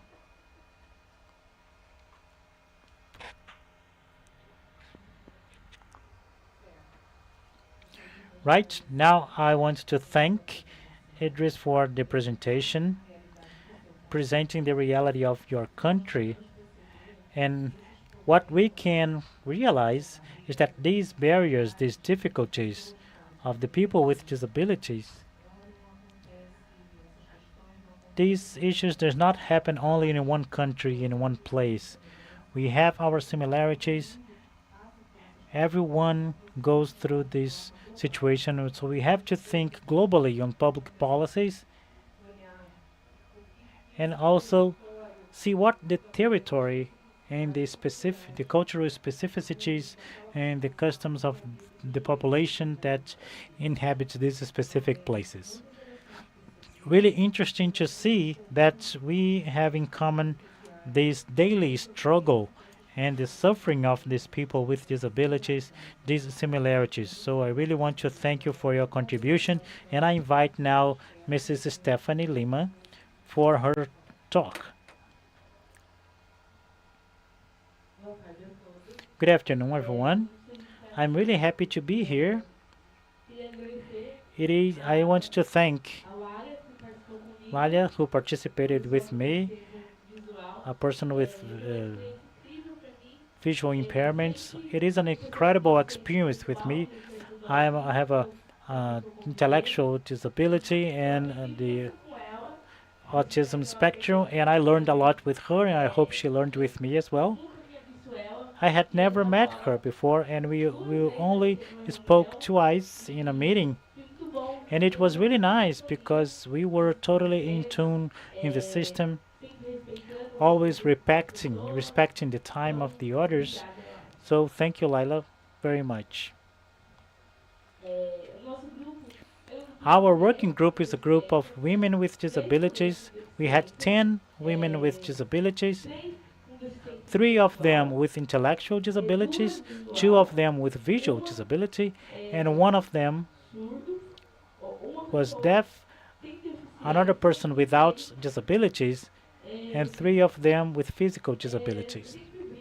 I always kid that in my notes here, I always say that it is a cake recipe. I always speak about the methodology. I always say that in a cake recipe because Monica told me that everything has a start. If you're going to make a cake, you have to take the step-by-step process, and that's true for me. But every person with disability needs that somehow. At first, he sent the document through the WhatsApp group to all the participants. Some of the participants read, and we were always telling them to read beforehand, so them to know, so they could know. And then he came up with a form to find 5 topics that are in the documents, and that produced a result.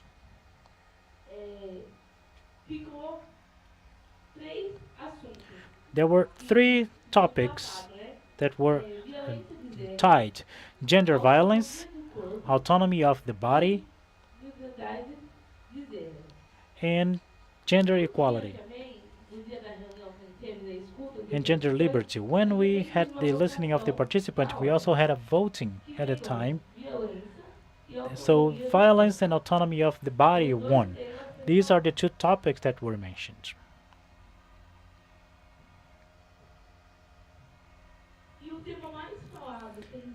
And the most discussed topic was violence. This is what we discussed the most with the group. The equity violence and psychological violence. This is a safe place, a group of women. The participants felt safe to talk about their experiences, and we heard a lot of stories of their life, and I really liked because they felt safe and they felt comfortable because they had never seen us before. They didn't know who we were, and they didn't know if we were going to spread the news, and they felt safe to speak up.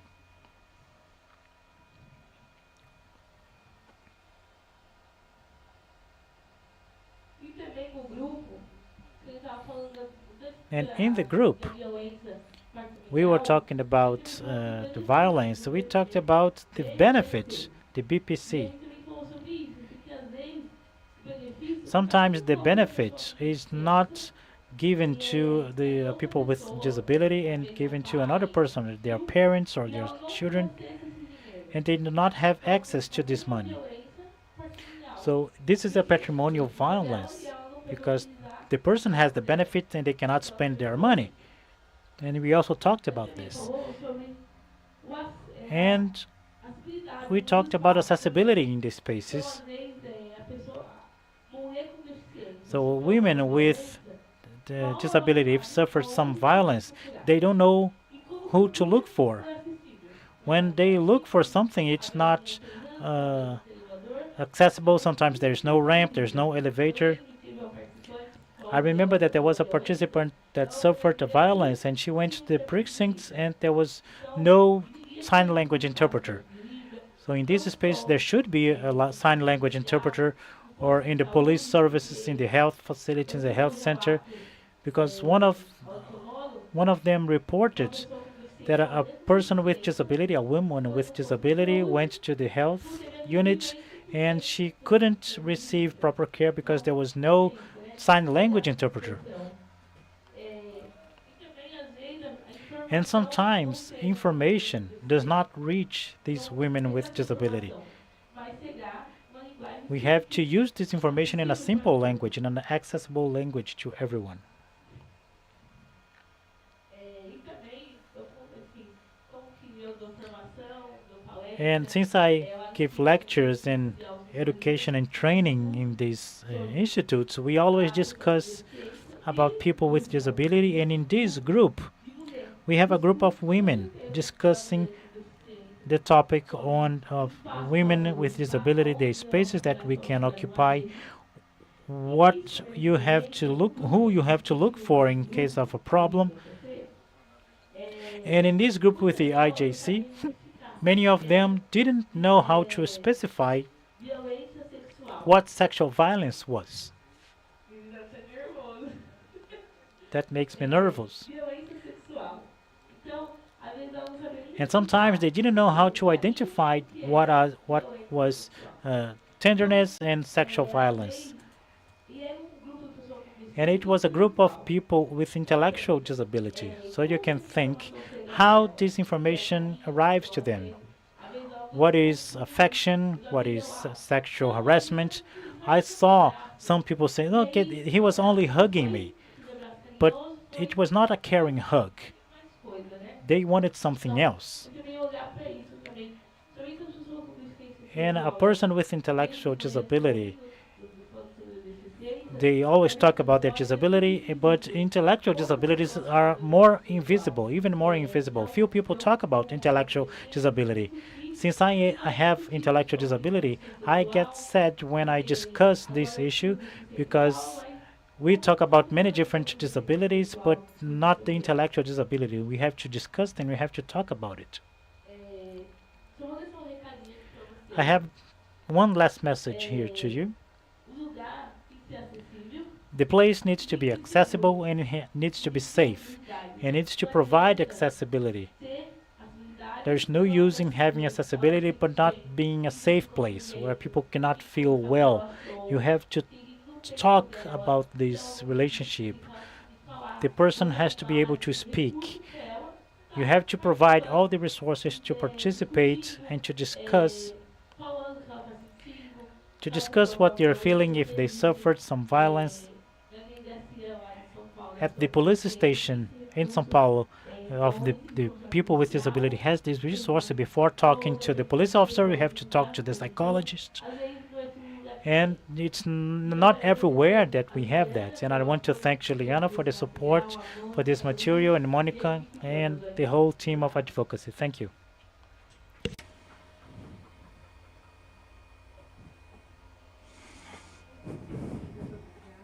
Thank you so much, Stephanie. This subject that you bring to us, it really moves me because I am a woman. I do have a disability, and I was thinking here how being a woman in this world everywhere it's impossible for us to think of this separately. Violence, it's impossible to separate it because any kind of violence, the most simple one, I am a mother of two girls, and that bothers me because in the streets, people feel the right to touch my daughters. Sometimes it's they want to touch their cheeks and then I keep thinking, why are they doing that to them? What right do they have to touch my child? So that does move me. That does bother me, and that violence with the woman's body. It's very important to reflect on that, to have these reflections, to ensure that the environment that that woman is, she can feel safe to express, and also to be part of a women's group, but also create awareness to men about that, because no one is born with those behaviors, bad behaviors. So we have to learn with the families in our school, what we see, what society shows us. So we have to have those reflections and also take a stand so that we can bring men into the conversation. And continuing on this topic with what Stephanie has mentioned, we will talk about the importance of equity in healthcare, guaranteeing that universal healthcare and inclusive healthcare can be guaranteed to everyone to decrease inequalities. So understanding the problems with the issues with healthcare, understanding the basic issues is essential in this fight against poverty, assuring that everyone, especially people with disabilities, have quality access to healthcare services. And it is fundamental that our healthcare systems have accessibility enough to all levels of disability, and that has an adapted infrastructure for special professional services to provide that type of assistance to people with disabilities. I now invite Ms. Vanessa Romanelli. You have 10 minutes to share with everyone the main ideas of your working group on integrated health for everyone. Well, good afternoon, everyone. I'll just speak outside of the microphone so that people with visual disabilities impairment can hear me, can feel where I am. Well, my signal in our community is I have curly red hair. Thank you, Sabrina. You were a great partner in this work group on integrated health supply to everyone. I would like to congratulate not only the people from IJC, but all groups that were here discussing minorities. And of course, that if we gather all of us, we are a lot of people, but we have seen and heard many situations here about races, about LGBTQI plus, indigenous people. So I'm very happy to be here today and see so many important and powerful people speaking. I would like to start my speech highlighting the importance, just like Sabrina has already mentioned, of access to healthcare to people with disabilities. That's a basic right, but unfortunately we still have many barriers in Brazil and in the world, and that is why the G5 group was very important in the D20 for the social G20, so then we could have our perspectives to become global. And I know that everything that is being said here today, I wish that it can trespass those barriers and be very successful. Our group had all kinds of people with disabilities, and that is why we had such an important, diverse group. And during our discussions, it was clear to us that the access to universal healthcare is essential, but there's a long way to go so that this will become a reality, in fact. And that's why we use that sentence, nothing about us without us.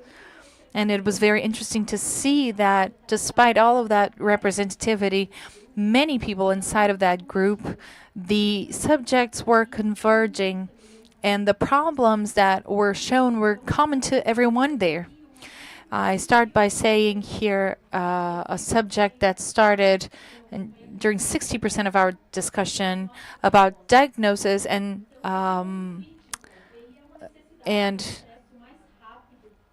early diagnosis, and that is above all very important so that diseases are early detected and prevent them from evolving to disabilities.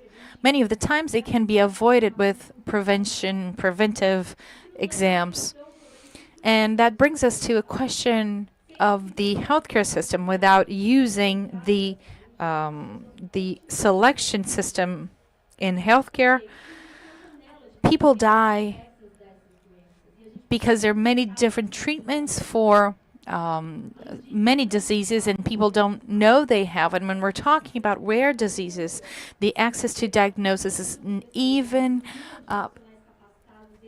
harder challenge because we lack specialized centers and a good number of trained professionals. It is quite scarce, and the scenario makes us ask another question of how can we guarantee that every region of Brazil and the world have specialized centers and that the government can pay for that implementation. In the case of rare diseases, pediatricians end up becoming a key piece in the diagnosis because many of these diseases start during childhood. And in Brazil, for example, we have a little more than 300 geneticists. And when we're talking about healthcare in Brazil, not only to people with rare diseases, but people with disabilities, so that we can make sure that that early diagnosis will happen, what ends up harming the quality of life and makes us feel inserted in a part of society. And just like Sabrina has mentioned, it's important to have credibility and empowerment of empowering of the speech of that patient and the family members. It's very common a person with a disability or with a rare disease to arrive in a hospital and they are not and they don't believe in them, and that might put that person's life at risk, and the healthcare professionals do not pay attention to that. My disease, that is spine atrophy, that muscle atrophy, and we have a problem with ventilation.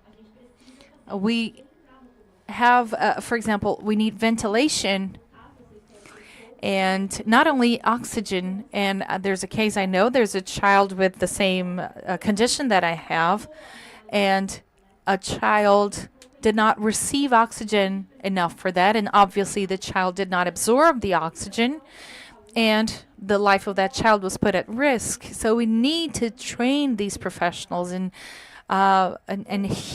bring that to them so that people with disabilities be heard in all places.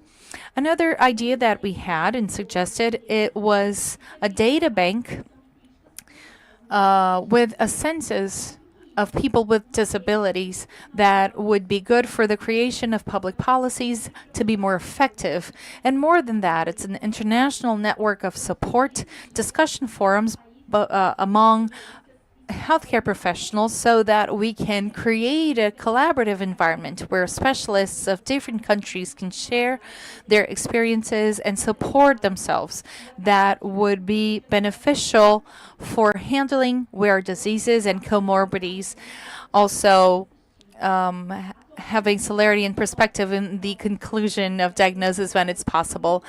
Another important point is that the concession of orthoses and prosthetics, for example, is unequal many of the times, and the specificity of biotype and for the person with disabilities. So people with better financial conditions, they end up having better prosthetics and they can insert themselves more easily in society because they can have their day-to-day activities to be easier.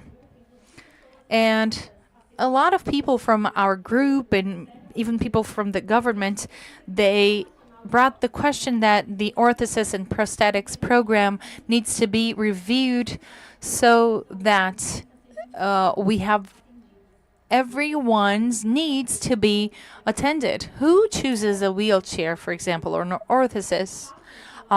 Is that the best orthosis that was purchased in wholesale, for example, would be the best one? Another important point that we raised would be investment in research. Our discussion touched on a very important point about the importance of investment for clinical research to foster innovation in health as a fundamental step to avoid the advances of these diseases and improve the quality life for people with disabilities. So we have many medications and new assisting technologies being developed around the world, and we should be able to import these technologies to Brazil. And it ends up making the access to those technologies harder. So we need to think of a way of a collaboration between different countries so that these technologies can be accessible to everyone and not the intellectual property of one country. And we can talk about social and psychological aspects, because when you have a diagnosis of a disability is a moment of great impact. And the embracing of the family is in that moment is very important. We have discussed that a lot to guarantee that these family members and these people with disabilities can have social, mental and social support. And that needs to be multidisciplinary, making sure that the physical and mental health of these people are indeed being attended. And when we discuss the representativity of these people with disabilities in society, we see a great gap.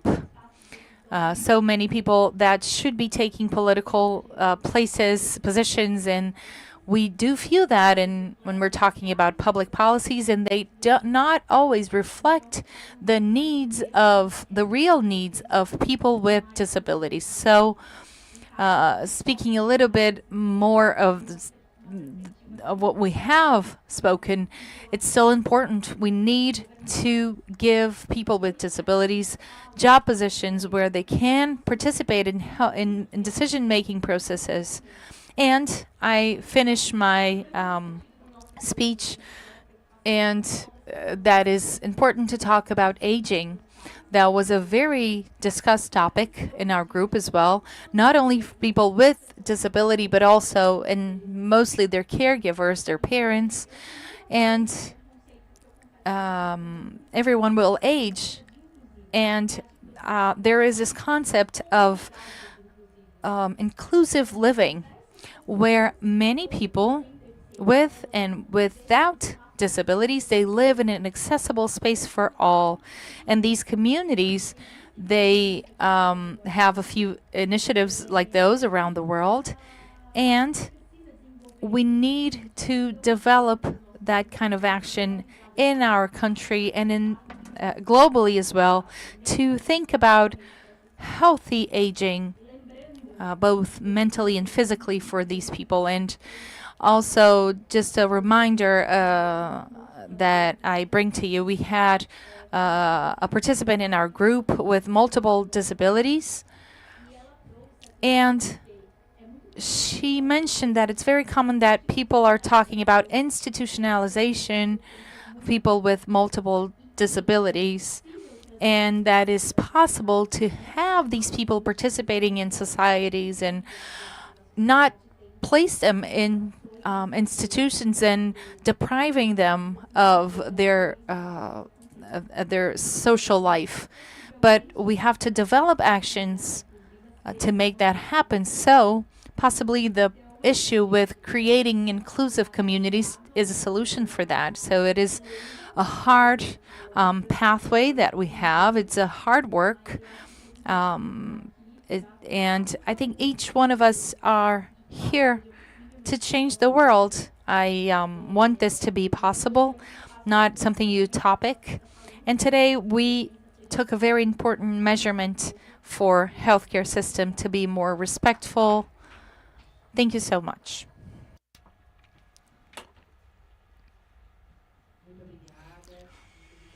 Thank you, Vanessa, for your contribution. You were surgical in your talk and your contribution, concluding this panel, bringing all these debates about the working group of health and with people with disabilities. And right now,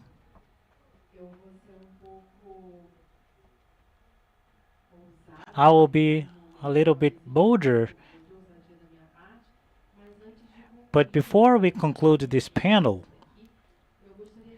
I'd like to leave this role of mediator and position myself as a woman and with disability that also participated in the working group and participated in this event. I was here in this morning and looking all at all the discussions, and I just want to make my voice be heard. Let me turn on my microphone and positioning.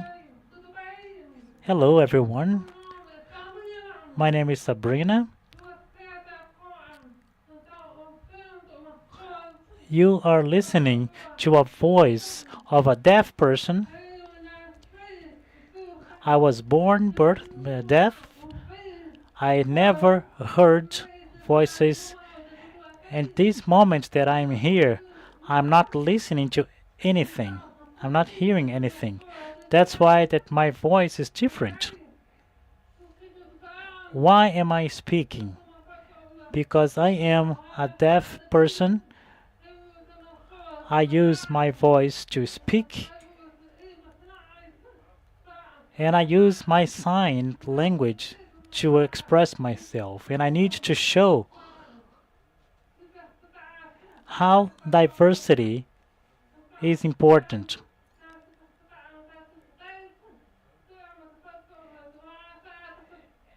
And since I am speaking and signing at the same time, I can include the people who understand that. Thank you.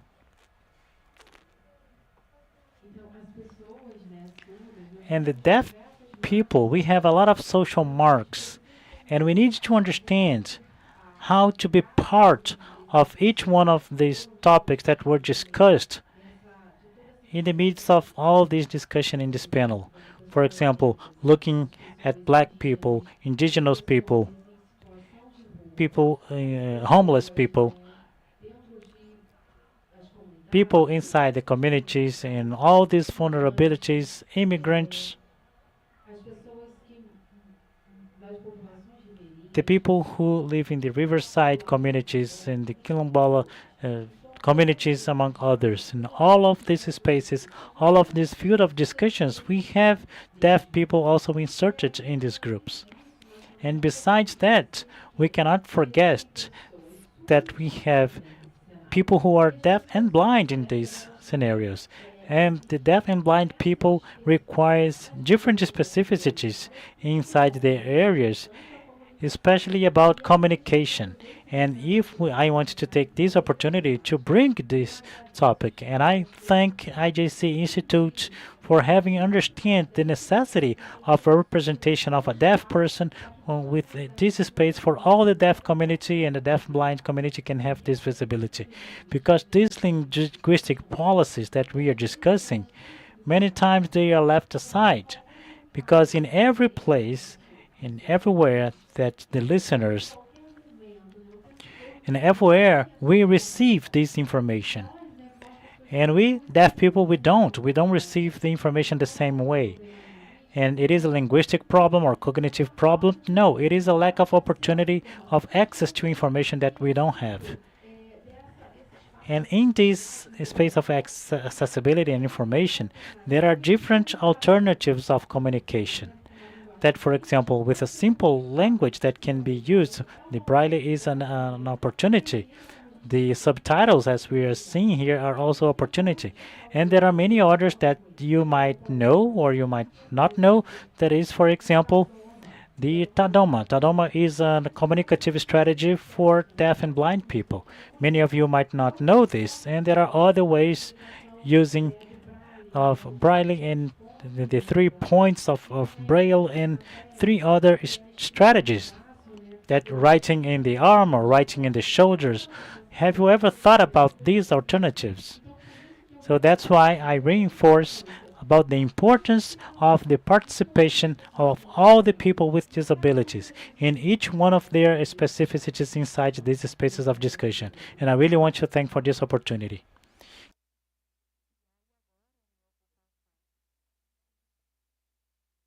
Now I'm going to pass. I want to thank again everyone who participated in this panel.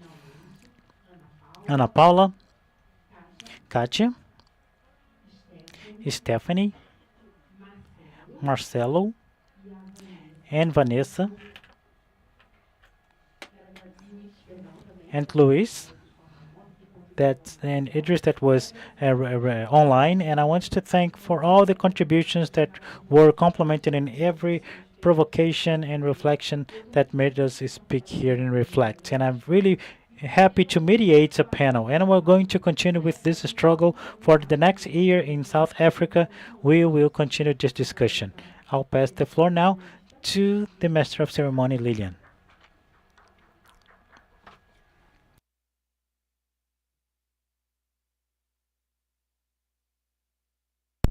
Obrigada, Sabrina. Thank you, Sabrina, and everyone who was in this panel. It is a really relevant topic when we speak about women, especially women with disabilities. When I was pregnant, the first diagnosis, I went to 3 hospitals, and just by looking at me, and they told me that my pregnancy was at risk, and I had to go to a risky hospital for the doctor to look at me and examine me and say that this is capacitism. Your pregnancy is not at risk. Now, moving on. Now we come to the last panel of today. It is an immense joy to introduce the panel that will be discussing panel 3 on global governance reform, a very important topic at the present time.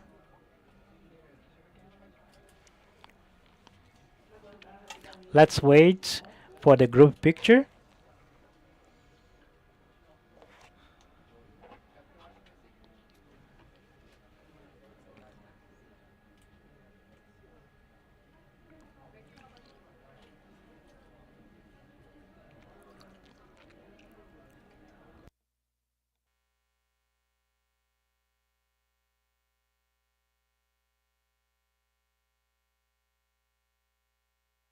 De ação. Thank you for the mediation.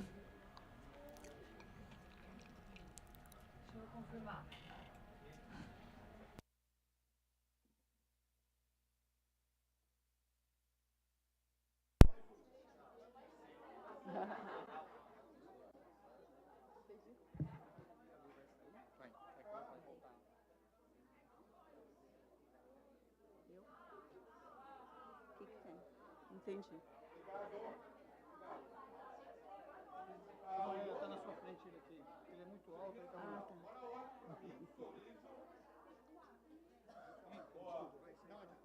Vai botar as duas? As duas. Você vai deixar assim já.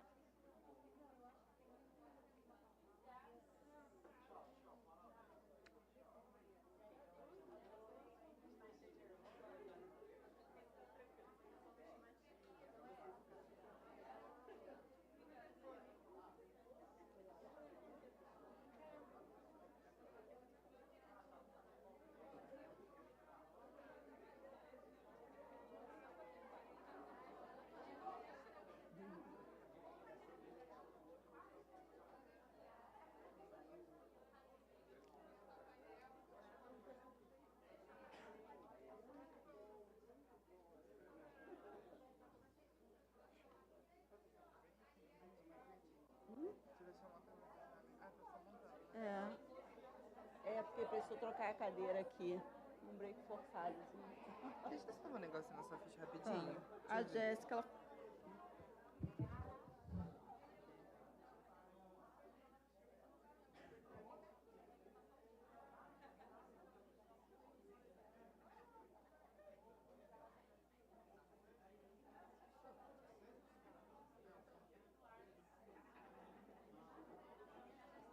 Ó, eu tô pensando em fazer, nessa última fala aqui, tô pensando em eu fazer essa fala, que afinal eu quero agradecer você, que você foi maravilhoso. E aí eu vou convidar para fazer um vídeo desse nome.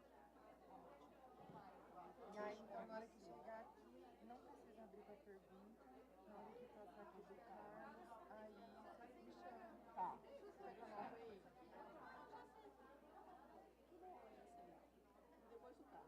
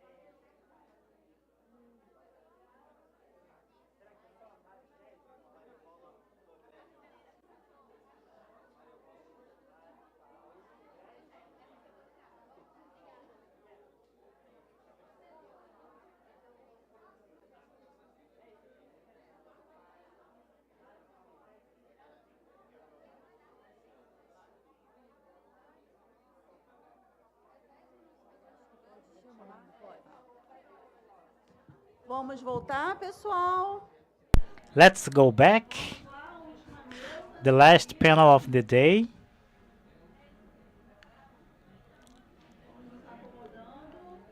Let's take our seats.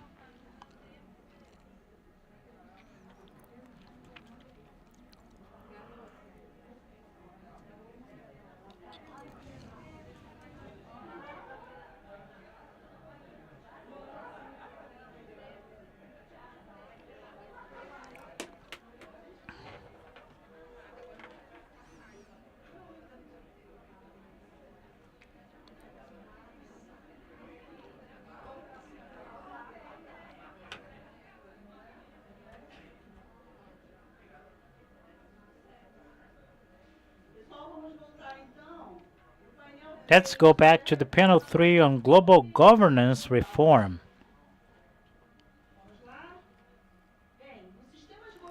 The system of global governance was created after the Second World War with organizations such as the UN, the World Bank, and the IMF, which played key roles in maintaining peace and helping development in a world still affected by global conflict. However, this system was built in a different context to today's, and therefore struggles to deal with today's challenges, such as climate change, social inequality, mass migration, and cyber threats.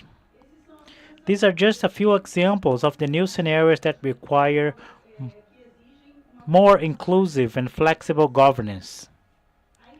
The growing interdependence between countries and the complexity of global problems show us that it is essential to reimagine and strengthen governance structures, making them more dynamic and representative of all voices, including those of people with disabilities. That's why I invite everyone to reflect on the need to make governance processes more inclusive and effective. I invite to the stage Jessica Mendes Figueiredo, who will mediate this important dialogue. Jessica works at the National Secretariat for the Rights of Persons with Disabilities. She was one of the founders of the National Self-Defense Group of the Brazilian Federation of Down Syndrome and is currently an advisory board member of Escola de Gente Communication and Inclusion.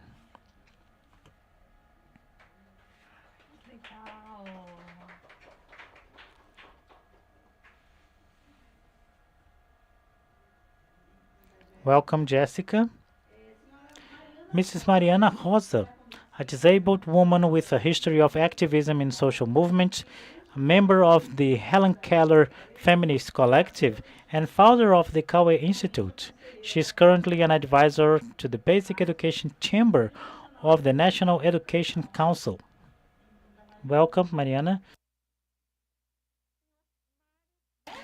Mr. Mário Paulo Bovino Gregio.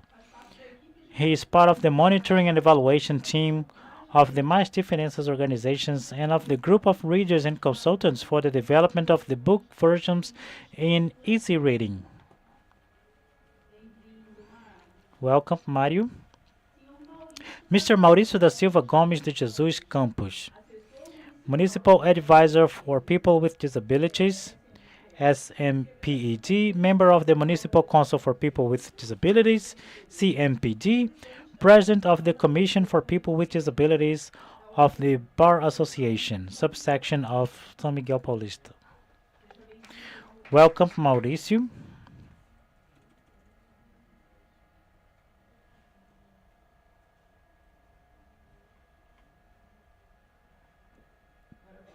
Now I'll pass the floor to Jessica.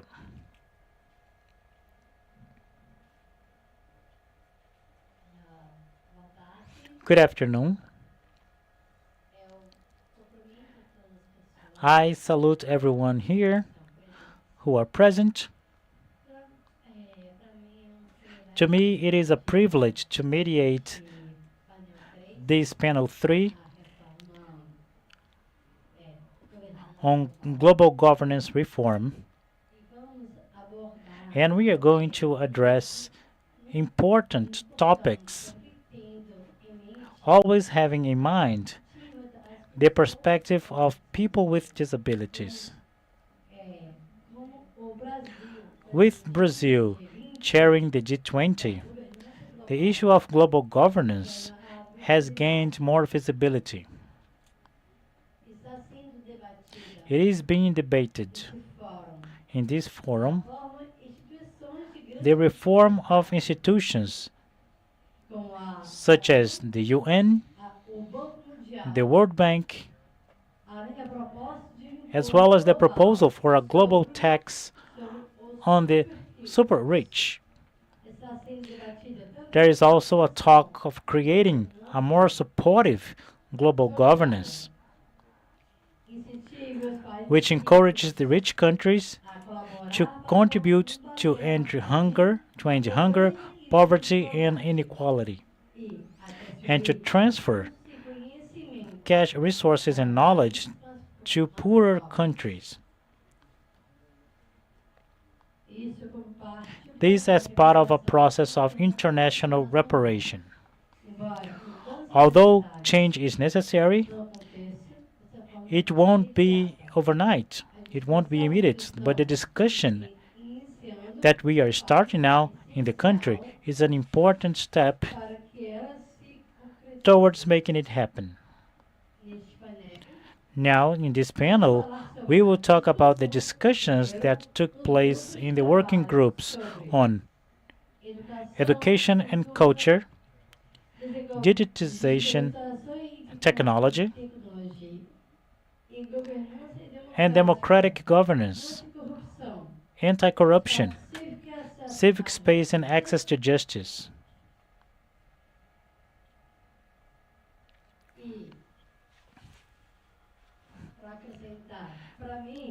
To me, the access to justice is already in the legal capacity in the decision making process, supportive decision making process.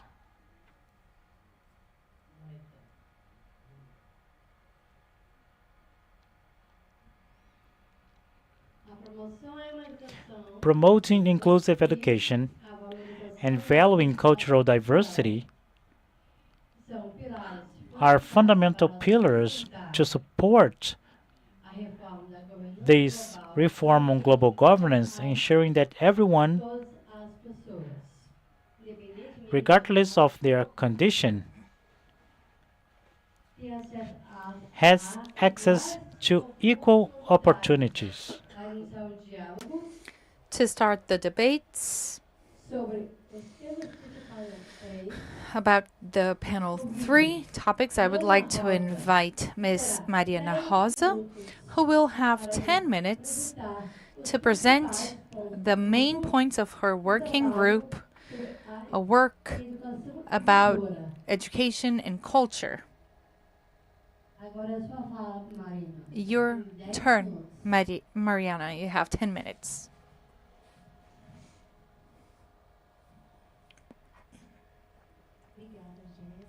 Thank you, Jessica. Good afternoon to everyone. It is a huge joy to be here today. I am a white woman. I have red, brownish, curly hair.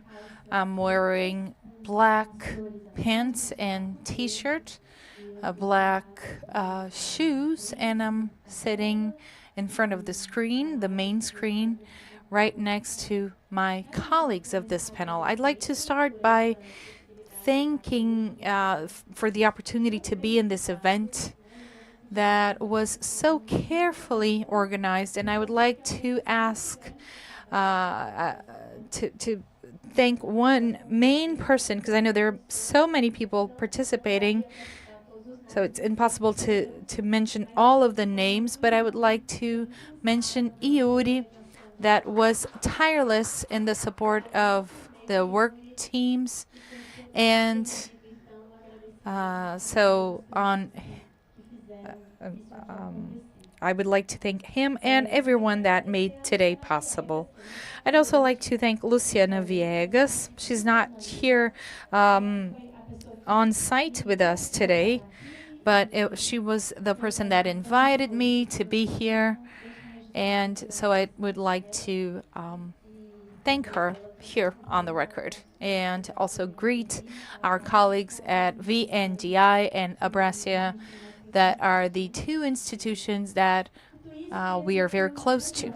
That being said, I'd like to say that it was a huge honor, joy, and learning process to be in this group talking about education and culture, two very important topics, and have the opportunity to do that with accessibility. Claudia is here right in front of me, and we know how much that is necessary and not as common as it should, as a right that we have. And it was very important to have this debate with the participation of people with disabilities being assured by accessibility that was granted to us the whole time. I'd also like to thank Samuel. We were great partners and colleagues. He's not here now. Oh, Samuel, there he is. My great colleague. Thank you so much for your partnership, and I believe he will speak tomorrow. Well, that being said, I would like to sum up what we have talked during our work group and the conclusions that we reached. And it was a very enriching debate. And one of the first points that we had in our conversation was the need to start recognizing that education and schools, in a general way, without the perspective of inclusion, because that does not happen. It happens in school, and if we do not participate in a fight for a free school, religion-free education for everyone, our perspectives will not be assured. So we need to come together and we need to fight for the rights of workers in education, right? So we need to discuss material for these schools to be able to work. It's hard for us to discuss quality of education when we have 45 students in one classroom with an underpaid teacher that is not compatible with their education, with terrible work conditions for a long period of time. So we discussed that and have an important group to support workers in education so that their conditions in schools can be guaranteed. We understand that material conditions are fundamental for everyone. And that led us to a second point that was about learning process, the time of students with disabilities spend in school, and that is all part of access. Access means that we have to be able to participate, to take place in activities, and we were discussing the material conditions for that to happen, and so we do have accessibility conditions as well. And understand that accessibility is not as a mere bureaucratic issue. It's not a checklist. We have to understand that accessibility is everything that promotes our social interaction with other people and that others can interact with us. And for that to happen, there are many material resources and technologies that need to exist. And there's also a will for these people that these people must have to make sure that these meetings, these interactions will happen. So when we're talking about technology and materials of communication, of education, so that people can indeed stay in school. I will discuss culture in a minute. We also discussed how an inclusive school cannot be authoritarian. There's no way an authoritarian school is inclusive because they do not consider people as individuals. They simply obey and repeat what is considered to be ideal and good. So we need to value processes and democratic management so that everyone in school can be part of the school and help build that. So democratic management with councils and groups is important to guarantee and make sure that everyone, including students with disabilities, to have their voices heard in spaces just like in school. And it's important to say that we need to pay attention to that because we have to remember that capacitism is very much connected to adulthood centrism, right? We have to, the same way that we understand that children, we think of them as adults, and we think that children are a project of adults. And that happens with people with disabilities. It's to many people, we are seen as someone that lack something. And then when we get two things together, it's a child with disability. It's very easy to see how in school that would slip to that issue with, well, let's do that for them. We don't need to do that with them.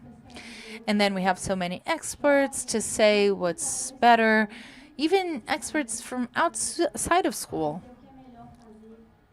to say what's best for that student with disabilities. So we have also talked about the importance of talking to those students, all of them, including children and students with disabilities, so that they can understand what are the decisions that impact their school process.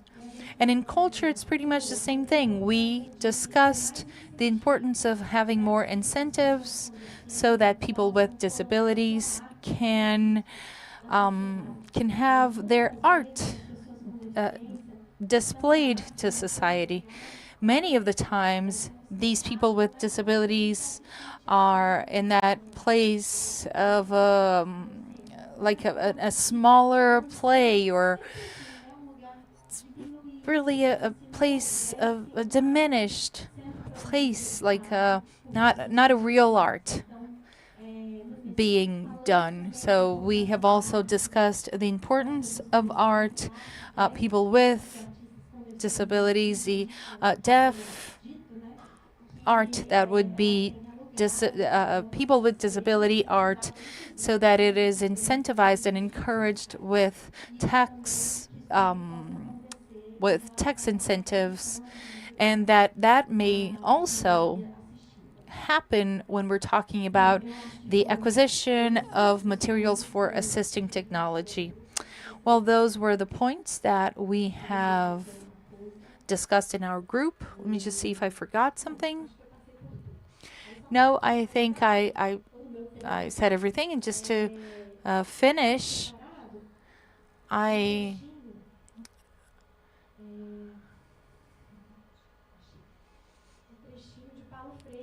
I have here a small piece of Paulo Freire, since we are talking about education and culture, and we're talking about emancipation and participation and dialogue, and these are very important words. And I have this small part of Paulo Freire's book that is called Pedagogy of Autonomy.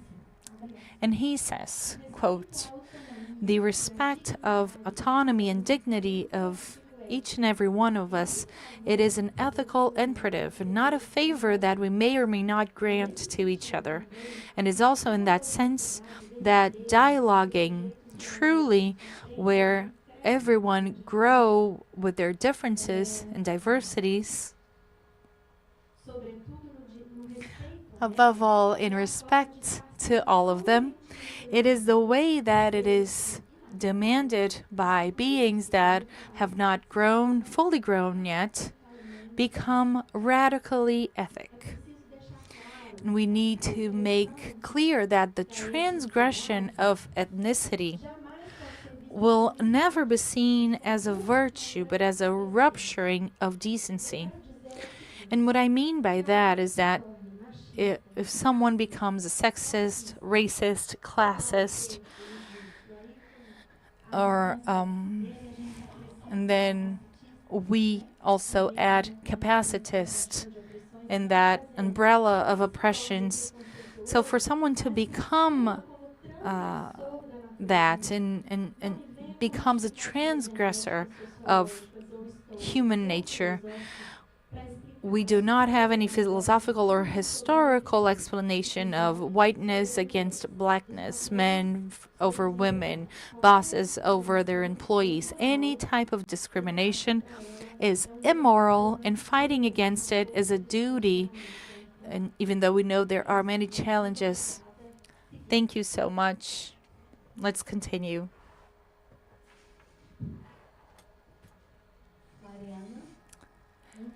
Thank you so much, Mariana, for your explanation.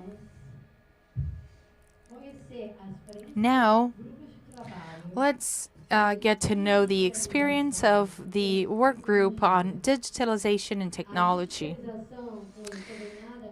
Digitalization, when combined with transparency and inclusion, strengthens people's participation and,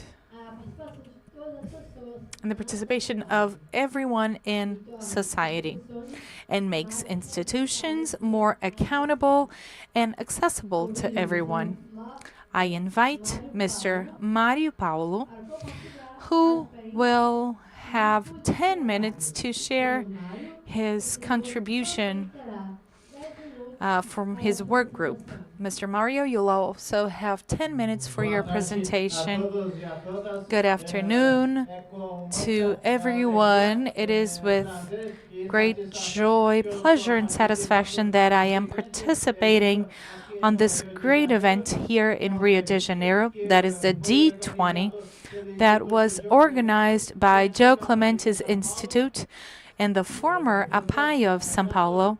I am very grateful for this opportunity. My name is Mario Paulo Bovino Greggio. I was born and live in São Paulo. I am a white man with dark brown hair and eyes, and I'm wearing a blue t-shirt, brown pants, and black sneakers. My sign language signal is of ZS. I am 45 years old. I am a person with autism, and I am graduated in computer sciences, but I have never worked in that area because I have been working at the NGO More Differences for over 10 years, since 2011. And the monitoring and evaluation area, I also work with legislature of the councilman's chamber, and also Congress and the Senate website is hard to work.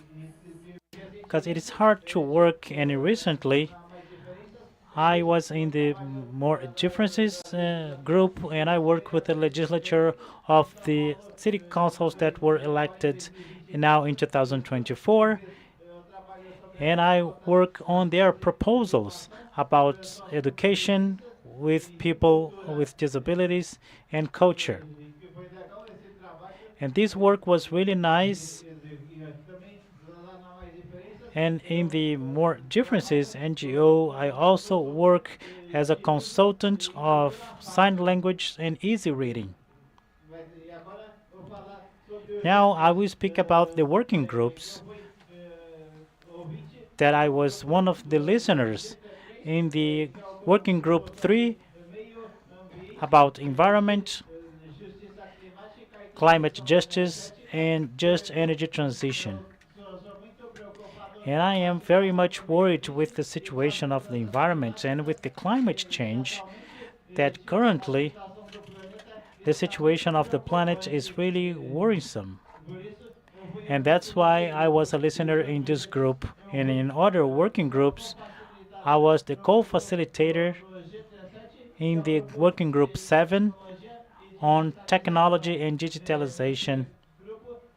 And in this group, I participated in the meetings of listening and guidance. And the meetings were really nice, and the people were really participatory in this process.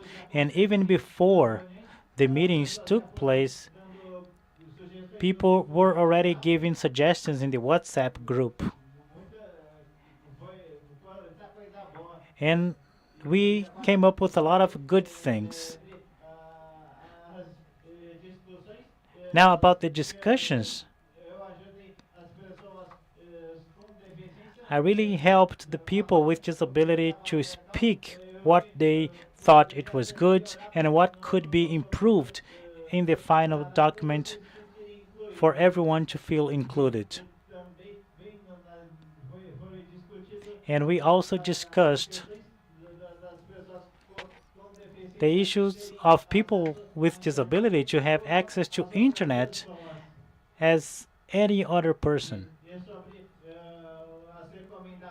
And about the recommendations in my group, we made 9 suggestions for every topic, and in these suggestions, we decided which ones we would remain and which ones we would discard and which ones we would join with the overlaps. And the suggestions that remained were the assistive technology,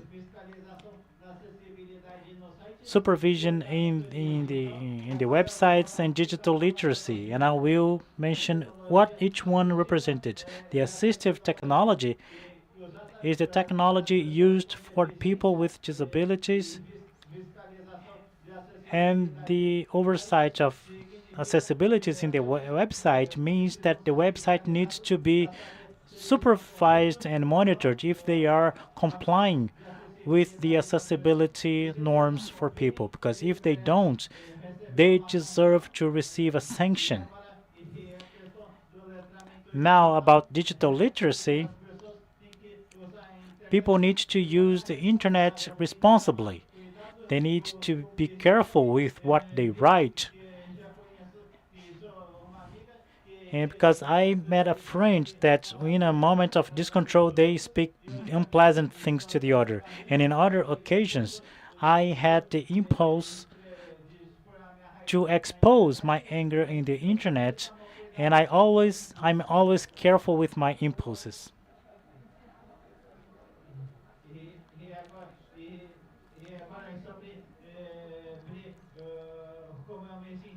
Now, about how I felt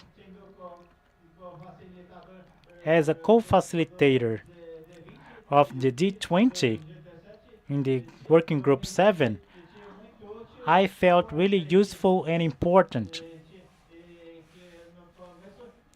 And in the beginning, it was really challenging for me because I had to think really well on how to mediate a meeting. And in other occasions, I was never a mediator. In the other opportunities, I was more used to speaking about my experiences in other events, in other meetings, in lectures.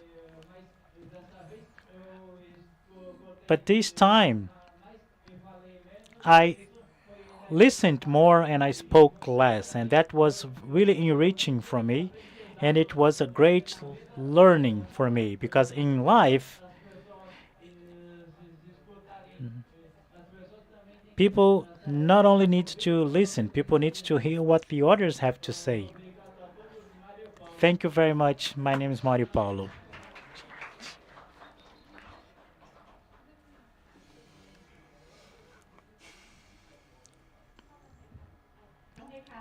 I have a quick message here. Otherwise, Lara is going to kill me because I didn't talk about the teachers with disabilities, right, Lara? Okay, thank you. I looked at you and I said I forgot about it. I remembered in time. I just want to say that this was also approached in the group, the necessity to think about people with disabilities not only as students but also as teachers, and to guarantee all the conditions for the teachers to be able to teach. As educators of museums and people who are working in the culture devices. Thank you for reminding me. Sem problemas. Então, tá, vamos lá.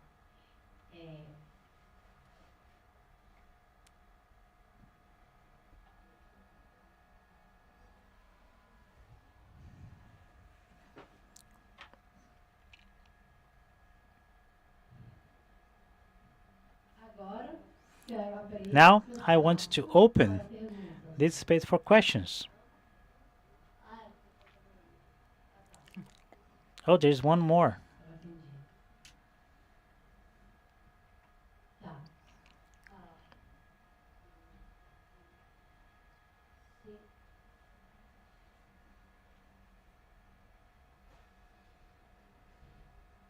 Mecanismos eficazes de Effective corrupção anti e corruption acesso mechanisms and access to são justice are fundamentais fundamental para a to building a construção strong de uma democratic democracia mais governance. forte. Esses temas são Together, these essenciais points are essential para enfrentar for os tackling desafios globais global challenges de forma in a justa e fair, solidária. supportive, and resilient way. Agora, para Now, aprofundarmos to essa deepen this discussão, discussion, convido I o senhor invite Maurício Mr. Campos Mauricio Campos para to apresentar as present the main principais temas points debatidos debated nas in the atividades do activities grupo of the working group de trabalho sobre on governança democratic democrática, governance, espaço cívico, civic space, transformação anti e acesso corruption, and access to justice. à justiça. Good afternoon, everyone. Quase. Almost there. Desculpa aí, gente. I'm sorry. Senhor Maurício. Senhor Maurício. Mr. Mauricio, Finalmente. you 10 also minutos have de 10 fala. minutes to speak. Agora, eu passo a Now palavra I'll ao pass the Maurício. floor to Mauricio, Tem 10 and you have 10 minutes. de nada. Welcome. Good afternoon, everyone. Let me speak out of the microphone for the visually impaired people. I will start my brief talk with a word that I think it defines everyone in these final moments of this meeting. The word is happiness. I am really happy, as everyone who is here, for this opportunity to be able to participate in this event that translates in this environment everything that we wish outside. Today, everyone can see the resources of accessibility and promotion of the autonomy of people with disabilities present here. I will start with my description. I am a black man. I'm 51 years old, 1 meter and 82 centimeters, visually impaired. I am a civil servant of the municipal secretary of the people with disability, and I'm a legal advisor in the municipal council of people with disabilities, where I work as an extension of the secretary, and I highlight this council with a lot of joy,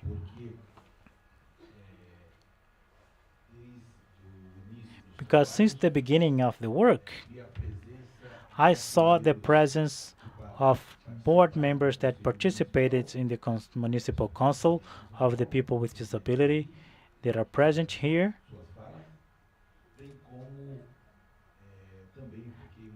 as well as I was really happy to see the experience of a board member coming from the Joe Clement Institute and the experience as a board member provided, among other movements, the organization of this event called D20. And this shows how much the people with disability provide us to translate their necessities and to search for their rights. When I talk about rights, I remember the beginning of the work where many times Until the last topic of Mario, the last talk of Mario, we heard the rights, the term rights of the people with disability. We're here today to look for these rights. And in the working group 10, I had the honor and the joy, along with Jessica, to be able to mediate the works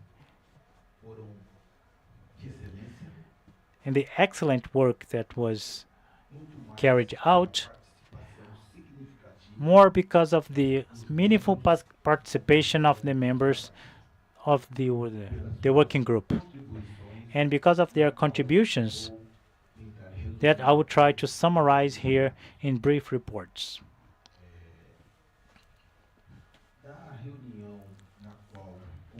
In the meeting that we concluded the recommendations, we brought individual experiences and collective experiences, taking into account the realities of the people that the members, because of their backgrounds and professions, they could bring the current scenario of how people with disabilities are treated in terms of access to justice. Our Constitution brings us this right, definitively established in principles, not only the people with disability, but for everyone. We guarantee the access to justice. However, this is not the reality of the people with disabilities. Despite important degrees and diplomas, as our convention was mentioned during the works, and our wonderful Brazilian law of inclusion, unfortunately, people with disabilities have this access mitigated. And the recommendations that were produced goes along the transformation of this reality. In a way that when we talk about the access of the people with disabilities to justice, we can see many different challenges. In the financial aspect, when a person needs legal advice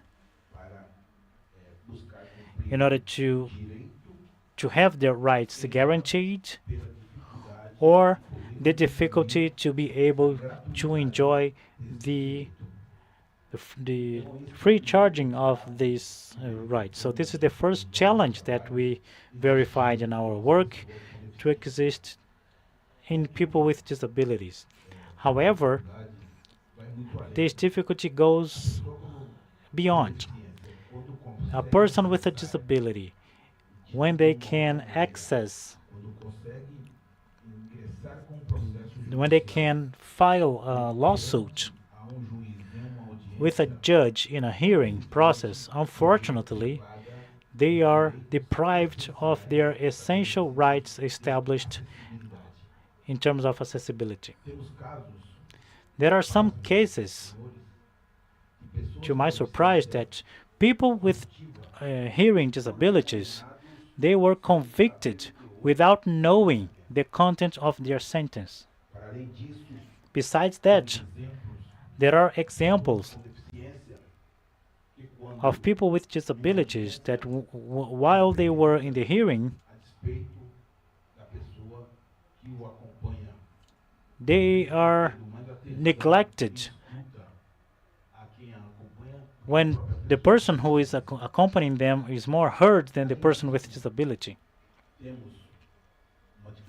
Besides that, we have the difficulty to implement the rights that were conquered, because many times we have some final awards and sentences that determine the rights, and you know more than me, the rights to health, the right to school and transportation, and among others, and they are not implemented. And we understand in our recommendations that it is necessary a promotion and a prestige of the access of people with disability in public policies, taking into account their specificities, promoting an access with a simplified language, reducing the capacitism that might emerge as a challenge to the access of this person with disability, as well as a privilege, as Jessica said in the beginning, of the promotion of the autonomy of the person with disability, as well as the listening and the support for the decision-making process. Besides that, the prestige of the legal capacity. Nowadays, thanks to our LBI, the person with disability has the full autonomy, being able to choose if they want to get married or not, if they want to have children or not, and among other rights, if they have some difficulties, they can request a support. However, we saw that all of these present rights in our LBI, as well as other guarantees related to the people with disabilities, many times they are mitigated by the absence of accessibility and the assisted technology in a way that this person can express themselves in a full and dignified manner. In order for us to promote and to guarantee and bring effectiveness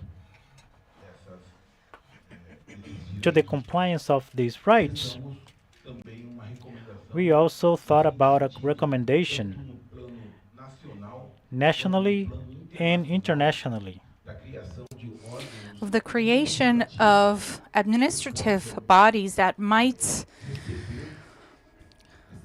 receive these demands and promote an effective attendance to them. These bodies these organs would be like courts that would sort of help with that sensation that the rights only happen with the law. So it would be basically the creation of an agency or a laboratory or even an observatory that would be able to punish organs of the state or private organs that would not follow with these rights. And our colleagues have spoken about the law and the quota system that unfortunately do not suffer any punishment. And in this sense, dear friends, that our group understands it is necessary. We have summed up in a recommendation the creation of administrative organs that can fiscalize and promote the realization of the law. Because just like the examples that we've had in the court, we cannot leave these rights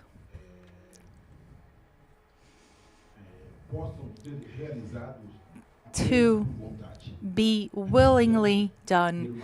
We have to have transformative actions, effective and punitive actions, so that we can offer effective responses to a reality we have and that must take place.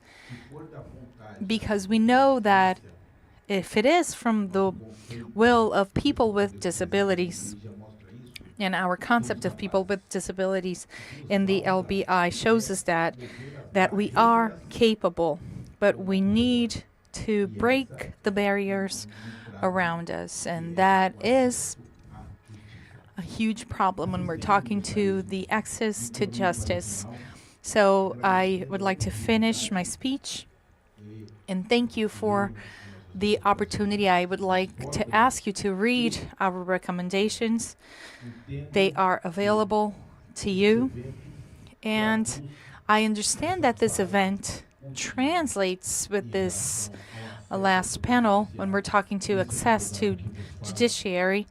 This lawyer that is a visual impaired person, I believe that everything that we have implemented about people's rights has definitely been working. Thank you so much. Thank you, Mr. Mauricio, for your valuable presentation. Now I would like to open up for questions.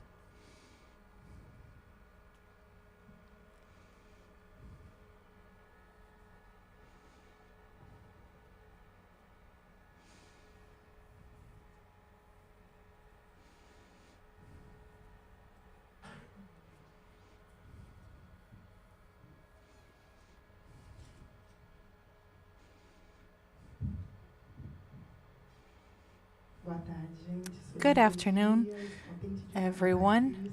I'm very happy to be here. I'm an executive coordinator of the Brazilian movement of visually impaired women. And I'm very happy to be part of this magical and unique moment that will be in our history.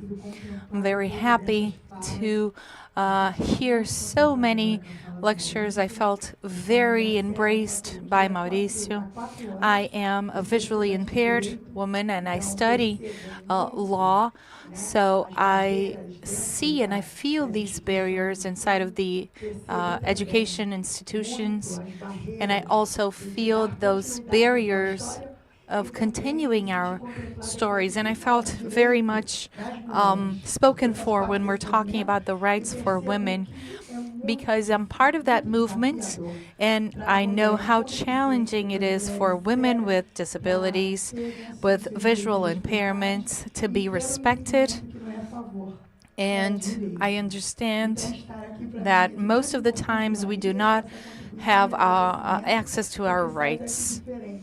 So thank you so much. I leave this event a better person than I have arrived.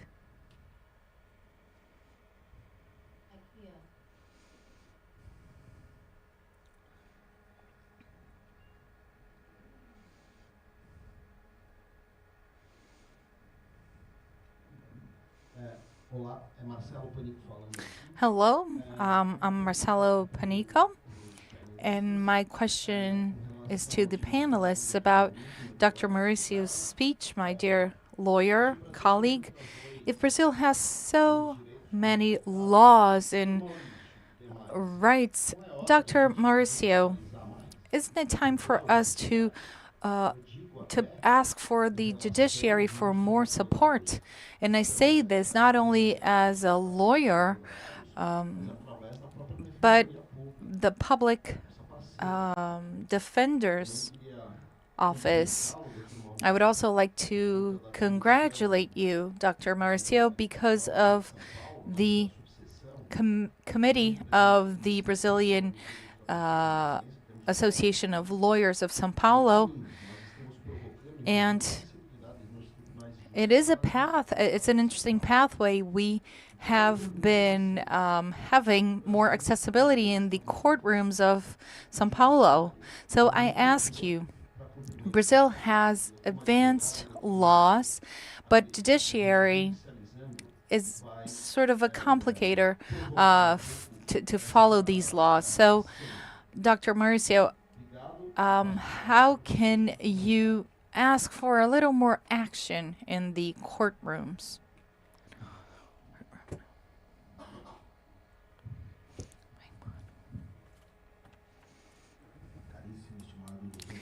Dear friend, Dr. Marcelo, thank you for your question.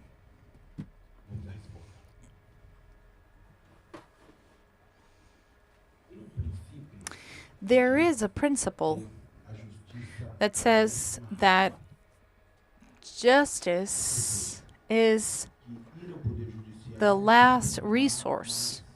That means that we only use the judiciary when there's nothing else to be done. And I do understand that we must judicialize. I think it is a right, and beyond that, we have to look for the people that will help us with our rights.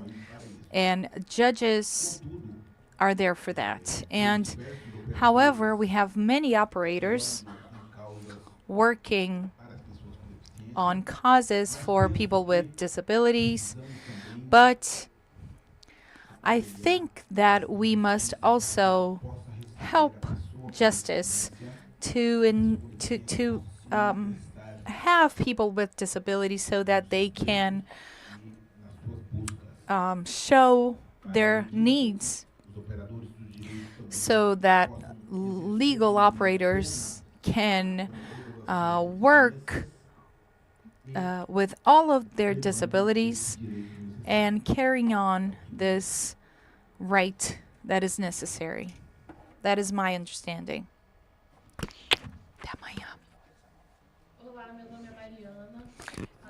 Hello, my name is Mariana, and I'm part of the Kevin Johnson Institute. And my question is to Mariana Rosa.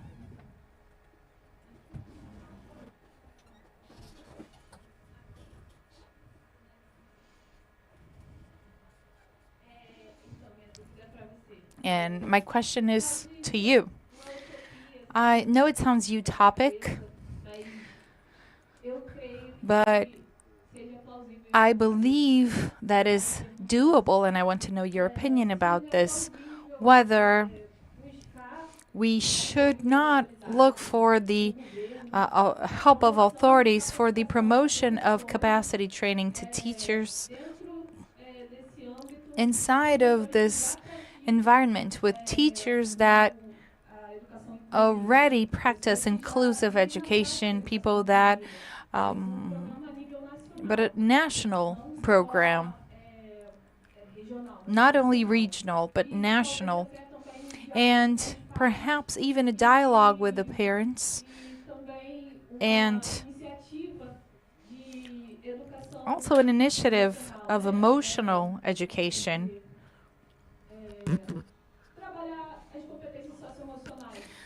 and work with the social emotional conditions of children. And when I say in the environment of parents, and I am a mother of a person, a child with disability, and I see parents that underestimate their children's development, and that decays with that children's development, and they feel like they're not motivated to grow in school, to develop in school. So I know it might sound utopic, but in my idea, that is plausible. It's doable. And I'm sorry to extend here, but the promotion of inclusive literature, because this month was the first time that I had a book with pictography and that has assistive technologies of augmented computation, and I believe that is doable, and it's important to have that accessible reading to all schools in Brazil. I wanted to know your opinion on that. Thank you, Mariana, for your question. Well, I agree with you. I don't think it's utopic. Utopic it is to think that schools will work adequately, fairly to everyone with no type of information. That doesn't exist. We do need to have this investment. And we need to care for that so that it will happen in at least two different fronts. Uh, First, this one that you have just mentioned at an institutional level, a government level that would have this action intentionally organized that has happened previously, right after the national policies on inclusive education perspective was implemented. We had those that happening, and that needs to continue happening so that this training program can continue. It's basically what we have to do. So we really need to demand for that to happen. We've had an agreement between CAPES and the government, and we have over 50 federal institutions. And I recommend you to get to know that program. But there is something that we can do on the day-to-day of a school, and it really depends on the teacher having the time dedicated for that. A few teaching networks guarantee that. That is collective planning. That is sitting with the colleagues and share experiences, discuss case studies. When we look at an educational specialized education teacher and the common teacher, common classroom teacher, that is an important dialogue. What has one of the teachers identified as a barrier? What are their resources, suggestions of diversification of practices? And they will do that dialoguing with the acting teacher or with the students that they relate to, dialoguing with other professionals that they believe it's necessary.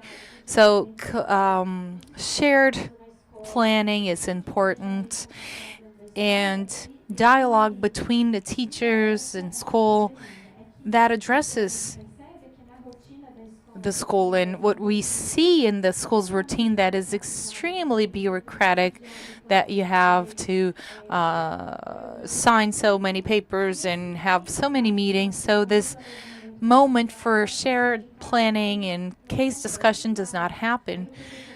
And when the teacher does that out of their working hours and they're not paid, and so this issue will only get worse. So we have to have this in both fronts, federally and in and also continue to demand the state and the municipalities to pay for their teachers adequately. And I believe that would have to be done by unions. And about accessible literature, I don't think I'm going to have time to answer that, but I don't know if you would like to talk about the accessible literature of more differences. Yeah,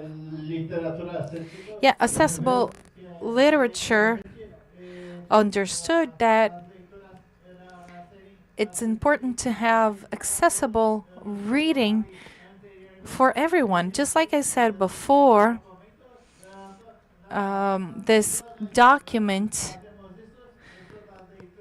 we do that, and we do that so that everyone feels that they are included. And we have the virtual library of MD, and there are websites that are easier to access, and there are other books that are protected under copywriting. So I realized that to have a registry and a library, it's very hard, and once you have that, and then you have to reset your password and the website of the libraries very hard to access.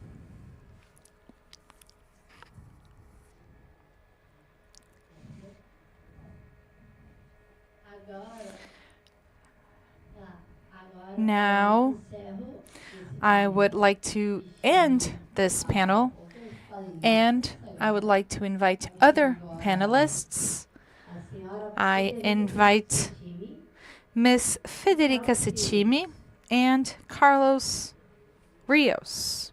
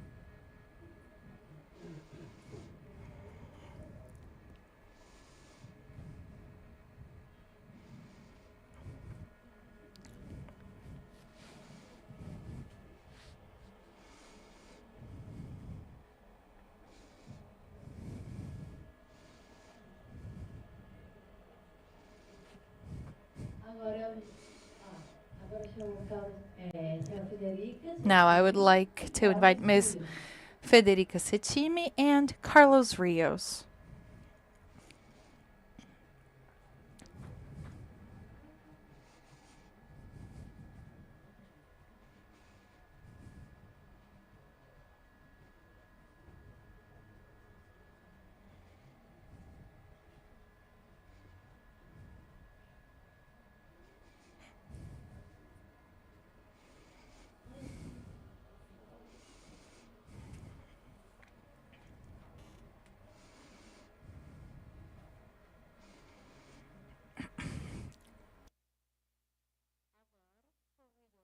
Senhora Now I Federica would like Ceccini, to ask Ms. da Inclusive Federica Cetimi, Inclusive Education Program Manager at Inclusion International, educação to present the concept of inclusiva education, inclusive education, global. in the global debate.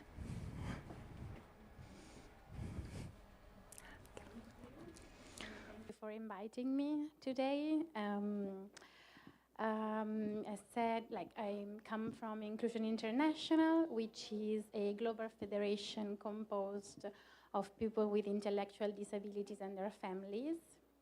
It was founded 60 years ago because children were excluded from education and parents, like we heard today, knew they could learn and had the right to be part of their communities. At that time, many members started special schools, but their experience taught them that special schools or segregated schools lead to segregated lives, and that the elements that contribute to including learners with intellectual disabilities led to better education for all. For this reason, Inclusion International's work is based on the principle that all children, regardless of their disability, deserve the right to an inclusive education, and that governments must provide inclusive education systems where all learners are educated with their peers, with and without disabilities, together in their community schools, where they receive the support that they need to learn and fully participate, and they feel valued, accepted, and safe. We have produced an inclusive, Inclusion International Inclusive Education Position paper, which was done in consultation with all our members around the world, and that you can find on our website. I forgot to say that we have over 140 members around the world and in all the regions of the world. I would also like to say that we are very proud that Istituto Gio Clementi is one of them. Inclusion International is also a founding member of the International Disability Alliance that I'm going to call IDA. IDA is a global alliance of 14 international and regional organizations of persons with disabilities, representing many disability groups. Inclusion International has contributed to developing the organization of persons with disabilities, OPDs, consensus paper on inclusive education. And you can also find that online, and it's titled, What an Inclusive, Equitable, Quality Education Means to Us. This report outlines the perspective and priorities of the disability rights movement regarding the achievement of sustainable development on education. Inclusion International also runs a program called Catalyst for Inclusive Education that aims to support members to promote inclusive education, which is a key issue for our members.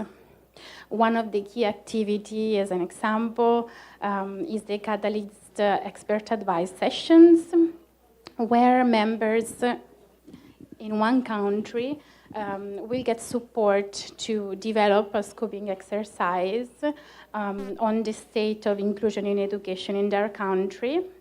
They will be supported to present on their advocacy efforts and the challenges they face, so that the rest of the members and the global experts that are part of our platform can support the organization find new solutions to overcome those barriers. We will soon be publishing the reports from the first round of 7 countries from this year, and 4 of them are countries in Central and Latin America.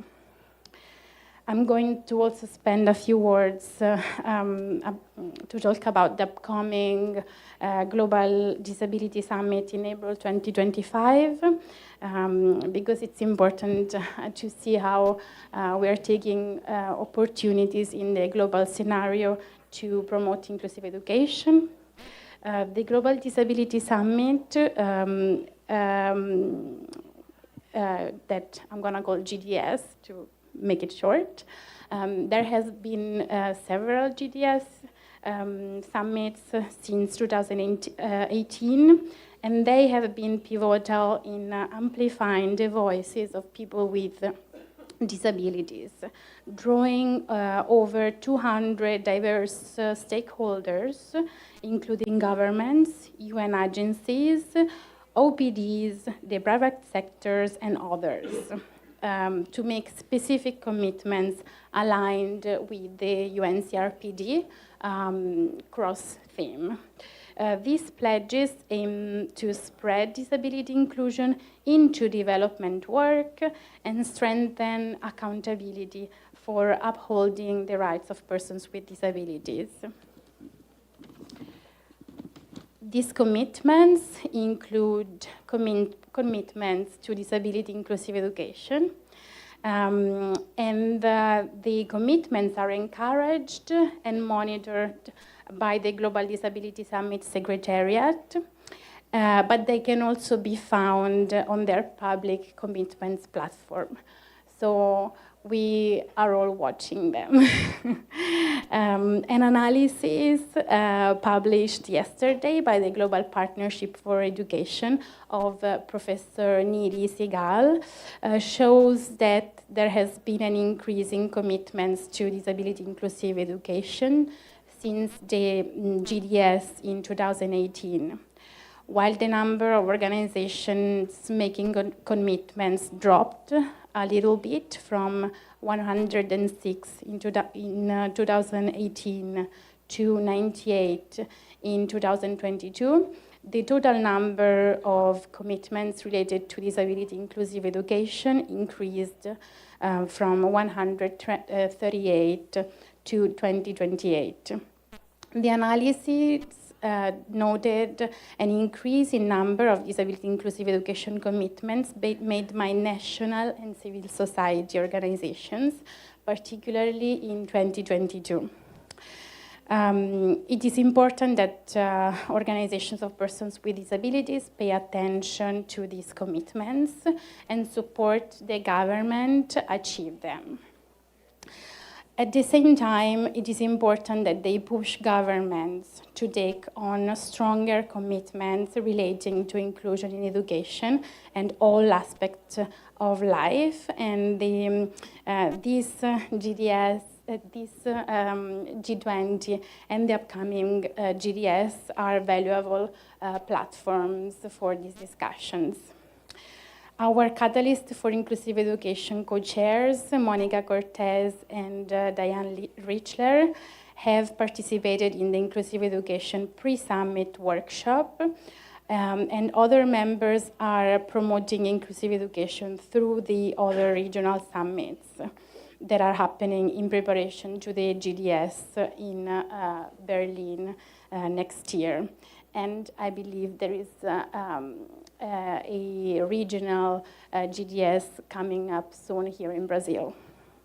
The GDS co-hosts asked the group in Cambridge for recommendations on inclusive education, which are being also finalized and which should help stakeholders draft commitments to be made at the coming summit.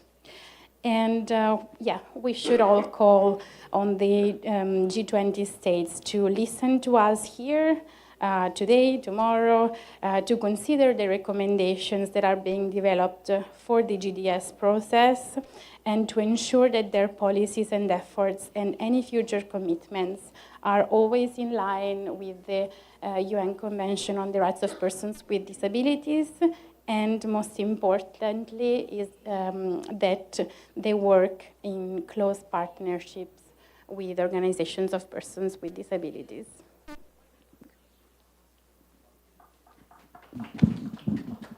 Thank you.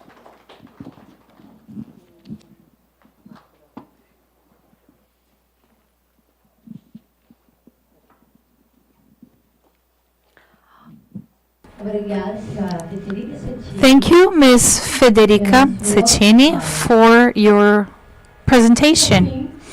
And at last, I would like to invite Mr. Carlos Espinosa, Associate Director of the Disability Rights Division at Human Rights Watch, to show the challenges that people with disabilities face to guarantee their rights.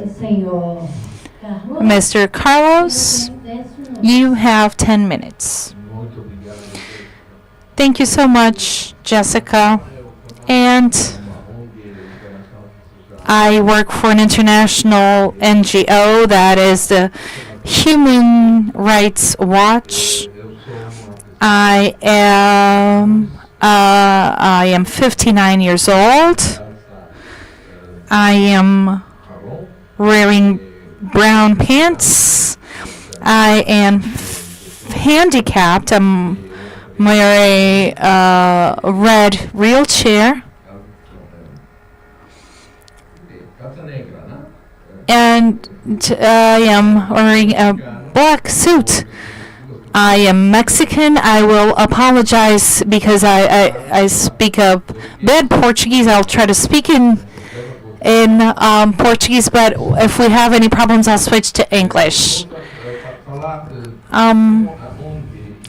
I will explain to you how Human Rights Watch and the challenges that it faces, that combined with the work that we do for people with disability, and how we have been able to have the rights of these people to be included in the mainstream commitment of a general movement for human rights. And the first challenge that we are facing now is of leadership, authoritarian leadership growth. You know how many anti-rights people are elected for different democracies around the world. The most recent one was Donald Trump. That has terrible people caring for people with disabilities. He has an agenda that wants to eliminate important support and initiatives for people in the United States, for people with disabilities. He wants to ban Obamacare, and because it provides opportunities for people with disabilities to live in their communities, to have access to health care and other benefits. He has attempted to do that in his previous term, and now we believe that will probably, in this term, he will succeed. The same is happening in other countries like El Salvador, even here in Brazil with Bolsonaro and other far-right leaders that want to dynamite human rights. But especially people with disabilities are affected by that, by those mechanisms.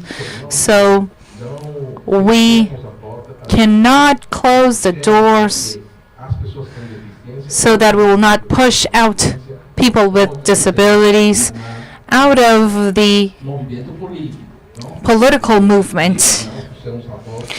So we cannot close those doors, and we have to push for organizations to have an activism, and many countries are doing that. El Salvador, Nicaragua, doesn't matter the political orientation, whether they're autocracies that want to destroy internally the democracies. Let's not allow that to be a problem we cannot face. And another challenge that we have of economic inequality and social injustice, there are many movements on the issues that have to see the possibilities of having programs to end poverty. One of these movements is these movements are very valid. The problem is that many of the times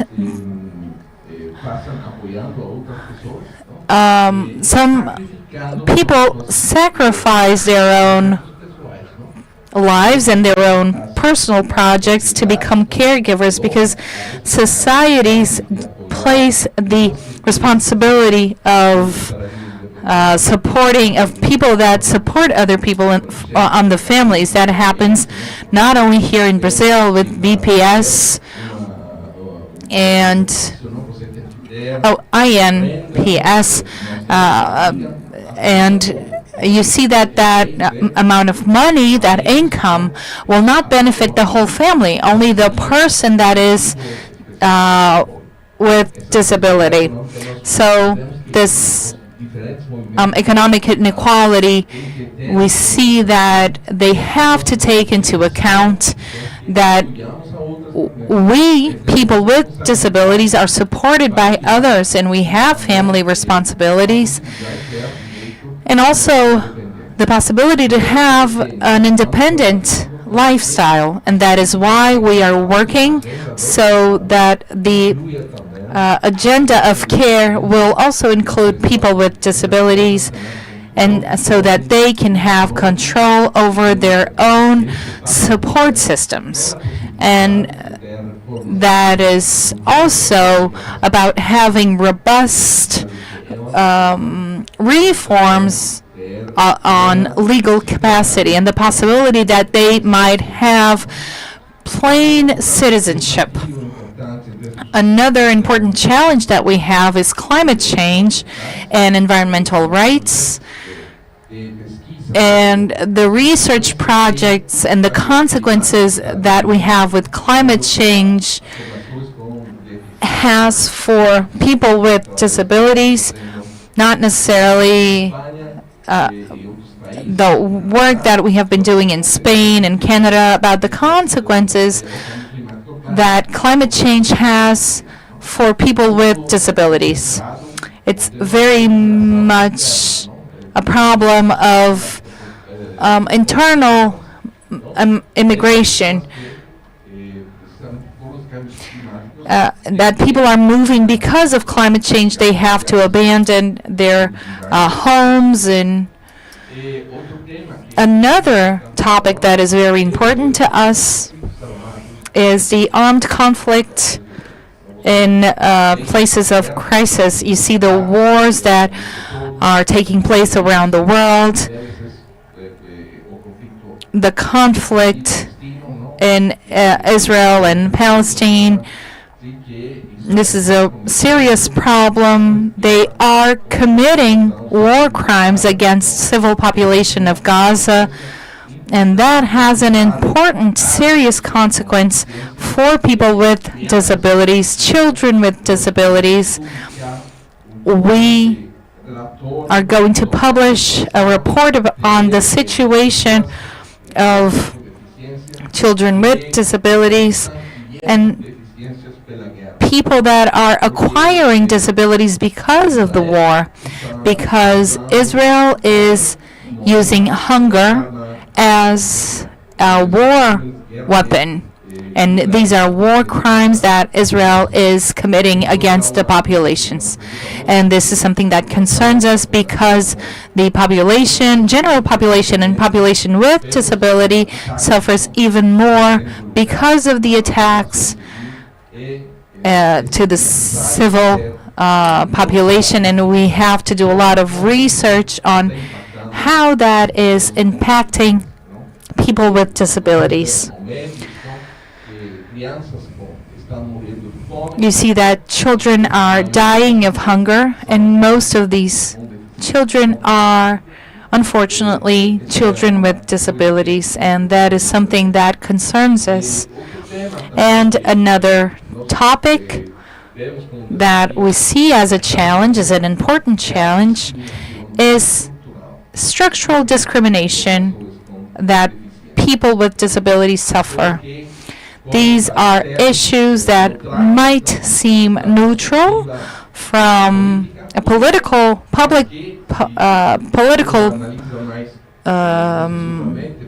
perspective, but that analyzes that more consciously, and it can demonstrate that that has a very important impact in the population with disabilities, and we need to confront that and do something to overcome those situations. And many of the practices that derive from, for example, mental health, that concerns us, that this needs to continue existing, and a coercive psychiatric systems that have a great acceptance in people with deficits and disorders, and so we need public policies for that. Those are the main challenges. They're not the only ones, but what happens in the world right now is something that we have to have the strength to fight, and the moment of people with disabilities to be able to have the change and advocacy in everywhere that's possible. So I think that this initiative of the Institute Joe Clemente, they need to insert that in their agenda, that the emerging countries' participation is key. And I would like to have disability to become mainstream. And I'm sorry if I passed my time. Thank you so much for your attention. Thank you.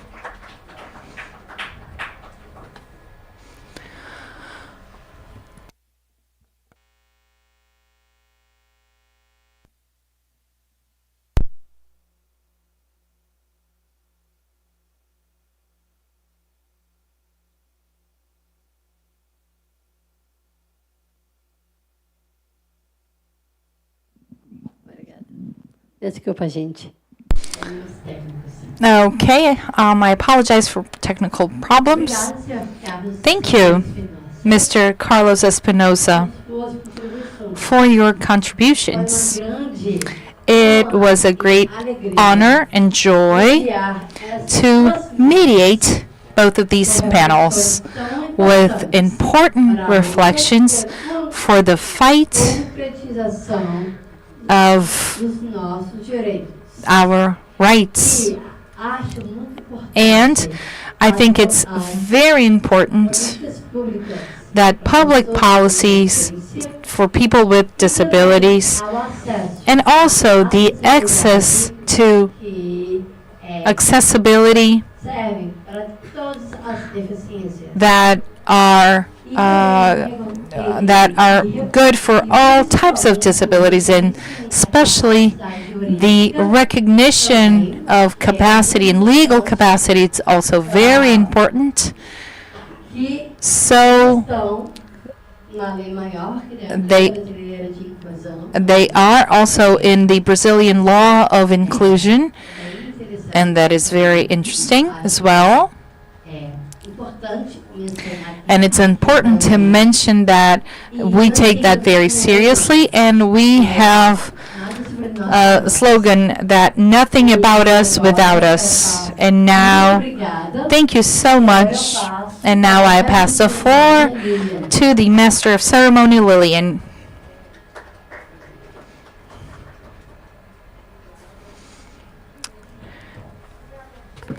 Thank you so much, Jessica.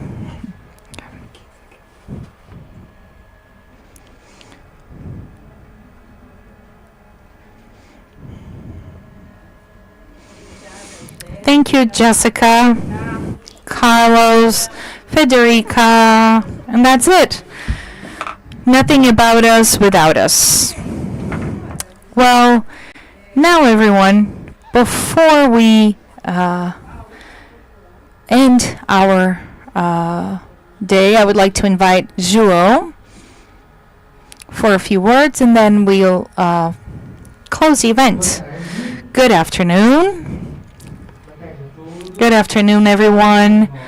I have good news. We're almost done through the day. We'll have a cocktail in the end, but I would like to ask you for a few minutes, and I promise we're wrapping up. But I think this is an important moment for us to do a closing moment for our conference, and we would like to show you a video of Senator Mara Gabrieli. She's a wonderful activist for people with disabilities. And before, I would like to ask the people from the panel to go back to their seats. Oh, and we have to take a picture before.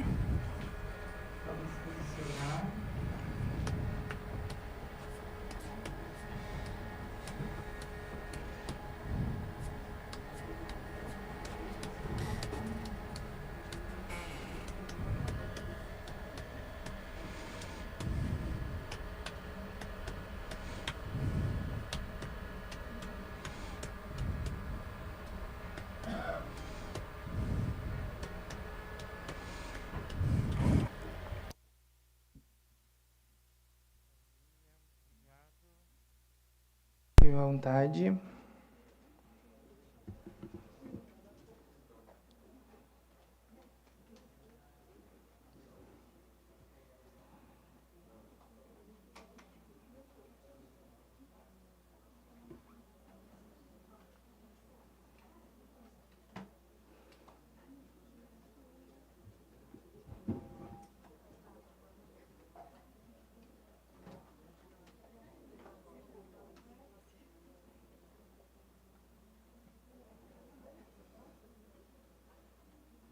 Bom, sem mais delongas, Without further ado, I would now like to ask you to watch the video of Senator Mara Gabrilli. She's one of the main supporters of the G20 initiative, and she's also part of the UN Committee on People with Disabilities. She could not be here with us today, but she made a video with a message to everyone. Hello, everyone. It's a great honor to participate on this important event promoted by the Institute Joe Clementi, a great partner in our fight and work that we have been together for so many years. Before starting my speech, I will do a brief audio description of myself. I am a white woman with brown hair and brown eyes. I'm in a wheelchair, and my scenario is made of glasses in a very enlightened spaces surrounded by buildings in Sao Paulo, and I'm wearing a dark blue dress.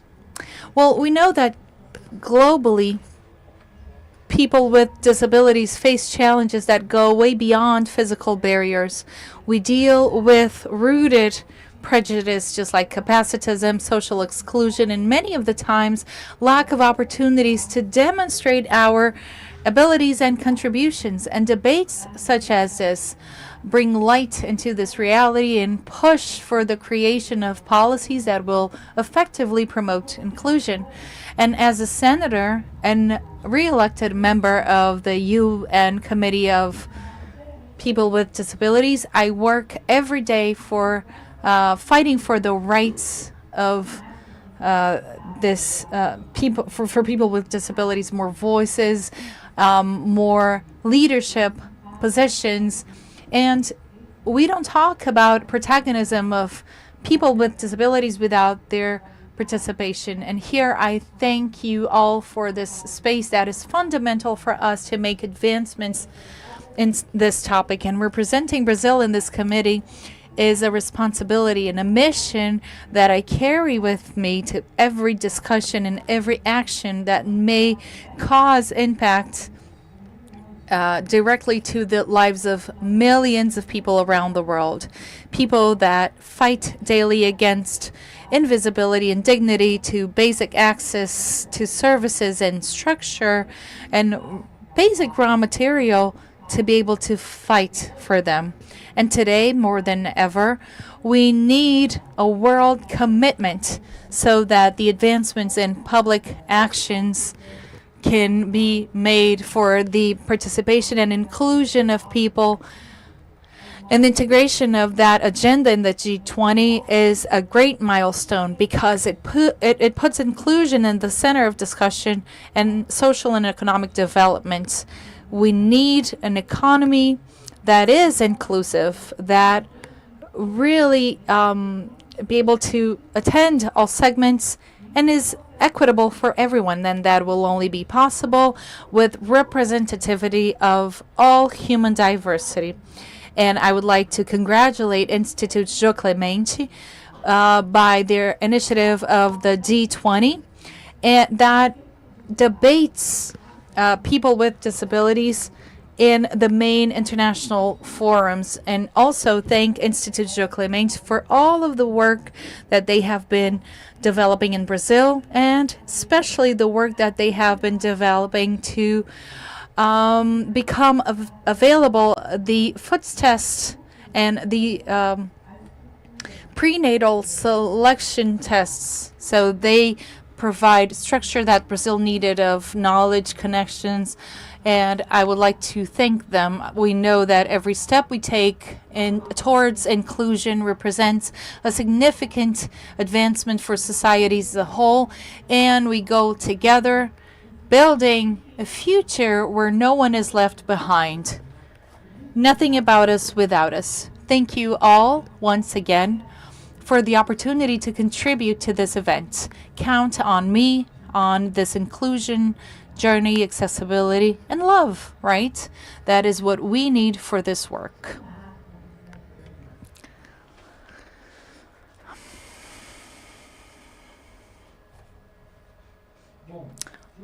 Well, without further ado, it's important to reiterate my gratitude for everyone here. And it's important to say that the initiative of D20 that was idealized by Gilles Clemente Institute and Disability Rights Fund has also received the support of over 46 institutions that you can see on the banners and the material that you received. And it's important to point out because this is an initiative that, just like mentioned before, counted on many organizations of people with disabilities, but has a transversal agenda that are also very relevant. So I'd like to thank all of the partners, organizations, supporters.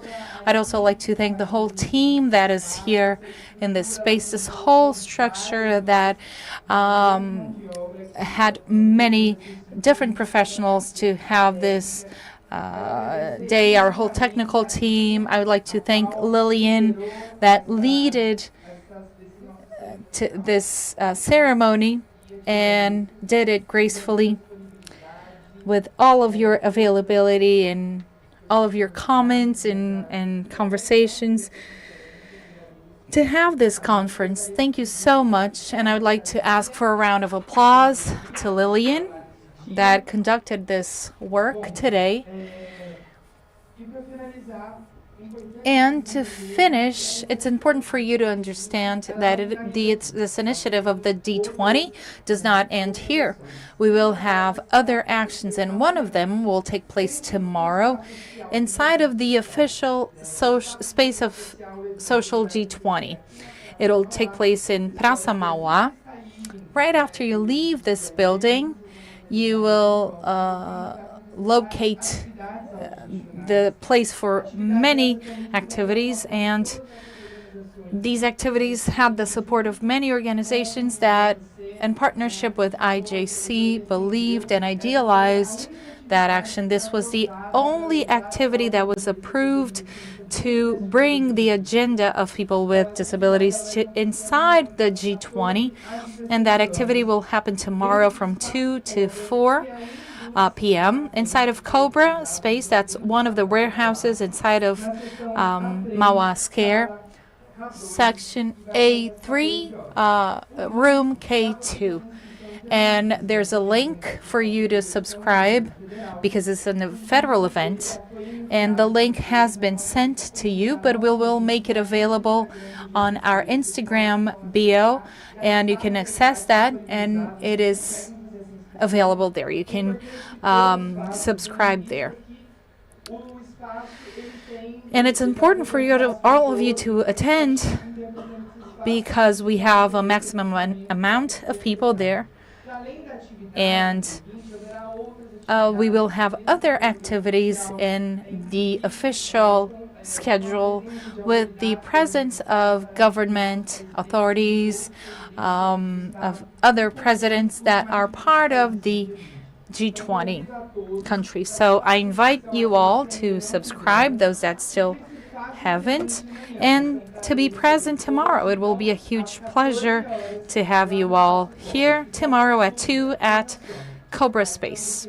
We are here in case you have any questions. And at last, again, is session 3, room K2.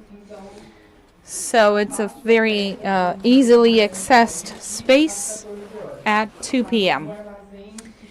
in warehouse that is called Espaço Cobra. You will see it has the whole structure of G20. But once again, just like I said, we are at your disposal if you have any questions. So I would like to invite you all to participate in our cocktail. It will take place outside. Thank you all again to all that are here in this initiative. And now I pass the floor to Lillian for her final considerations, and I will see you later for our cocktail. Thank you. Thank you, Joel, for your words. And just corroborating you guys. It was an honor and a pleasure to be here with you today in such an important day for our community. And this is just a beginning. There's a lot of good things to come. And we have reached the end of this amazing day. I have to express my gratitude to all of the speakers that generously shared their experiences and knowledge, new perspectives of inclusion and participation of people with disabilities. It is evident that we need a space to guarantee these perspectives so that they are respected in the global debates. These contributions and exchange of ideas were of great learning to all of us. Thank you all, each and every one of you that have spent your time and dedicated it to be with us. And that's it. I invite you all for the cocktail to have even more exchange of experiences, and we need the official photograph before the cocktail. We need the official photo with everyone.